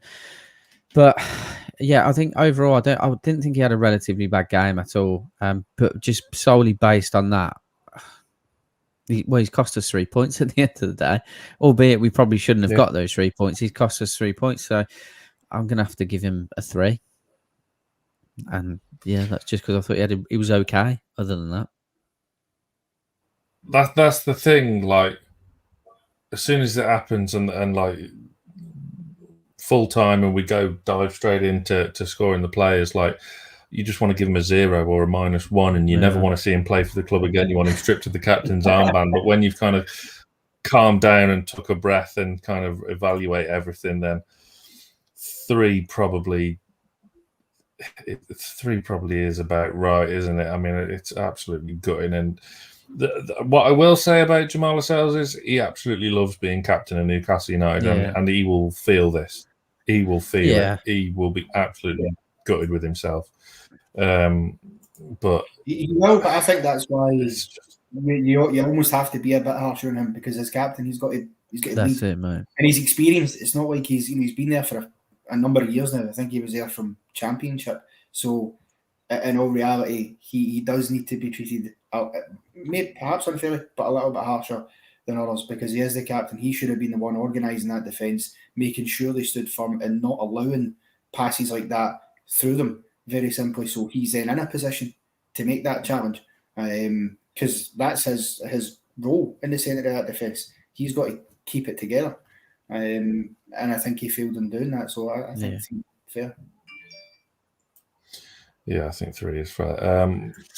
I'll take Federico Fernandez, who's somewhat in the middle of the 2, probably, isn't he? Didn't really look out of place and was broadly fine. So that's why he's getting a 6 from me. He's probably had the most uneventful of all the defenders on show today. So, short and sweet, I think, with Fede Fernandez. He gets a 6 because Connor, you can have Matt Ritchie. Do you kind of blame him for the first goal a bit as well? Because it was his man at the back post. Oh, definitely. I understand he's not a defender. I get that. He's not naturally one. Anyway, he has at times played that sort of left back kind of role. But for me, he's got to do better. He's got to do it. It's his man at the back post, and he's caught sleeping. And I don't care who you're playing in the Premier League. If you're caught sleeping, you will concede a goal. There's no question about it. So for me, I think on that basis, and the fact that I think other than a couple of occasions in the match where he was maybe trying to get balls forward and crosses in, which again his deliveries weren't the greatest either when he was doing that. I think probably a 5 would be generous actually too, but somewhere in the middle. So what are you going to give him a generous 5, or are you being down the middle? We'll go 4.5. We'll split the baby and we'll go 4.5. I would agree with you more there. there wasn't much coming his way of creativity from him today as well. Obviously, before the game started, we looked at. I highlighted the stat of just how creative he's been so far this season. There wasn't really much of that today. My co-host is in the comments, who was at the game today.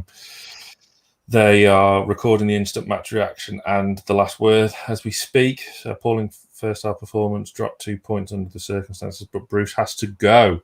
No clue on how to utilise our attacking players. We will definitely come to that shortly. Carl, move into midfield. Sean, thoughts? We had a brief chat about it throughout the first half and at half time, and I think Connor might have said in the comments, and I absolutely agree. Like, he was an absolute passenger in the first half. He didn't do anything, and I also am mindful of him sitting that kind of defensive midfield role, that he's not going to be involved in much going forward per se. But there were times where I forgot he was on the pitch. That being said, I thought he had a relatively good second half. I thought he did more going forward. I thought he linked up play well with Jacob Murphy on the right-hand side, bringing him in, and also Joe Linton at times. I think he was also an option for Fabian Schär in the second half as well. So based on his second half performance, I'm just going to go right down the middle with a 5, because first half he was poor, and I thought second half he did relatively okay. Yeah, no real argument from me there. No, first half I was about ready to. Oh no, first half I was about ready to phone the police and report him missing. Yeah, he was so anonymous. It is. But the second half he did play a bit well, and I have to say, after we scored the after or just before we'd scored just before, when we were 1 each, he did make a couple of good challenges in the forward. Yeah, he did. Yeah, he was aggressive and winning the ball back in good positions. So I think 5's fair. He had half a game, so he gets half the marks. I think that's exactly. fair. Oh, I'm still so annoyed. I'm so annoyed. Yeah, I mean, we'll be doing Steve Bruce shortly, so I can imagine he's going to bear the brunt of frustrations. I'm going to take Joe Willock. It's abundantly clear to me that he's not fully wound up yet, not fully fit. Yeah. I think he had an hour of pre-season on the pitch for Arsenal before he signed, so he's played most of the game against Aston Villa. He's played most of the game today. He's been chucked in at the deep end. Showed some real bright sparks early on. Beat a couple of, it absolutely did Ward-Prowse like a kipper. But it's just not there yet, is it? It's not clicking. It's not firing. There's more to come from him, and he's got the international break now where he can get some more fitness under his belt and get on the training ground. And because not all of our team will be going off to international duty, are they? Let's face it. I think I'm going to continue my theme of 6s. I think I've given everyone that I've scored a 6 so far, which is odd. But I'm sticking with a 6 for Willock. Any disputes from either of you two? Not from myself, mate.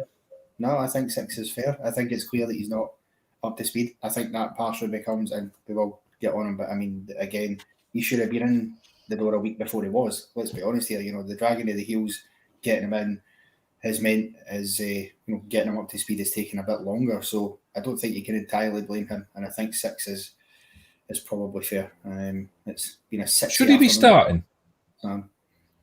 Well, probably not. I think you maybe could have started Fraser and then brought Willock on, maybe after an hour, 70 minutes or 89 minutes, knowing Steve Bruce.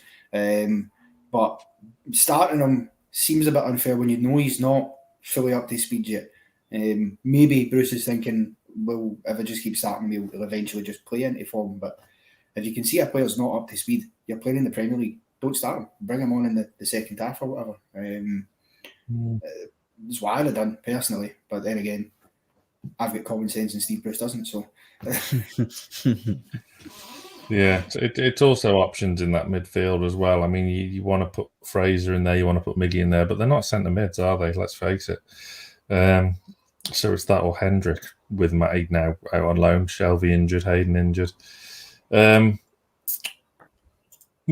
and we're on. What did you make of his performance, Connor? I thought it was poor by his standard. I thought it was really poor. I don't think he'd done much. I think there was a couple of times we were getting forward, things were looking great, the ball was coming to him, and his final ball was killing the attack stone dead. The one when we're 1-0 up, it goes down to Saint-Maximin towards the corner flag. He plays it back for Miggy, and you're just thinking, just lift it and get it into the area. Instead, it's sort of mid-height, easy enough for the defender to clear, and it's not really causing problems. And I think by his standards, that's really poor. So, and even in the first half, I felt he was not quite as anonymous as Sean Longstaff, but didn't do an awful lot. So I think for me, Miggy, I think he gets a 5 for me. I think straight down the middle. He was probably slightly more involved in the second than he was the first, but he's got to find his form again and get that final ball, because when he gets it, he's really good. Right now, we're relying on Allan Saint-Maximin being the creative master the whole time, and he can't do it himself for 90 minutes. He needs players like Almiron who are round about him to contribute more as well. When he's creating space for them, like he did, you've got to utilise it better, surely. JB's in the comments, Saints fan, saying that it was a very good game. Salister and Saint-Maximin stood out for both sides. A draw was well deserved for both teams. I'm not disputing a draw was well deserved for both teams, but the fact is, when you're in the 96th minute and you're winning 2-1. Yeah, I think that's all it is. Kelsey said something in the comments as well. I'm not annoyed that we've drawn. I'm annoyed that in the manner that we've drawn, because it had Southampton have won that game, I wouldn't have been pissed off in the sense that they would have deserved it for me. It's just the way that we've given those 2 points away. That's what it is. Oh, definitely. It's the way you drop the points. And those players in the park themselves aren't stupid. They were known when they got that goal at the end for Saint-Maximin that we've got out of jail here big time, because frankly, especially after Southampton scored, they were pummeling us. Right? Absolutely. Across to James Ward-Prowse, travels for about 3 or 4 seconds without a Newcastle player going out to it, and he gets a shot away. So, to go then and get to that point, you're thinking, right, we're going to skin the teeth this and get out here, hit and run, and lose it like that at the end that's what's deflating. I don't think anybody's going to say that we didn't deserve, to drop points in that game, because we definitely did. Definitely. Yeah. Carl, ISM, a frustrating first half for him, but he got what we all thought was the winner. He did, and he was the second half. He was far more lively. First half, he was kind of doing. It seemed like it could be potentially a similar day to what it was at Aston Villa, trying to make something happen. Probably doing too much, giving the ball away. But in the second half, he made some really, really good attacking runs, quite a few times down the left hand side. I can't remember who was playing at fullback for Southampton, but he looked a constant threat.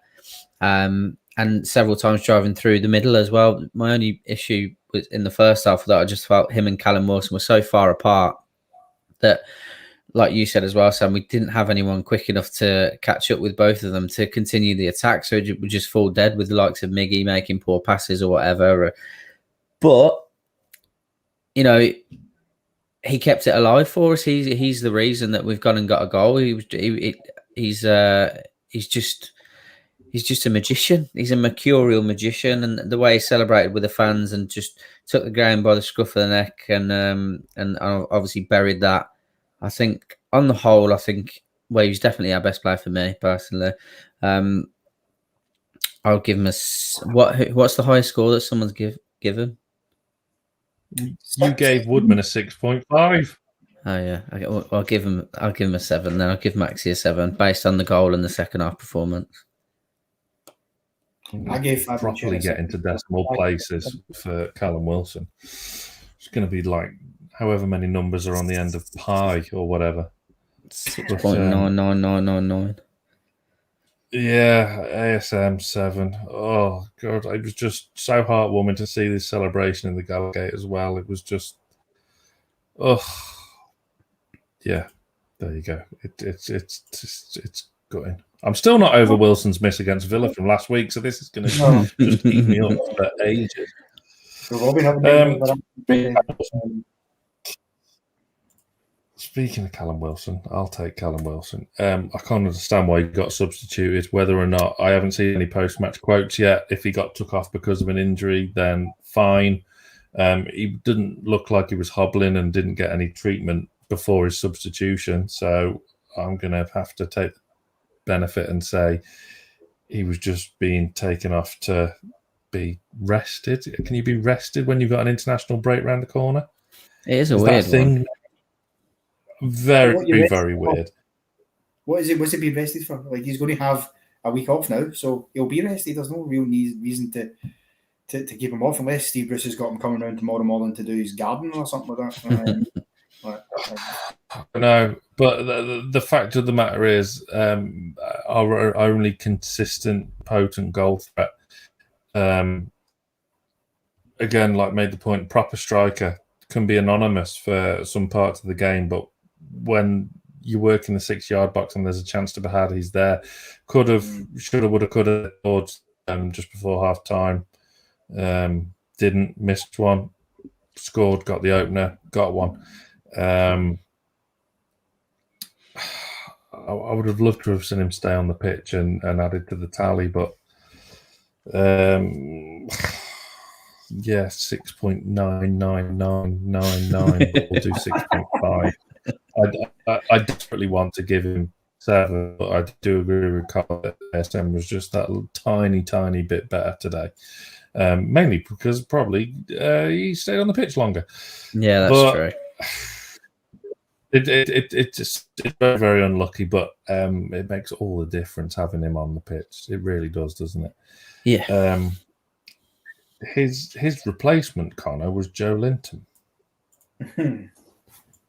Indeed.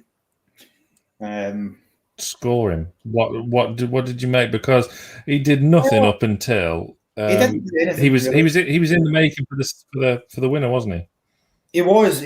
You have to give some credit where it's due. Yes, he was involved for that. I felt just before that there was a moment where he got it just in the sort of right-hand side corner of the box. He attempted to cut and kind of lost the ball. But I felt in that moment, given where he was in the pitch, and some people may slate me for saying this because no one likes to see it, I think he maybe should have went down, because at the very least it kills time and whatever if you get a booking. But there definitely was contact on him. It may have just been at the edge of the box as opposed to inside it, but there is a little bit of contact there. And I think more clever players probably do just go down in that scenario, because there's enough contact that it's not a dive, really, because you're not going to get booked. That if you go down, at least the referee has something to think about and you can kill off a little bit of Southampton's momentum, because at that point in the game as well, they were coming for us as well. So to keep it there a bit more. I know it sounds ridiculous, and some people in the comments, I'm sure, in this world will not agree, but I felt maybe if he was a wee bit more intelligent, he might have gave the referee a decision. Other than that, I think given how little he was on the park, he was involved in the goal, that bumps him up to a 3 for me. It wasn't on long enough to give him bumps him up to a 3.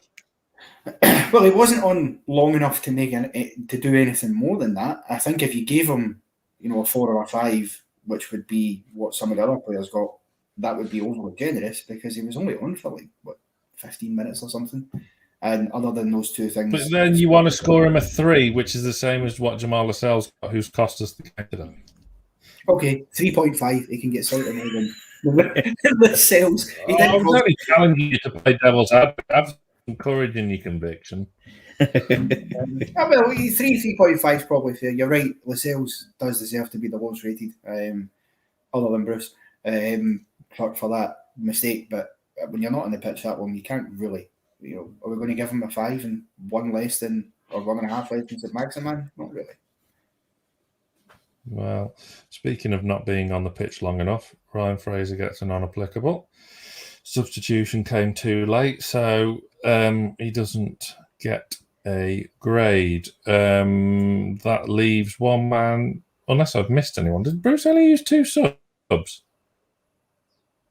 think. Joe Linton for Callum Wilson, Ryan Fraser, and for Joe Willock. Joe Willock, yeah. Yeah, didn't even use all 3 subs. Wow. Okay. Let's talk about the elephant in the room then. Carl, kick off. We've all got to agree with a score for our beloved manager, Steve Bruce. I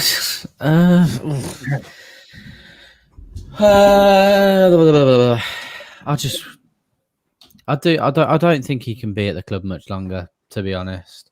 If we're seriously going to look at staying in the league, and after looking at the comments and the way that we've again given away 2 points, regardless of whether we deserve to get 3 points or not, like it just can't. I don't think there's a worse team in the league than us. He clearly can't utilise attacking players, as Johnny said. It feels like a resolute defence that we have gone to pot. The system playing 5 at the back with Richie as a wing back defensively just hasn't worked at all, and it's continuing not to work. How many goals have got to come down that right hand side for him to look at it and think we need to change of personnel? Because I've given Freddie Woodman stick for not doing better, but at the end of the day, if Richie's doing his job, then we don't concede. I don't want to bash him too much because I just can't be asked. So he gets a 2. And again, making 2 substitutions and the substitutions that he made, bringing Joe Linton on as a like-for-like swap for Callum Wilson, after speaking in a radio interview saying that he knows Joe Linton isn't a striker, but then you've gone and taken him and put him on for your best striker, is the worst. Like I just can't deal with that ridiculous hypocrisy. I don't understand where that comes from. I don't even know whether he knows he's talking shit anymore. And then he's decided to bring Ryan Fraser on with barely any time to go, who looked very bright when he come on, to be honest. And I can't believe he left Miggy Almiron on when, it's worked out because he hasn't got sent off, but he could have easily got sent off. He offered nothing other than giving away needless fouls in dangerous areas. So everything was just wrong. Everything. Again. 2. Again. Connor, when the fixtures were released, West Ham at home, Villa away, Southampton at home, going into the first international break, I think the consensus was we were looking at 5, 6, 7 points. Mm-hmm. We've ended up with 1. Yeah. Game management, and I think it comes straight from Bruce himself. I think, yes, West Ham, are a very good side. They were not going to be easy to beat, but there's ways of losing games, as we spoke about before. And you get into the lead twice, you put yourself in good positions, and twice you blow it. Just like today, we're in the lead twice, and twice we give it away. That's poor game management from the manager, because again, the timings of his substitutes and things like that, we concede the leveller. He doesn't bring a sub on for nearly 10 minutes. What is he waiting for? I think you said it on the stream. Why are you not bringing on a change? And this idea that gets peddled about, and you listen to the media, like people like Simon Jordan and TalkSport and all that saying, oh, well, he's a nice guy.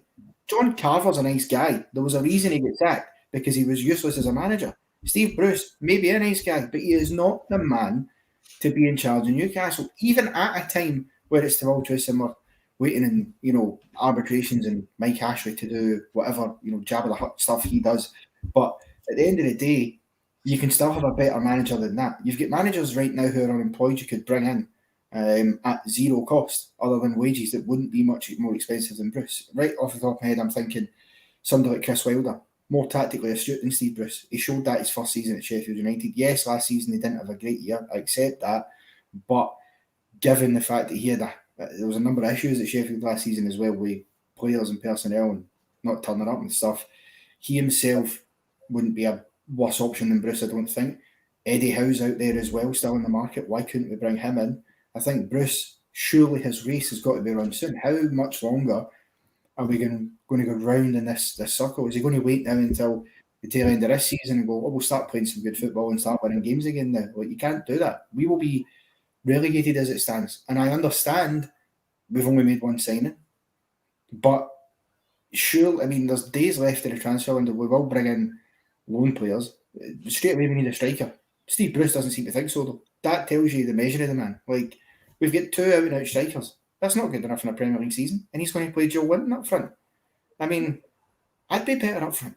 You know what I mean? And I'll be about 20 stone. So, let's not beat him at this year. He's tactically inept. He, I think, at times decides to deliberately troll the fans with some of the stuff he says, because some of the stuff he comes out with is he can't be that delusional. Nobody can be that delusional.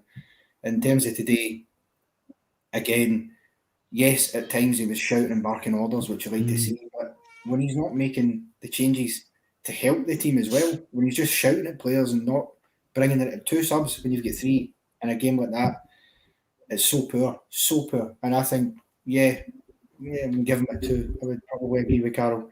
I'd like to give him less, to be honest, but I think 2's fine. That was a bit of a rant, but he just pisses me the fuck off. No, mate. 2. So you've already ganged up on me and given Steve Bruce a 2. So he's getting a 2. But I'll throw my 2 pence worth in as well, just for the bants.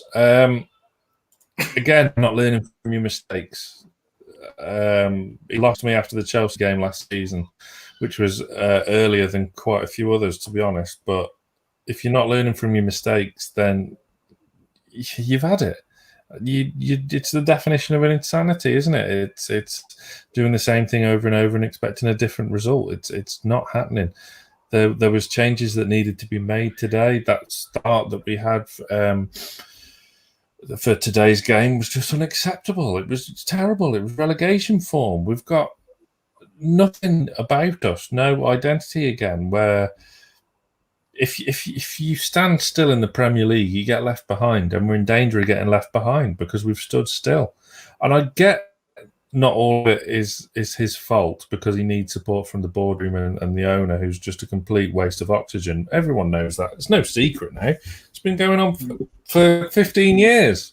So there are finer points, though, that are his fault. And as I've said a couple of times on the last few shows, a new manager would come in, look at our squad and say, right, well, we need to play for something like a 4-2-3-1. Because it's just obvious. Completely obvious. I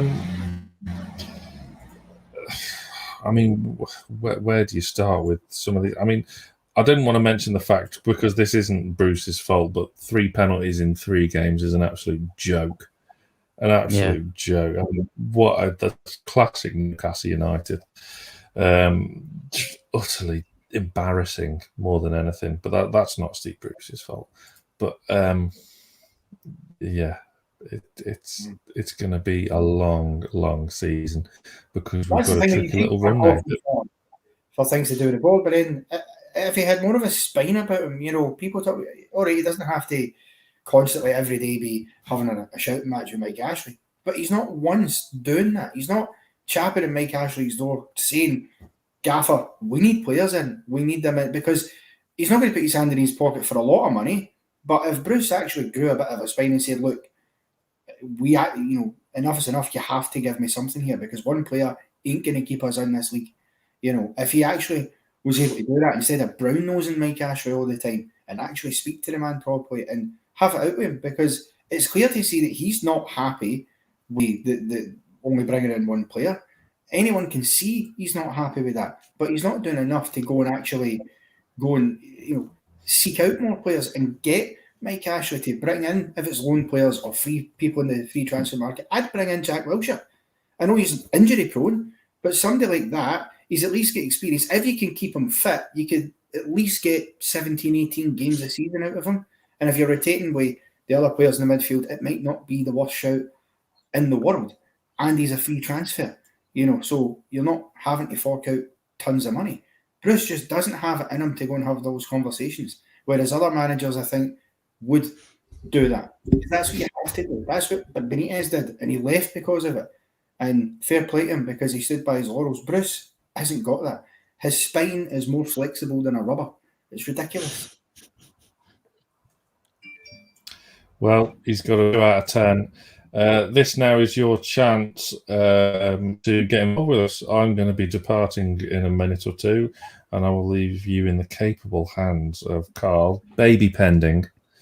Steve's going to come back on. Connor, you're going to stick around, I think, as well, aren't you? Share us your views. The link is in the pinned comment in the live chat and the description, I believe. So come on, tell us. I can see Dylan waiting already.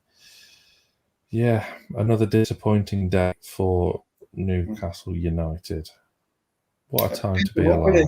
By the way, Say that again, sorry, mate. Best of luck with it, baby. Been an exciting thing. My sister's due a child on Wednesday, so I'm about to become an uncle for the first time. Congrats, mate. Congratulations, appreciate it. And on the flip side of all that, I'm booked in for a vasectomy next month. So coming up on NFTV, we've got Lee, Johnny, Harry, Josh at the ground doing instant match reaction and the last word. Then obviously we've still got plenty coming up, even though it's the international break. 9 days coming up. We've got a couple of Greenwood and Mulliner shows too. So there's plenty to keep you entertained on NFTV. So thank you all for watching. Get involved now with the lads on the live fan reaction show. Click that link in the live chat. Carl, all yours. Thank you very much, sir. I will see you very soon. Take care, Sam. Pleasure as always. Let's bring Steve in. So, yes. Guys. Good, mate. You will crack straight on with the fan reaction show. I am sorry joined about my for laptop again, by the way. I feel real bad about that. It just That's shit the bed out of nowhere because I know you guys emphasize we want to have a good channel. So I just feel I'm so pissed at my laptop. Luckily, I've got 2 others to choose from. So well, at least that makes changes quicker than Steve Bruce. Yeah. So Good match point, reaction. Connie. Joined by these 2 legends today. Everyone else is at the game. We've only got Dylan in the background at the moment, so I'll bring Dylan in very, very shortly. So if you want to come and get involved, then please do. If not, it'll be, I'd imagine, 20, 25, 30-minute rant between the 4 of us until people want to come in. And we'll just obviously have a chat.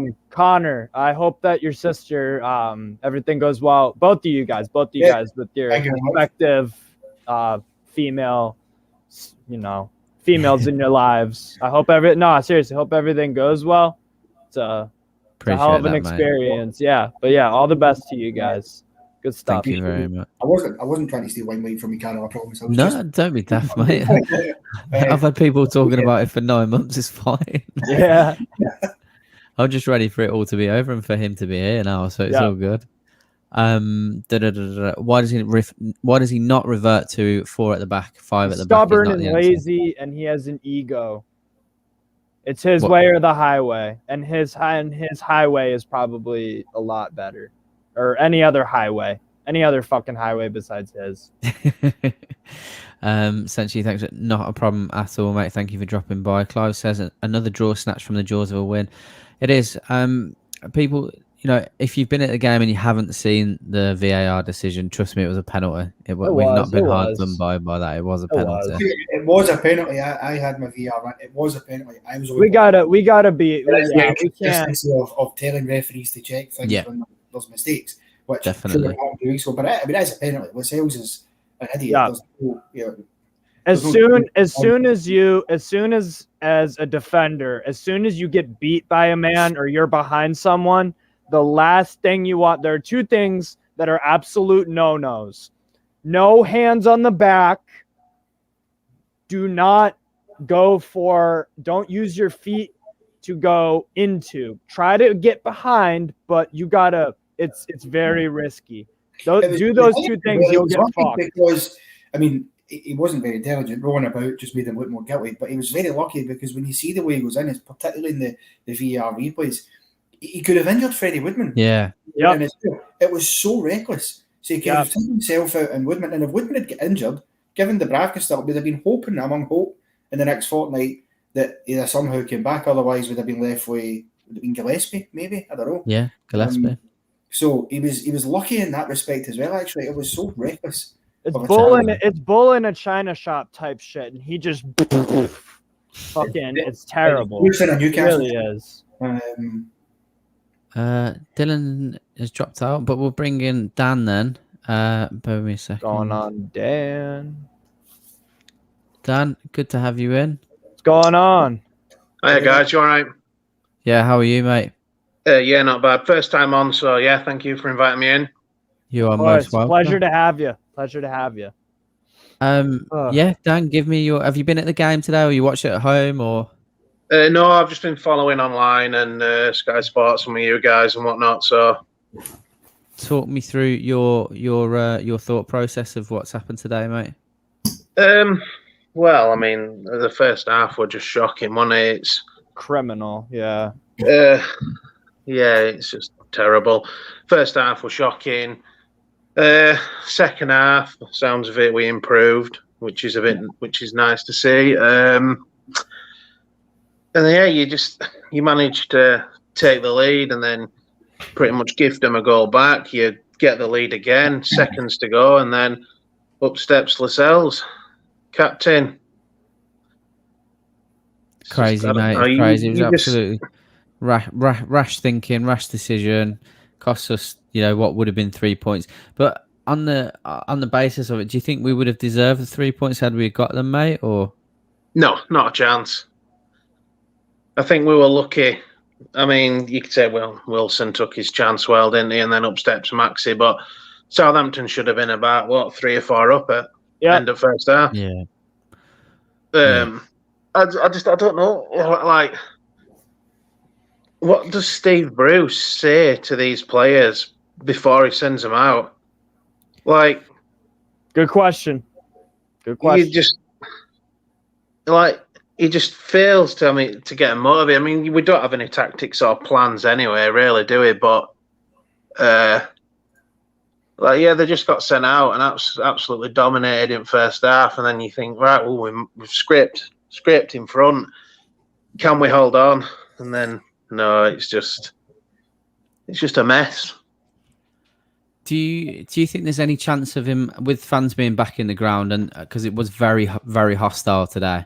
Do you think there's an actual chance that Mike Ashley would look at it this season and potentially get rid of him if this form continued? Or do you think it will be similar to last season and him putting his faith in him to keep us in the league? No, I think he'll stick with him.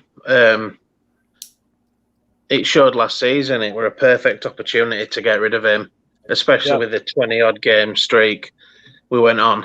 And he stuck by him through that. So, 3 games into the season, he's not gonna pull the trigger yet. Not a chance. What about yourself, Connor? How do you feel about it? I think the best chance of Bruce leaving is that he resigns, that he walks. I think actually, for me, I don't think he's in much interest in sacking Bruce right now. I think it's a safe, comfortable bet for him. It feels like Bruce will keep him in the league. I actually think in the back of his mind he's thinking, even if we go down, might make it easier for me to sell it because there's different rules I need to abide by. So I think for him, that would explain a lot. That would explain a lot why our fucking squad is absolute shit. Yeah, maybe he's trying to bring us down. I don't know. I do think Bruce will walk, because I think if it keeps going the way it's going and the pressure that's getting put on him, and the fact he's only signed 1 player, if that is how it stays, I could see, come November, December, if we're still, languishing away as we are, him going. And if he was the Newcastle fan he claims to be, if we're still as poor as we are right now, then, and we're in the bottom 3, he should go, because he should want to see the club staying up, whether or not he's in the dugout. Because he apparently has a connection with it that's outside of business. He apparently loves Newcastle and shit, But Dan, do you think that he's got it in him to resign? No, he showed his true colours, didn't he, last season? Because the fact that he stuck around after that horrendous run and after everything he said about the fans and the club, and he's still there. He don't care. He's getting paid at the end of the day. It's going to have to be Ashley that pulls the trigger. Yeah. In terms of moving forward, I don't think any self-respecting Newcastle fan actually thinks we're going to get a result against Manchester United. There's always a possibility, but going into it, I don't think any of us would be confident that we'll get a result. Rather, moving forward, what system do you want to see us playing moving forward?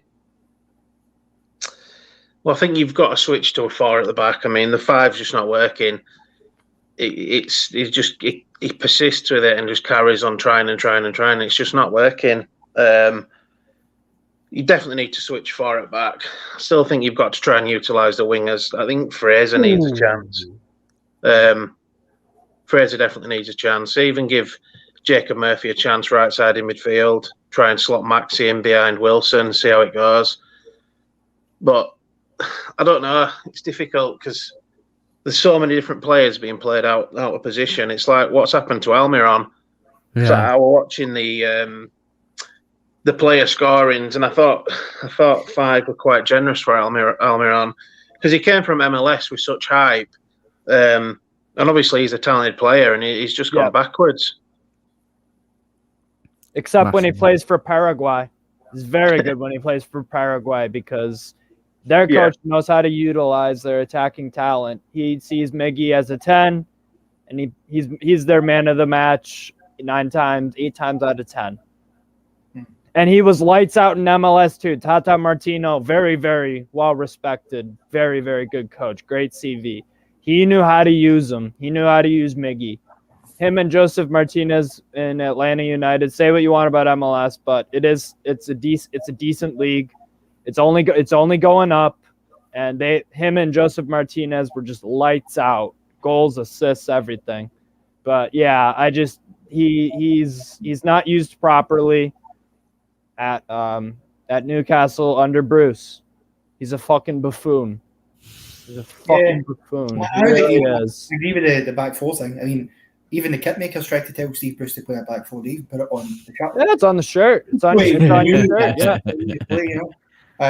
But I think with Miggy, I wonder sometimes if players like Miguel Almiron get to a point in a squad like ours when he's been there now 2-3 seasons, well, this will be his third season, I think. I wonder if they get to a point where they look around him and they think, what's the point? Because he did the first year and a half he was there, he busted a gut. And he must be thinking, I'm busting a gut. And, this guy, I've got a manager on the touchline doesn't know what he's doing. There's players in this pitch that undo the hard work I do by making stupid decisions. And I wonder if that just maybe encourages them to lag off a bit and think, well, what's the point? The only player I've not seen really do that is Saint-Maximin. I think he goes for it. It's a wonder why. I'm glad he's still there, but I'm amazed he's still there. I thought for sure he may well have gone. But I think that could be part of it. Because sometimes players, they want to see that others around them are putting in the same effort. And I don't think often enough you've seen it from, the effort Wilson, Saint-Maximin and Almiron put in last season, for example, when they were on the park at times. You didn't see that replicated by the majority of the other players. Definitely not. Kai Havertz. Oh my God. Wow. Sorry, guys. I was just watching the Chelsea game. Holy shit. Havertz goal. No, I agree with the Miggy point that it's what's the point anymore? I imagine Miggy on West Ham in Moyes' 4-2-3-1. Imagine how good Miggy would be.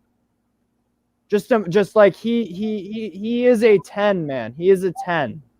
I don't know why Bruce doesn't try something new. He'll probably try 6 at the back at Man United because he's a pussy. And of course, whenever he goes to Man United, it's he's always buddy with everyone there and sucking their cock and whatever. And that's his boyhood club. That's his club. No, that's absolutely true though. Like it really is. It's going to be quite sickening. Dan, just before I let you go, because I've got people coming up in the background. 2 questions. Manchester United score prediction from what you've seen over the last 4 games. I don't know. I want to try and have hope, but I just think it's going to be 4 or 5 to United, especially if it's Ronaldo's first game. I've just got a bad feeling.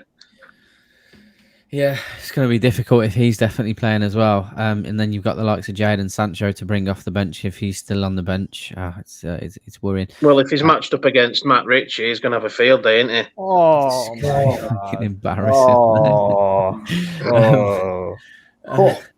I think Ronaldo will be chomping at the bit to start that game. He'll be thinking, there's a hat-trick in my debut straight away. Yeah, I know. 100%. And then, just before I do let you go, if Bruce was to walk tomorrow, who would you ideally want to bring in realistically? Well, I mean, the 2 sort of main candidate. Well, the one main candidate that's been thrown around for a while has been Eddie Howe, but I actually I thought the shout of Chris Wilder were quite a good shout, to be honest. Yep. Yeah. Just someone that knows how to utilize players in the best positions, really. Anyone at Tea Lady, get the Tea Lady in. She'll be better than Bruce. Definitely. The thing is about Wilder too is that you know how he has a different way of playing, like with these overlapping center backs. I think Shar could do that kind of thing. You know what I mean? Like he's not super fast, but he can deliver balls in, man. He has a very wide range of passing. Pretty good. So I think under Wilder, that would be a decent. I think last season, fit. Last season aside, because things happen. His first season when he came into the Premier League with Sheffield United, they were flirting with Champions League. Having got back-to-back promotions as well for League One within a couple of years, flirting with the Champions League, he ended up finishing 7th or 8th with a championship squad. Yep. That is quite incredible. If he can do that with that Sheffield United team that he had, then to me, he could easily get us comfortably top of the bottom half of the table, if not maybe even 10th. Maybe flirt for a little bit with Conference League spot. Conference League. But to be honest, if we were in the Conference League, I think, can you imagine if we were playing teams like Roma, for example, we'd be getting absolutely annihilated. But it would still be fun to watch, I suppose. Yeah, and go to Italy and all these places. Yeah, absolutely. He would certainly be far better than Bruce because he knows what he's doing tactically and he knows how to use those players, which is the key. Bruce ain't got a Scooby-Doo. Yep. Sutton United or something, maybe he can get in. Yeah. Yep. Brilliant. Dan, thank you very much for your time, Thanks, mate. Dan. Yeah, cheers, guys. And hopefully we see you on him more often, buddy. We'll be back for the Manchester United game, obviously. So if you're about, by all means, jump on. Yeah, I'll jump on and good insight, Dan. Assess that game. Cheers, guys. Take care, mate. Have a good weekend. We'll bring in Dylan straight away. Dylan. Hi, lads. I've got a question for Dylan to start this off. I've got a very interesting. Dylan might be sending a text message or something. I don't know. Dylan. Yeah. Hello. I can hear you, mate, but your camera's not on. I don't think. Is it not? No. Oh, it's something there. Hold on. Brace yourself. Oh.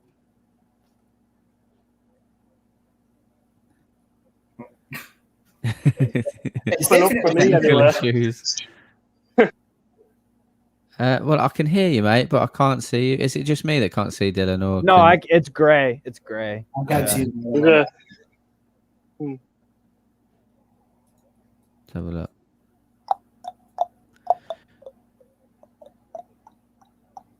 Still the same, mate. We can maybe turn on your camera. Maybe your camera's off. I don't know. Oh yeah, I don't have to check. Hold on. Odd. Let me think here. Well, while you're doing that, I'll talk to you anyway. Thoughts, mate? What was your thought process from today? I thought we were fortunate. Completely lost him now. Oh, that was a mare. Maybe try. Oh, there we go. There we go. There Yes. There we go. There we go. Go on. I'm back anyway. Just pity at the end. We didn't deserve anything from it, truth being told, but just the manner of the draw. What's going on? What is that? I don't know. Hold on. My Wi-Fi isn't the greatest now, so no worries. Yeah, so not the greatest, obviously. What do you make of Steve Bruce today, mate? Do you think how much you put it on him, how much you put on the players? Obviously, Jamal Lascelles has made an absolute howler of a rash decision at the end. But what have you taken from it? Do you blame Steve Bruce like the rest of us? I do for the first half. I know we didn't concede in the first half, but the first half we should have conceded 2 or 3. It was pitiful in the first half. To be fair, I don't know if it was Bruce because I saw Graham Jones more fucking animated than Steve Bruce during the game and talking to the players more. But the second half we picked it up, but once we took the lead, it was as if just sit back now, try and hold out the lead. It went back to the first half pretty much. It was it was typical Bruce. Then it was kind of Graham Jones's input into it, and then Bruce was like, "Nah, fuck this. We have the lead, so I'll put my input back into it." Just What needs to change, mate? What do you think needs to change, other than him, obviously the manager? But if I can't say Steve Bruce, I say his tactics or his just lack of knowledge towards the team. Because the back five doesn't work. He can think in his own head that the back five works, but as I've heard you all say, Steve Bruce doesn't think logically, and I don't think too many would disagree with that. But we have to start with a back four, even if it's. I'd love to see Fabian Scherer playing in kind of that defensive midfield role, but then kind of slotting back in defence as well if he has to. But at least he gets up more. Because was it the 18-19 season? He was unbelievable for us, where he kind of got a freedom to get out of the defence and kind of just go into the midfield more, and he scored 1 or 2 brilliant goals as well. Would you argue that the 5 could work if there was better personnel playing in those wing-back positions? Or are you just completely against it? I'm not the biggest fan of the back 5, to be honest, because the wing-backs, especially against certain teams, will leave the 3 centre-backs exposed. And we had a decent defence, but whatever happened to our centre-backs in the last year or two, probably Bruce is the best answer to give to that. It's just they're leaving them open a lot as well, and defensively we need. Why doesn't Jamal Lewis get a run? He came in for decent money, and I thought he wasn't brilliant. Now we can't say like, oh, he set the world on fire or what have you, but surely he's more defensively assured than Matt Ritchie. I love Matt Ritchie, but just as a defender, he leaves a lot to be desired. Definitely, I just don't think he's had. Because I agree, Jamal Lewis didn't put up trees by any stretch of the imagination, but unfortunately, he wasn't given the. Correct me if I'm wrong. I don't think he was given the opportunity to try to even rectify that. To be honest, I'll come to you, Connor. Do you think that the back 5 would work with better personnel at the wing back positions, or are you just entirely against it as well? Well, I think if you had better personnel, it would work. I don't think we've got that personnel at the club just now, though. I think we'd need to possibly bring in somebody for that to work. I think we'd probably be better with a 4-3-3 with the personnel we've got. I think it would better utilise them, because if you had your back 4 and say it was, Lascelles, Cher, Jamal Lewis, Jacob Murphy, you can then have that middle 3 where you can play Matt Ritchie in a more natural position for him on the sort of the wing on the, I think it would be the right, I think, of a centre, have Joe Willock in the middle, and then have, I don't know, you could probably have maybe Longstaff or if you wanted to switch it and have Shelvey in the middle and Willock out there, possibly. And then your front 3, I think, picks itself, really, because your front 3 all day long is going to be SM, Miggy, Callum Wilson. I think it would be better utilisation. It would give the likes of Miggy and Saint-Maximin a lot more, focus to put on the front side of the game. Because too often they're the only people on those wings, really, so they're having to cover the length of the pitch. Whereas if you've got them in those areas, that's where they can hurt teams. I just think it'd be a better utilisation of what we currently have. I think 5 at the back, your playing players are in natural positions then, and that doesn't benefit really anybody. I don't think Bruce will change it. I think part of the problem comes as well, I feel for the defensive coaches, because what is it they are supposed to be doing on the training pitch? Bruce plays a back 5, but we know at some point this season he'll revert to a back 4 again, because that's what he done last season, when he decided he was going to do it his way, because he was doing it somebody else's way before, apparently. So I feel for them, because what kind of instruction is he giving them to be, training with the defenders? It seems to me that it's mixed at best, and that ain't helping. It's got to be consistent back 4. You could, as I say, you could go a 3-3 or a 4-4-2, whatever, but it absolutely fundamentally back 4, it's just utilises it better, in my opinion. Definitely. I'll ask you a couple more questions, Dylan, before we start bringing other people in, because it's starting to build up. we probably won't sign anyone else. But if we were to, with what's available and what limited resources are available, who would you go after? Well, what Bruce came out with, that we spent more than our budget on Joe Willock alone. It's realistic now. It's only loan options, and who really is a half decent player that a club will really look to loan out? I can't really say who we should try and sign and who we shouldn't try and sign, because literally, I can't even bring into words, like, because we're fucked. Like, Yep. Mike Ashley doesn't want to be here. He's not going to fund Steve Bruce. He's not going to fund the club. Like, who do we bring in that'll be up for a loan? That could be a decent loan option. We had chances to sign Solomon Rondon on a free transfer, Jethro Willems on a free transfer, 2 no-brainers, and unfortunately there was no brain used in not signing either of them. Yeah, could have gone in and either got Shaqiri for 9 million or looked at loaning him as well. Didn't let that happen. We lowballed an offer for Christopher Ayer as well, who went to Brentford. Yeah, like we could have easily got hold of him, but we just didn't want to. The club doesn't do logic, though. The club is just dying every day, and it's sleepwalking to another relegation. I absolutely agree, mate. And off the back of that, score prediction for the Manchester United game. I'm going to go for an optimistic 6-1 Man United. Well, we're getting a goal at least. Who's scoring? Fingers crossed. We'll have that one lucky corner where we're about 4-0 down, and Lascelles will get a header there. And just, Sounds about right. Like I said, I never thought I said I'm looking forward to an international break. That's how depressing it's gotten for us. Oh no, mate. I know. But Dylan, thank you as always, mate. We'll thank you for that Manchester United game, and hopefully, out of some fucking miraculous twist of events, we get a result out of it. There's a better chance of me scoring a fucking goal on that day than us getting a result out of that.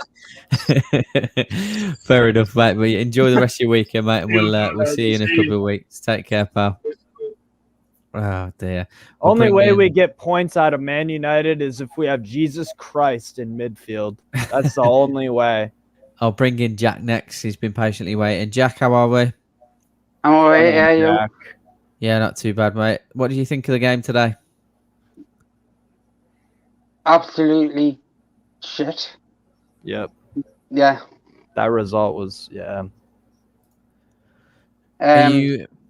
What do you think we were? Well, I know everyone knows my point on it, but were you happy that? Do you think we deserved a point rather, or do you think we were lucky to come away with a point? I mean, once St. Mark's put that one away, I was like, we've won. Simple as. But then once that penalty, I was like, nah. It kind of, I was like, nah. How happy were you when Maximin scored that, mate? Because I know I was absolutely over the moon. Yeah, I was as well.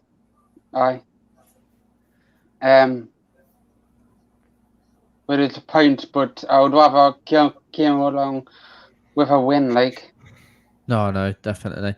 Do you think Steve Bruce has got anything in him, any sort of self-respect to actually maybe walk away this year if things continue, or do you think he's just going to stay there? Stay. Do you? Yeah. And then what about you? I don't think other people think we might get relegated. I mean, I hope we don't get relegated again, but I think we will just stay up. I mean, it's a long way yet, like, but you never know.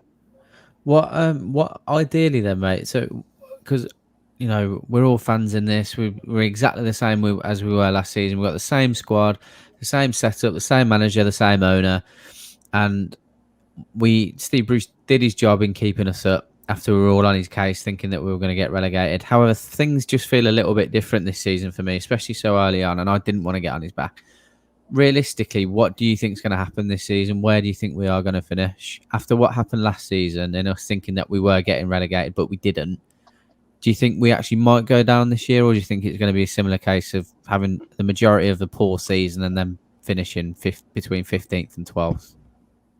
Similar as last season. Do you think Mike Ashley might get rid of him though?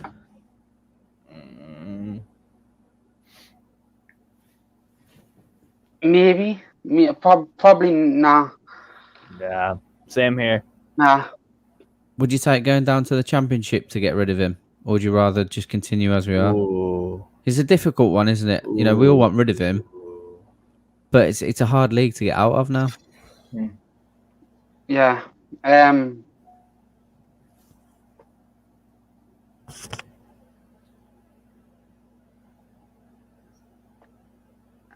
mean,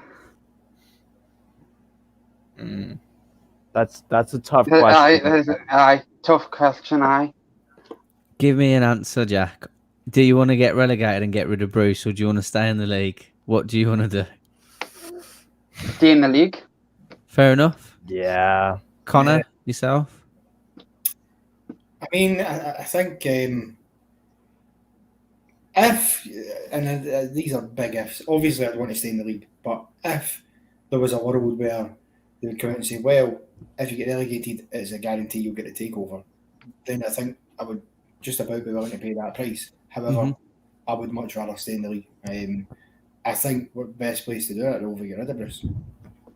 I think we could do that if more pressure's put on Ashley. I think he feels right now the support is all angry at Bruce, and because of the takeover, people have maybe let that anger slightly dissipate towards Ashley. Not fully, but it's not at a fever pitch. I mean, today, listening to the television, it's Bruce out chance. I've not, you might have had a smattering of Ashley out chance, but maybe he needs to be put under more pressure again to get his finger out and get rid of Bruce. But no, you want to stay in the league, of course.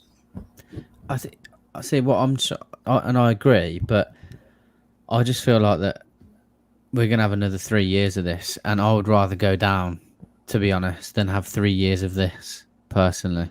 I can't do. I personally can't deal with it anymore. It's, even coming and doing this with you guys, I love it, but we're talking about the same stuff every week. It's the same questions, and it's brilliant, but it's so monotonous, and it's just you could all write a script for me. We talk about the same fucking shit every week, and I just don't see if Mike Ashley knows he's not going to sell the club, because I personally don't think the Saudi takeover will go through. I don't know, obviously, but that's just me being pessimistic with everything that's gone on. I can't see it happening. And if he's going to hold out for a silly offer again of around 350 million, not many people are willing to put up that money in this day and age, especially with what's gone on in the world. So I don't know. I think I'd rather get relegated, which is a horrible thing to say. And it's the thing is like relegation, because again, I'm an American. We don't have that in the US. So when I first learned about that, this was a very big part of most leagues around the world, I was like, wow, that's very interesting. I really like that. It's so tough. I don't really know if I have an answer, because we could become a Leeds where we're out of the Premier League for 15, 20 years. You never know, man. And it's such a tough question. I would have to think about that a long, because especially in COVID, you never know. Some new strain could come out or some new disease or something, and then bam, no fans again worldwide for sports. And then where's that money? True. And then we're in another economic, and then who knows? But then again, the flip side is we're in the Premier League with Ashley it's so hard to actually answer. If I was shoved into a corner and it was like, you got to pick, I would probably say stay in the Prem. Fair enough. Because we could, and we are not, there's no God-given right that we will get automatically promoted, that our new owners will be fantastic. if I had, but it's not. This is not a overwhelmingly confident answer. It's such a tough question. It really is. No, absolutely. It's So just one to get everyone's cogs ticking. And finally, Jack, score prediction against Manchester United. Well, I've got a friend who supports Man U. Oh man. Oh, And honestly, yesterday he was bragging on about Ronaldo this, Ronaldo that. I was like, honestly, but since Ronaldo's gone there, 4-5-1 to Man U. You reckon? You again? You that's the second person that thinks we're going to get a goal, which is fair enough. Who's going to score for us? Wilson or St. Mark's. Big Any fan of of them. Wilson. Probably. Fair enough.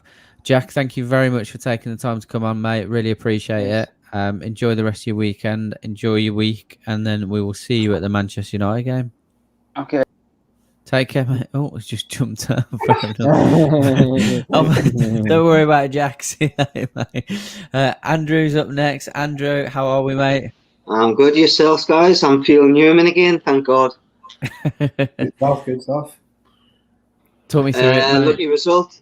Lucky point, if I'm honest. Going back to the point you've just been making there, Carl, about it going down and whatnot. It's a case of should it get to that point before Mike Ashley? I know he's disinterested in the club, but should it get to the point where we're playing with relegation again before he puts his hand in his pocket and pays him off? That's the thing that's keeping Steve Bruce at the club. It's his payout. Why is it that someone who's perceived to be such an astute businessman in Mike Ashley is playing such a risk with money? Because don't get me wrong, It's so Russian far it's roulette, off. man. It's That's Russian exactly roulette. what it is, and I know Yep. it's paid off for him. It has, because in his eyes, we've only been relegated twice, so he's consistently making a profit throughout the time that he's been here. Yep. Or even, albeit how much he'll claim that he isn't, he is. Why is he still doing it? Like, is it that much of a gambler that he's happy to, not pay £3.5 million or whatever it would be to get rid of Steve Bruce and gamble on the fact that he could potentially make another 20-30 million every season off whatever the costing is? To me, it's just Dimes crazy. and nickels, baby. That's what he does. Yeah. Does it not seem to be a little bit of the fact that when someone shows him a little bit of loyalty, he kind of throws it back at them? Like, I was watching you on about the same Under the Kosh podcast. Yeah. Andy Woodman's dad was getting Freddie Woodman's father, Andy, was getting an 8-year contract simply because he had a beer with him. That's what it was, wasn't it? Yeah, it was like, I like you, you're loyal, I'm going to give you an 8-year contract, but are you any good at your job? We're talking about Steve Bruce in this situation. Steve Bruce is a yes man, and you've got to give him. He's dealt with a lot of other men would have probably walked away from this club, considering the shit he's getting in the last 6 months. Let's be honest. We do get on back with him. We point the obvious out. He's tactically inept. However, I think his players have got to come up and take some responsibility. There's 2 players on that pitch today where we could count on a little bit of quality from. The rest, we couldn't really depend on anything from him. Richie, again, defensively inept. Yeah. Woodman's getting criticism. Why he's getting criticism when Shaw's just down tools for me, as far as I'm concerned. He doesn't want to be there. If I'm not saying something that you're saying, if you can look at Shaw and think that he wants to be at this club, then please tell me otherwise. But I don't say it from him. I don't. And Fernandez looked a little bit frustrated, and just the whole squad's got no cohesion. It looks as if they've got no idea what they want to do. Sorry. That Shar had a decent game today. I mean, I get. Oh, he's off. And he's like, "Shart, nah, I'm done." That'll be you in a few months, Carl. Do you not think that Shar had a decent game today? I mean, I gave him a 7 in the scoring the players because I thought his ball into the box was a terrific ball for the goal, and I didn't feel that the goals today you could really hang on him. Yeah, I can see what you're saying about the first goal. I personally think Woodman could have done a little bit better because he just sort of parried it out back off El Yunusi. So I'm not disagreeing that I think he's not the greatest player. Good save though on the initial. I mean, he could have let that in to begin with. But Richie again, the player that knocks the ball in is the player that gets ahead of Richie again. Yeah, no, myself, Matt, I thought Freddie Woodman could have done better, but I don't disagree with anyone. Like, he shouldn't have been put in that position in the first place. Definitely not. He's expecting Richie to get there, isn't he? Yeah. You know, so he's just reacting. He's not expecting the player to get there ahead of Richie. And again, I mean, the second half was a hell of a lot better than the first half going forward. But it just shows again, when we commit our wing backs forward, we do create chances going forward, but we are so weak at the back on the wings. It's frightening. It's frightening because I have said, you know, the positives I'll take is that, you know, we haven't rolled over. Like, throughout every game that we've played, the attacking prowess has been quite good to watch, but we just haven't taken our chances previously. And again, you know, we've gone in front and we've not been able to hold on to it because of poor defensive decisions. Sam made a very good point though, Andrew. Like, before the game, he said Matt Ritchie is the second most. He's created the most opportunities in the Premier League, bar Trent Alexander-Arnold this year, which I thought was interesting, and that's 9 good opportunities. Does that outweigh his poor defensive decisions though? Or, yes, you know, yes, because the percentage of his chances getting put away that he's creating isn't the same as the amount of chances that he's giving away at the back that are actually getting scored. So, would you? Because he's at fault for 2, isn't he? Probably. And in the last, he was probably at fault for 2 at West Ham as well. So that's 4 goals straight away. See, yeah, I meant 2. So he's probably at fault for 3. Say that again, Connor. I'm saying he does have to do better there, but I just wonder, Andrew, if you think that Bruce has to take part responsibility for that, because he's playing him out of position. Well, that's what I was going to say. So he's not a defender. He shouldn't be. Yeah, because if we play in the 4, you can play him potentially out on the left, and play a 4-3-3 like you said, and potentially play him out on the left or whatever. Give him more opportunity to stay forward rather than having to worry about coming back, and then that completely negates any defensive issue. But then who do you put in at fullback? Would you put Dummett in or Jamal Lewis or? Can you not put Richie in as a 3 centre midfielders, the one on the left to cover the left back? Yeah, that's what I'm saying. But then who would you put in at fullback for him? Lewis, you've got to. You paid 15 million for him. You've got to give him an opportunity. Or Dummett if he's fit, obviously, but he's not fit yet, is he? So it's just my worry is that Jamal Lewis hasn't been given that opportunity to rectify anything, and I'm just, you know, it seems that if Steve Bruce doesn't fancy someone, they don't get played. And that's been seen with Lejeune, for example. He didn't want to keep him. He pretty much said he didn't fancy him out of the defensive players that we had. And then Matty Longstaff doesn't fancy him, doesn't play him, ships him off. And because we spoke about it. Jamal Lewis, I got on his back quite quickly. Probably didn't have enough time to bed in the squad, and then he's literally been given no time whatsoever. Is that because Bruce just doesn't fancy him? You've got to wonder what he's showing in training if he's not able to get in the side. I mean, it's not exactly trying to get into a side that's winning games, is he? I mean, if you've got a winning team, it's hard to get into the team. Or if you've got a team that's performing well, might not be getting results, but performing well, then it's hard to get into the team. It's got to come to a point where he's got to be given an opportunity, surely, because Steve Bruce has always said, judge him, you know, when he took over, where he said, judge us after 10 games and judge us on his signings. Yeah. Well, if we're going to judge him on his signings, that's okay. Joe Linton wasn't his signing. Lewis was definitely his signing. Willock was his signing. Willock's not really ripped up trees since the summer. Okay, he had a great end of the last season, but it's the momentum. Like you said something earlier, just before you went on to the reaction show. What's the difference between the team now and at the end of last season? Momentum. Yeah. Joe Willock was getting the results. We had a little bit of upheave, you know, we're optimistic. Then the summer happened. We've got the same team. First game of the season goes badly. You've got the same squad, and Joe Willock's not fully fit yet.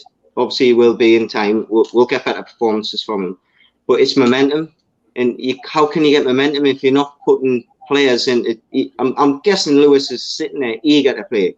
Yeah, I would have thought so. He's still a young lad as well, isn't he? He's got to want to play. Yeah.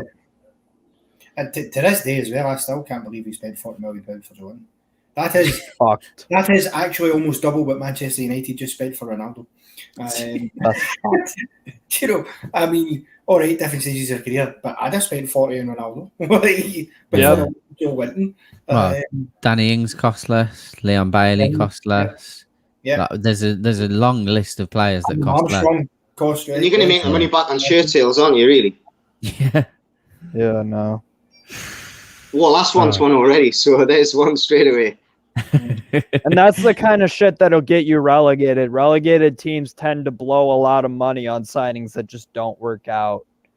They spend huge amounts of money on signings, and then they just don't pan out. That's one trait that some relegated teams have, and that doesn't bode well for us. Very, very £15 million is a lot of money. Yeah. Oh, it was done to placate the fans, of course, wasn't it? Because this was just in the heels of Benitez leaving, and Ashley felt the anger and the uproar and decided, especially when he brought Bruce in, because, I mean, it's Bruce, nobody wanted him, so decided he was, for the first time probably ever, he was going to throw a decent bit of money at it, and Bruce actually spent about £90 million that transfer, albeit just under half of that was on Joe Winton. But who was it? Because that's the question we have to ask as well. Who are the scouts for Newcastle right now? Who was it that saw Joe? Not me. We'd have a better side if I was the this guy's worth £40 million. Because if Mike Ashley's going to spend that money, someone advise him to spend it for someone better. Surely. This is it, mate. And I think it's become like, as much as we do blame Mike Ashley, and rightly so, like it has become increasingly apparent over however long he's been here now. What is it, 14 years or whatever it is, nearly 14 years, that whoever's advising him on certain decisions, like he needs to sack them. Idiot. He needs to sack, but he won't, because like Andrew said, and like I've said from this podcast previously, he literally just rewards people for blind loyalty, nepotism. Yep. And it's madness, absolute madness. Andrew, where do you think we're going to end up this season? Do you think we're genuine relegation candidates? Because as I said, Steve Bruce did his job last year, albeit we weren't happy with how it got there, but we did stay in the Premier League quite comfortably in the end. Do you think it's going to be a similar season, or do you think we're relegation fodder? All depending on three players staying fit for me. And that's Wilson, Saint-Maximin, and Joe Willock, or Miggy could put into that. I know Miggy's done nothing going forward all season, but he again, Liam gets chipper saying he runs a lot. He does. Amount of times he won the ball on the edge of our box today. I'd put money on he'd won more balls than what Sean Longstaff did, and he was playing deep on the pitch. So, but we know Wilson's going to get injured, mate. We know it. Yeah. So I'm fearful. We've got to. It depends what we can do between now and the end of the window, which will probably be little to none. So I'd say that we're going to be 17th, 18th. We're going to be fine at the end of the season. Yeah. Manchester United prediction.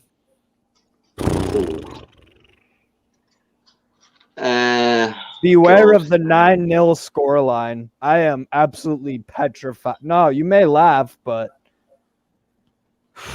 I'm going to go 3-0. Man U. Ronaldo on the score sheet. Penalty, yeah, because we're giving a penalty away every game. If Lascelles is playing, there's a penalty in it. So, what did you make of the penalty, mate? 4-0. The missus says 4-0. Yeah, I forgot. Yeah, I forgot the missus was a Man United fan, wasn't she? Unfortunately, she probably feels bad for bannering you. She probably feels like she's beating a dead horse. Like, that's not much fun. You think it would be bad enough being a Toon supporter, but marrying a Man United supporter, Yeah, for punishment on her. Do you what did you make of the penalty before I let you go, mate? I honestly I think Connor made a good point when he first came on. I think Woodman's smothering the ball regardless, unless Adam Armstrong thinks it over him, which we'll never know. I think in the light of day, it's a penalty. It is, but I think it's harsh. Yeah. But again, it goes back to that first game in the Murphy situation. Doesn't go to VAR. It's not a penalty. If they review it, it's not a penalty. We'll get a point possibly. But instead, no, it's the last kick of the game. Let's go and review it and kick us in the teeth, so to speak. So it feels as if we're getting a little bit of the bad rub of the green again, which I'm sure we're going to hear that all day off Steve Bruce. That's the only thing we're going to hear from him. Not the first half, how bad we were, or anything like that. We're just going to hear about the decision. 100%, mate. Thank you very much for coming on, pal. I will. I'm sure good to see you again. For the Man United. And you, mate. We'll see you at the Man United game if we don't see you before. Take it easy. Take care. Take care, mate. And then we'll bring in Ryan, our final guest, before we call it a day, because it's been going for a long 4 hours already. Ryan, how are we? Ryan, what's up? Hey, Steve, what's going on, man? Yeah, I'm not too great after that defeat. No, it's pretty shit, to be honest. Steve, ask some questions. It's the same crap over and over again. Yeah, pretty much. No, Ryan. So, what did you what was the worst mistake Bruce made today? Because there were a few really egregious ones. I think what was the worst? Going 1-0 up and not going for another goal or 3. Go up 2-0, 3-0, not 2. Yeah, we just sat back after scoring the first goal. Like, oh my god, I don't know what this guy's doing, man. Like, pathetic. I was literally screaming all game because the amount of counterattacks we had too, and all our players are sat up or they're sat deep. Yeah, there's a point where Callum Wilson was like 1v5. Like, what is this guy? What's Buddy supposed to do? Nothing. Fucking That's terrible. what I was going to ask you actually on the defence sitting deep with the second goal, because I've seen it in a couple of chats and that. Do you think that the defence should have played a higher line and almost tried to play a kind of an offside trap so that if that ball's played through, yeah, I think playing too deep was bad too, because I thought all game Jacob Murphy was getting absolutely torn apart by Gineppo, Redmond, and Kyle Walker-Peters. Yeah. I mean, that's another reason why we should get rid of 5 at the back. Like, I think, Carl, you're saying, like, I think I would stick with 5 at the back, but if we had the right players, I think Shar's the only player that fits a 5 or 3 at the back system, because he could actually carry the ball and he's good with it. But I just think playing wingers as wing backs, like, it's illogical. Like, most of the time their fullbacks convert into wing backs, not wingers into wing backs. Very true. So that point alone is absolutely spot on. Yeah, absolutely. The thing is, like, I don't get why Bruce can't play Manquillo. I don't think he trusts Manquillo and Lewis at all.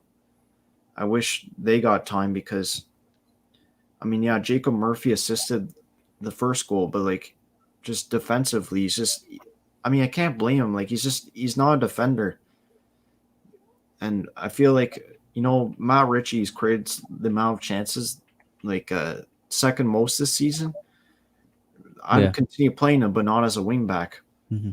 Change the formation or something. Steve Bruce he's not going to do that, man. Like, especially against Man United next game. Oh my god. Back 6. Ronaldo, why is this guy? He's got to make his debut against us. Like, It's first of all, before we move on to some more questions, Ryan, because I haven't managed to speak to you previously. Why do you support Newcastle? I've supported them ever since the last game against West Ham when Jonas Gutierrez came on and scored. So, I mean, I've always played football my whole life. It was in Canada, it was never on TV, like, growing up until, like, my first games I was watching was the World Cup in Brazil. So after that, like, I want to get into the leagues and stuff. Yeah. Like, obviously started playing FIFA when I was younger too, but, like, my first ever league game I watched somehow was West Ham and Newcastle. And, I mean, I don't know, I just felt attachment to the club since then. And, like, the whole summer after that game, I started researching, like, all the history and, like, how, like, we were a good club back in the day, and, like, Yeah. I've stuck by them since, and like it's the kind of thing where like I couldn't unfollow everything. Like I had to know everything that was going on because like I felt the attachment to the club. So That's awesome. 6 years strong. Fair play, mate. Like that's absolutely awesome. That is crazy that the first game you kind of come across was against West Ham and Jonas Gutierrez scoring that goal to basically shut the hierarchy up, which is amazing. Yeah. I forgot what I was going to say now. It's got me all nostalgic. Whereabouts in Canada are you from? I'm from Ontario. Okay. Yeah, so I'm not one of these like West Coast people having to wake up at like 4:30 for like the noon games. I feel bad for them, man. Especially Arsenal fans in the West in San Jose and LA. Yeah. They had to get up. Get this. I got up at 7:30 for that game. There are 4 time zones in the US. They had to get up at 3:30 in the morning until 5:30 to watch 5-0 Man City. That's just a kick in the nuts. It's the fans there and the ones in Asia that are cursed, especially if the team's not performing well. Yeah, definitely. Yeah. We have a lot of fans over in Thailand. I saw like Malaysia, I think too. Malaysia. Yeah, we have that problem over here when we're watching the NFL. You know, but you're like me and Carol, and you're a fan, and you're in. There's like a few fan groups. 7 o'clock in the morning. Yeah, I mean, luckily for me, for the NFL last year, most of the Bucks games were on at like around 6 p.m., which wasn't too bad. But this year, it's like 1 a.m., which is going to be a bit. Yeah, but yeah, it's so weird because the Copa America for me, like Brazil's only an hour ahead. Yeah, and those were like the only midnight games I'd watch because, I mean, I normally watch European football. I don't really watch much MLS.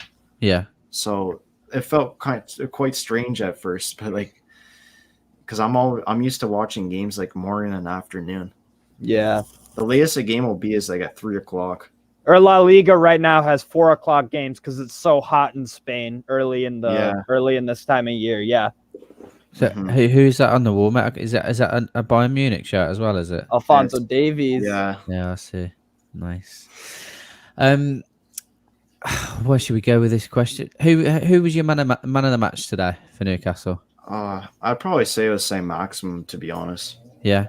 I thought because he did his job, like, even though he's handcuffed, which I feel like all our players are, I feel like he did like the normal thing a winner would do, where he beats his players, he completes dribbles, he's creating chances. I mean, Joe Linton could have scored I think he released the ball a bit too early to him, just outside the box.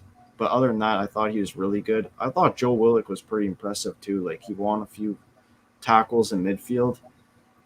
Yeah, definitely ASM for me. How did you? I don't know if anyone else. I've not asked anyone. Did you pick up anything from Callum Wilson? Do you think he took a knock or anything like that? Because we spoke about it. It just seemed very strange that he brought him off because he's got a whole international week to rest anyway. So yeah, I think Steve Bruce was just trying not to risk anything. I heard the commentators say that he had like a little knock. Okay. So I feel like it's a bit debatable if it was a valid substitution or not.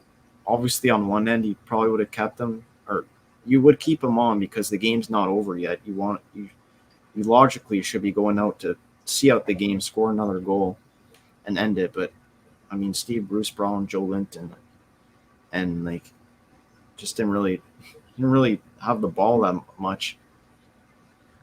What do you make of Joe Linton as a whole? I just think he's definitely overpriced. Yeah, and he just doesn't fit the way we play. Do you see him as more of a? It's a difficult. He's more of a squad player for me now, I'd say. But obviously, he's a 40 million pound player, and like for us, he should be starting week in week out. But like, I mean, I don't. And he's not. Yeah. I think fans were alluded into thinking, me included at first, that he was a striker because he took number 9. But you educate yourself a bit more and go on like Transfermarkt and realize that he was a left mid at Hoffenheim. Yeah, kind of like what Perez was, where like he was kind of a winger, like a second striker almost.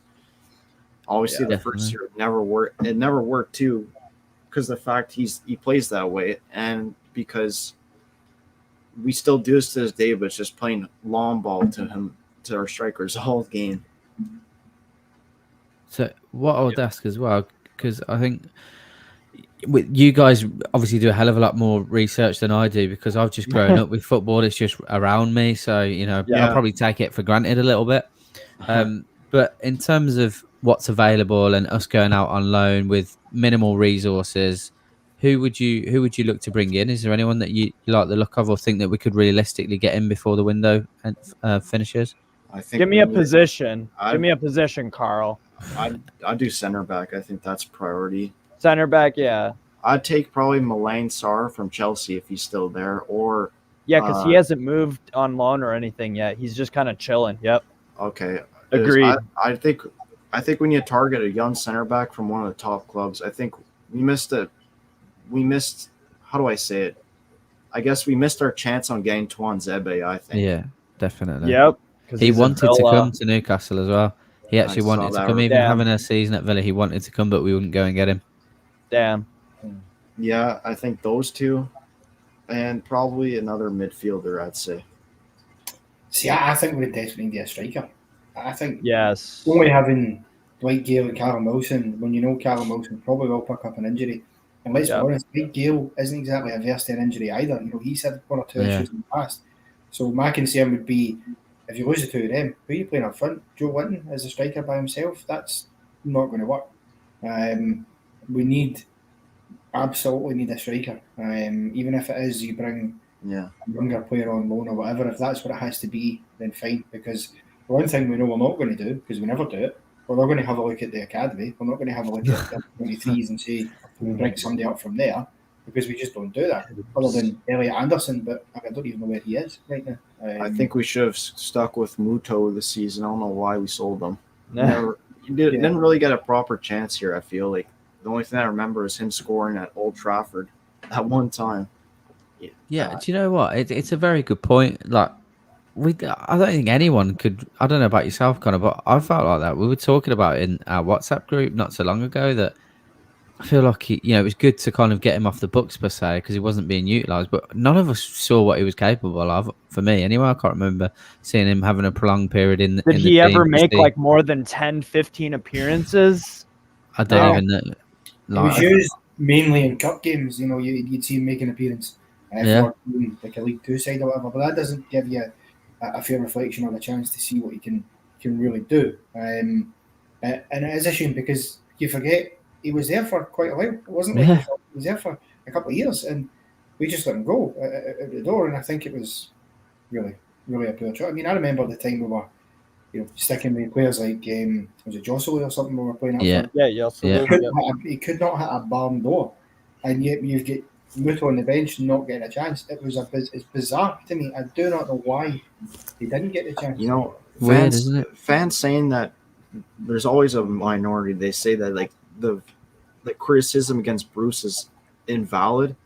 But here's the thing: you look at what Rafa Benitez was given. He was given Josselou, and Steve Bruce was given the money to get Callum Wilson. I mean, that just shows those two transfers literally show how Mike Ashley backs only certain people.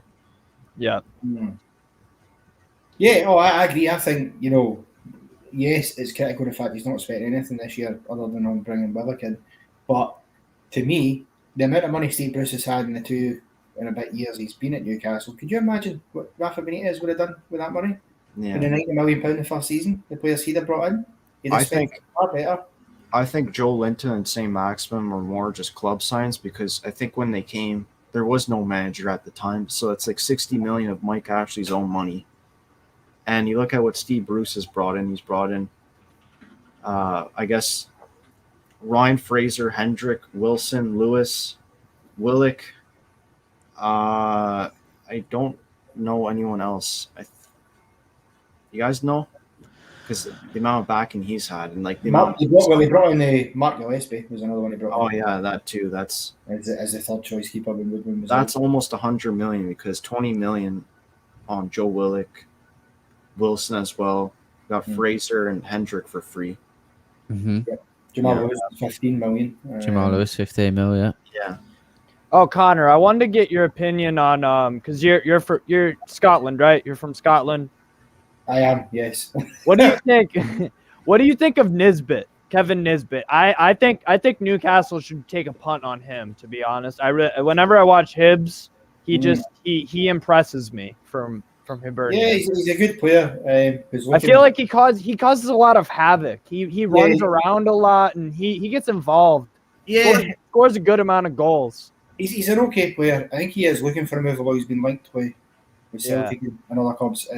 I wouldn't mind bringing him in, but with the people we've got in charge, we'd try and find Kevin Nisbet and we'd bring in Ralph Nisbet.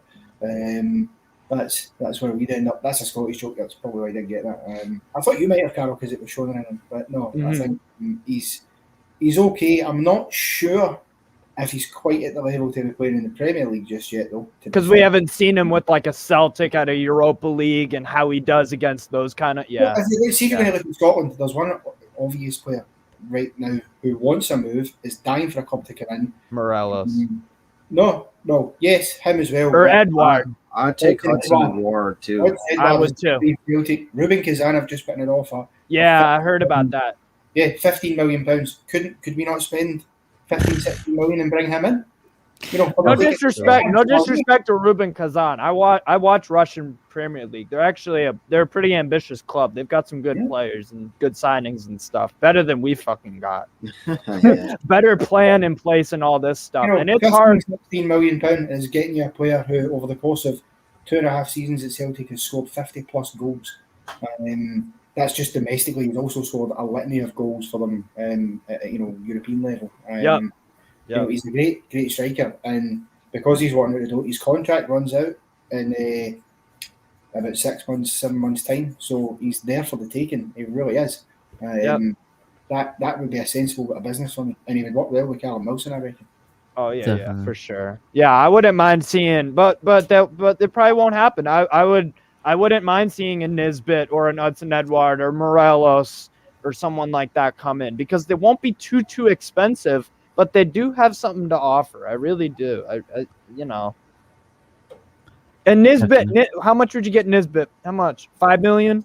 10?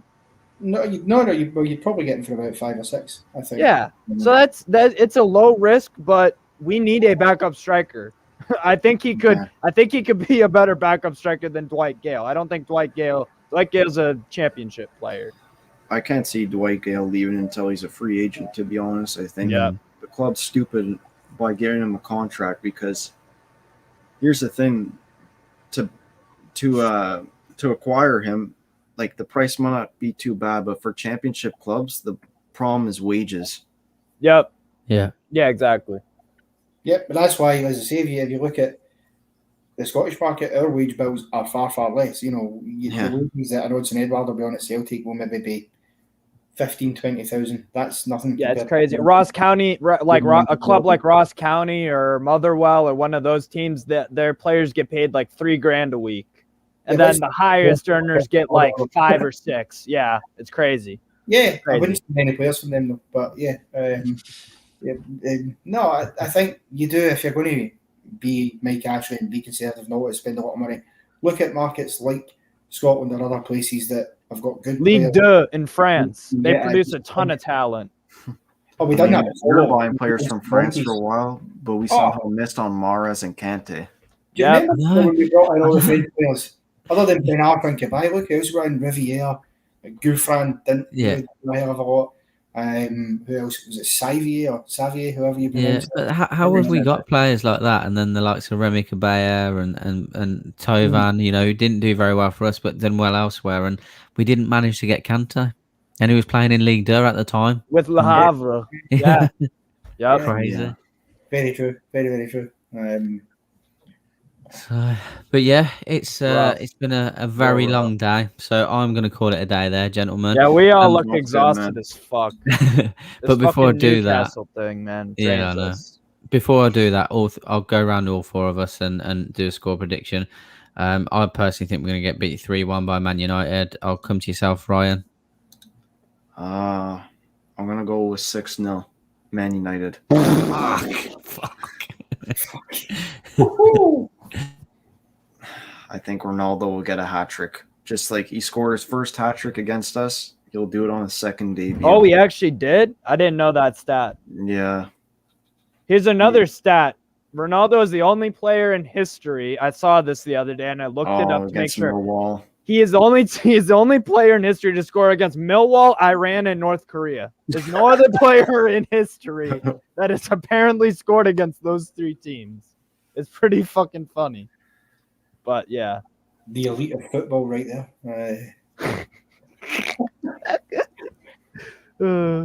I think we'll get beat 4-1, personally.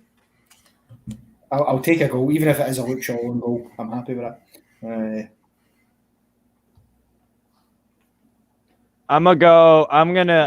This is gonna be real bad, but I don't have any fucking faith. 9-0. Oh Jesus! No, they've done it for 2 years in a row. If that doesn't send the message to the board, then we're screwed.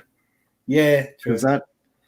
I mean, I would take it 9. Ralph Hasenhuttl survived 2 9-0s, but that's because he's a decent manager. Yep. And the way we've been is that it just can't continue anymore. Yep. It's just far beyond return. Yeah. Oh well. At least nobody's been any double digits. Don't be too optimistic. Carl, you're muted, mate.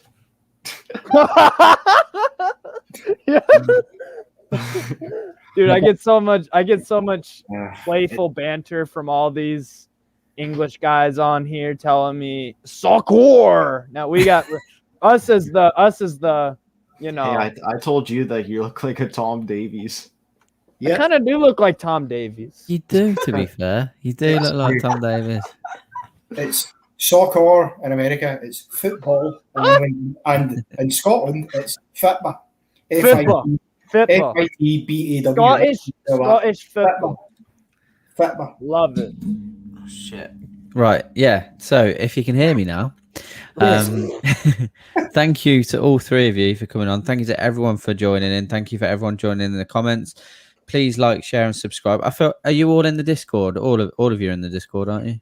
No, Ryan. I gotta recruit my boy Ryan to become a member because I met him through Paul. Yes, through the Toon review. Yeah, me and him are on the Toon review on the fan show. But so I put something on my Twitter like, hey, check out this. So bridging new fans. I like the dynamic of us 4. Well, let's do something on NFTV Extra and see how it goes once every week or once a fortnight or something. We'll have a chat about it in Discord. That'd be awesome. Yeah.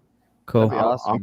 I'm always on Discord. Like I'm always playing games and stuff, and I'm sure it seems like it'll be an active server.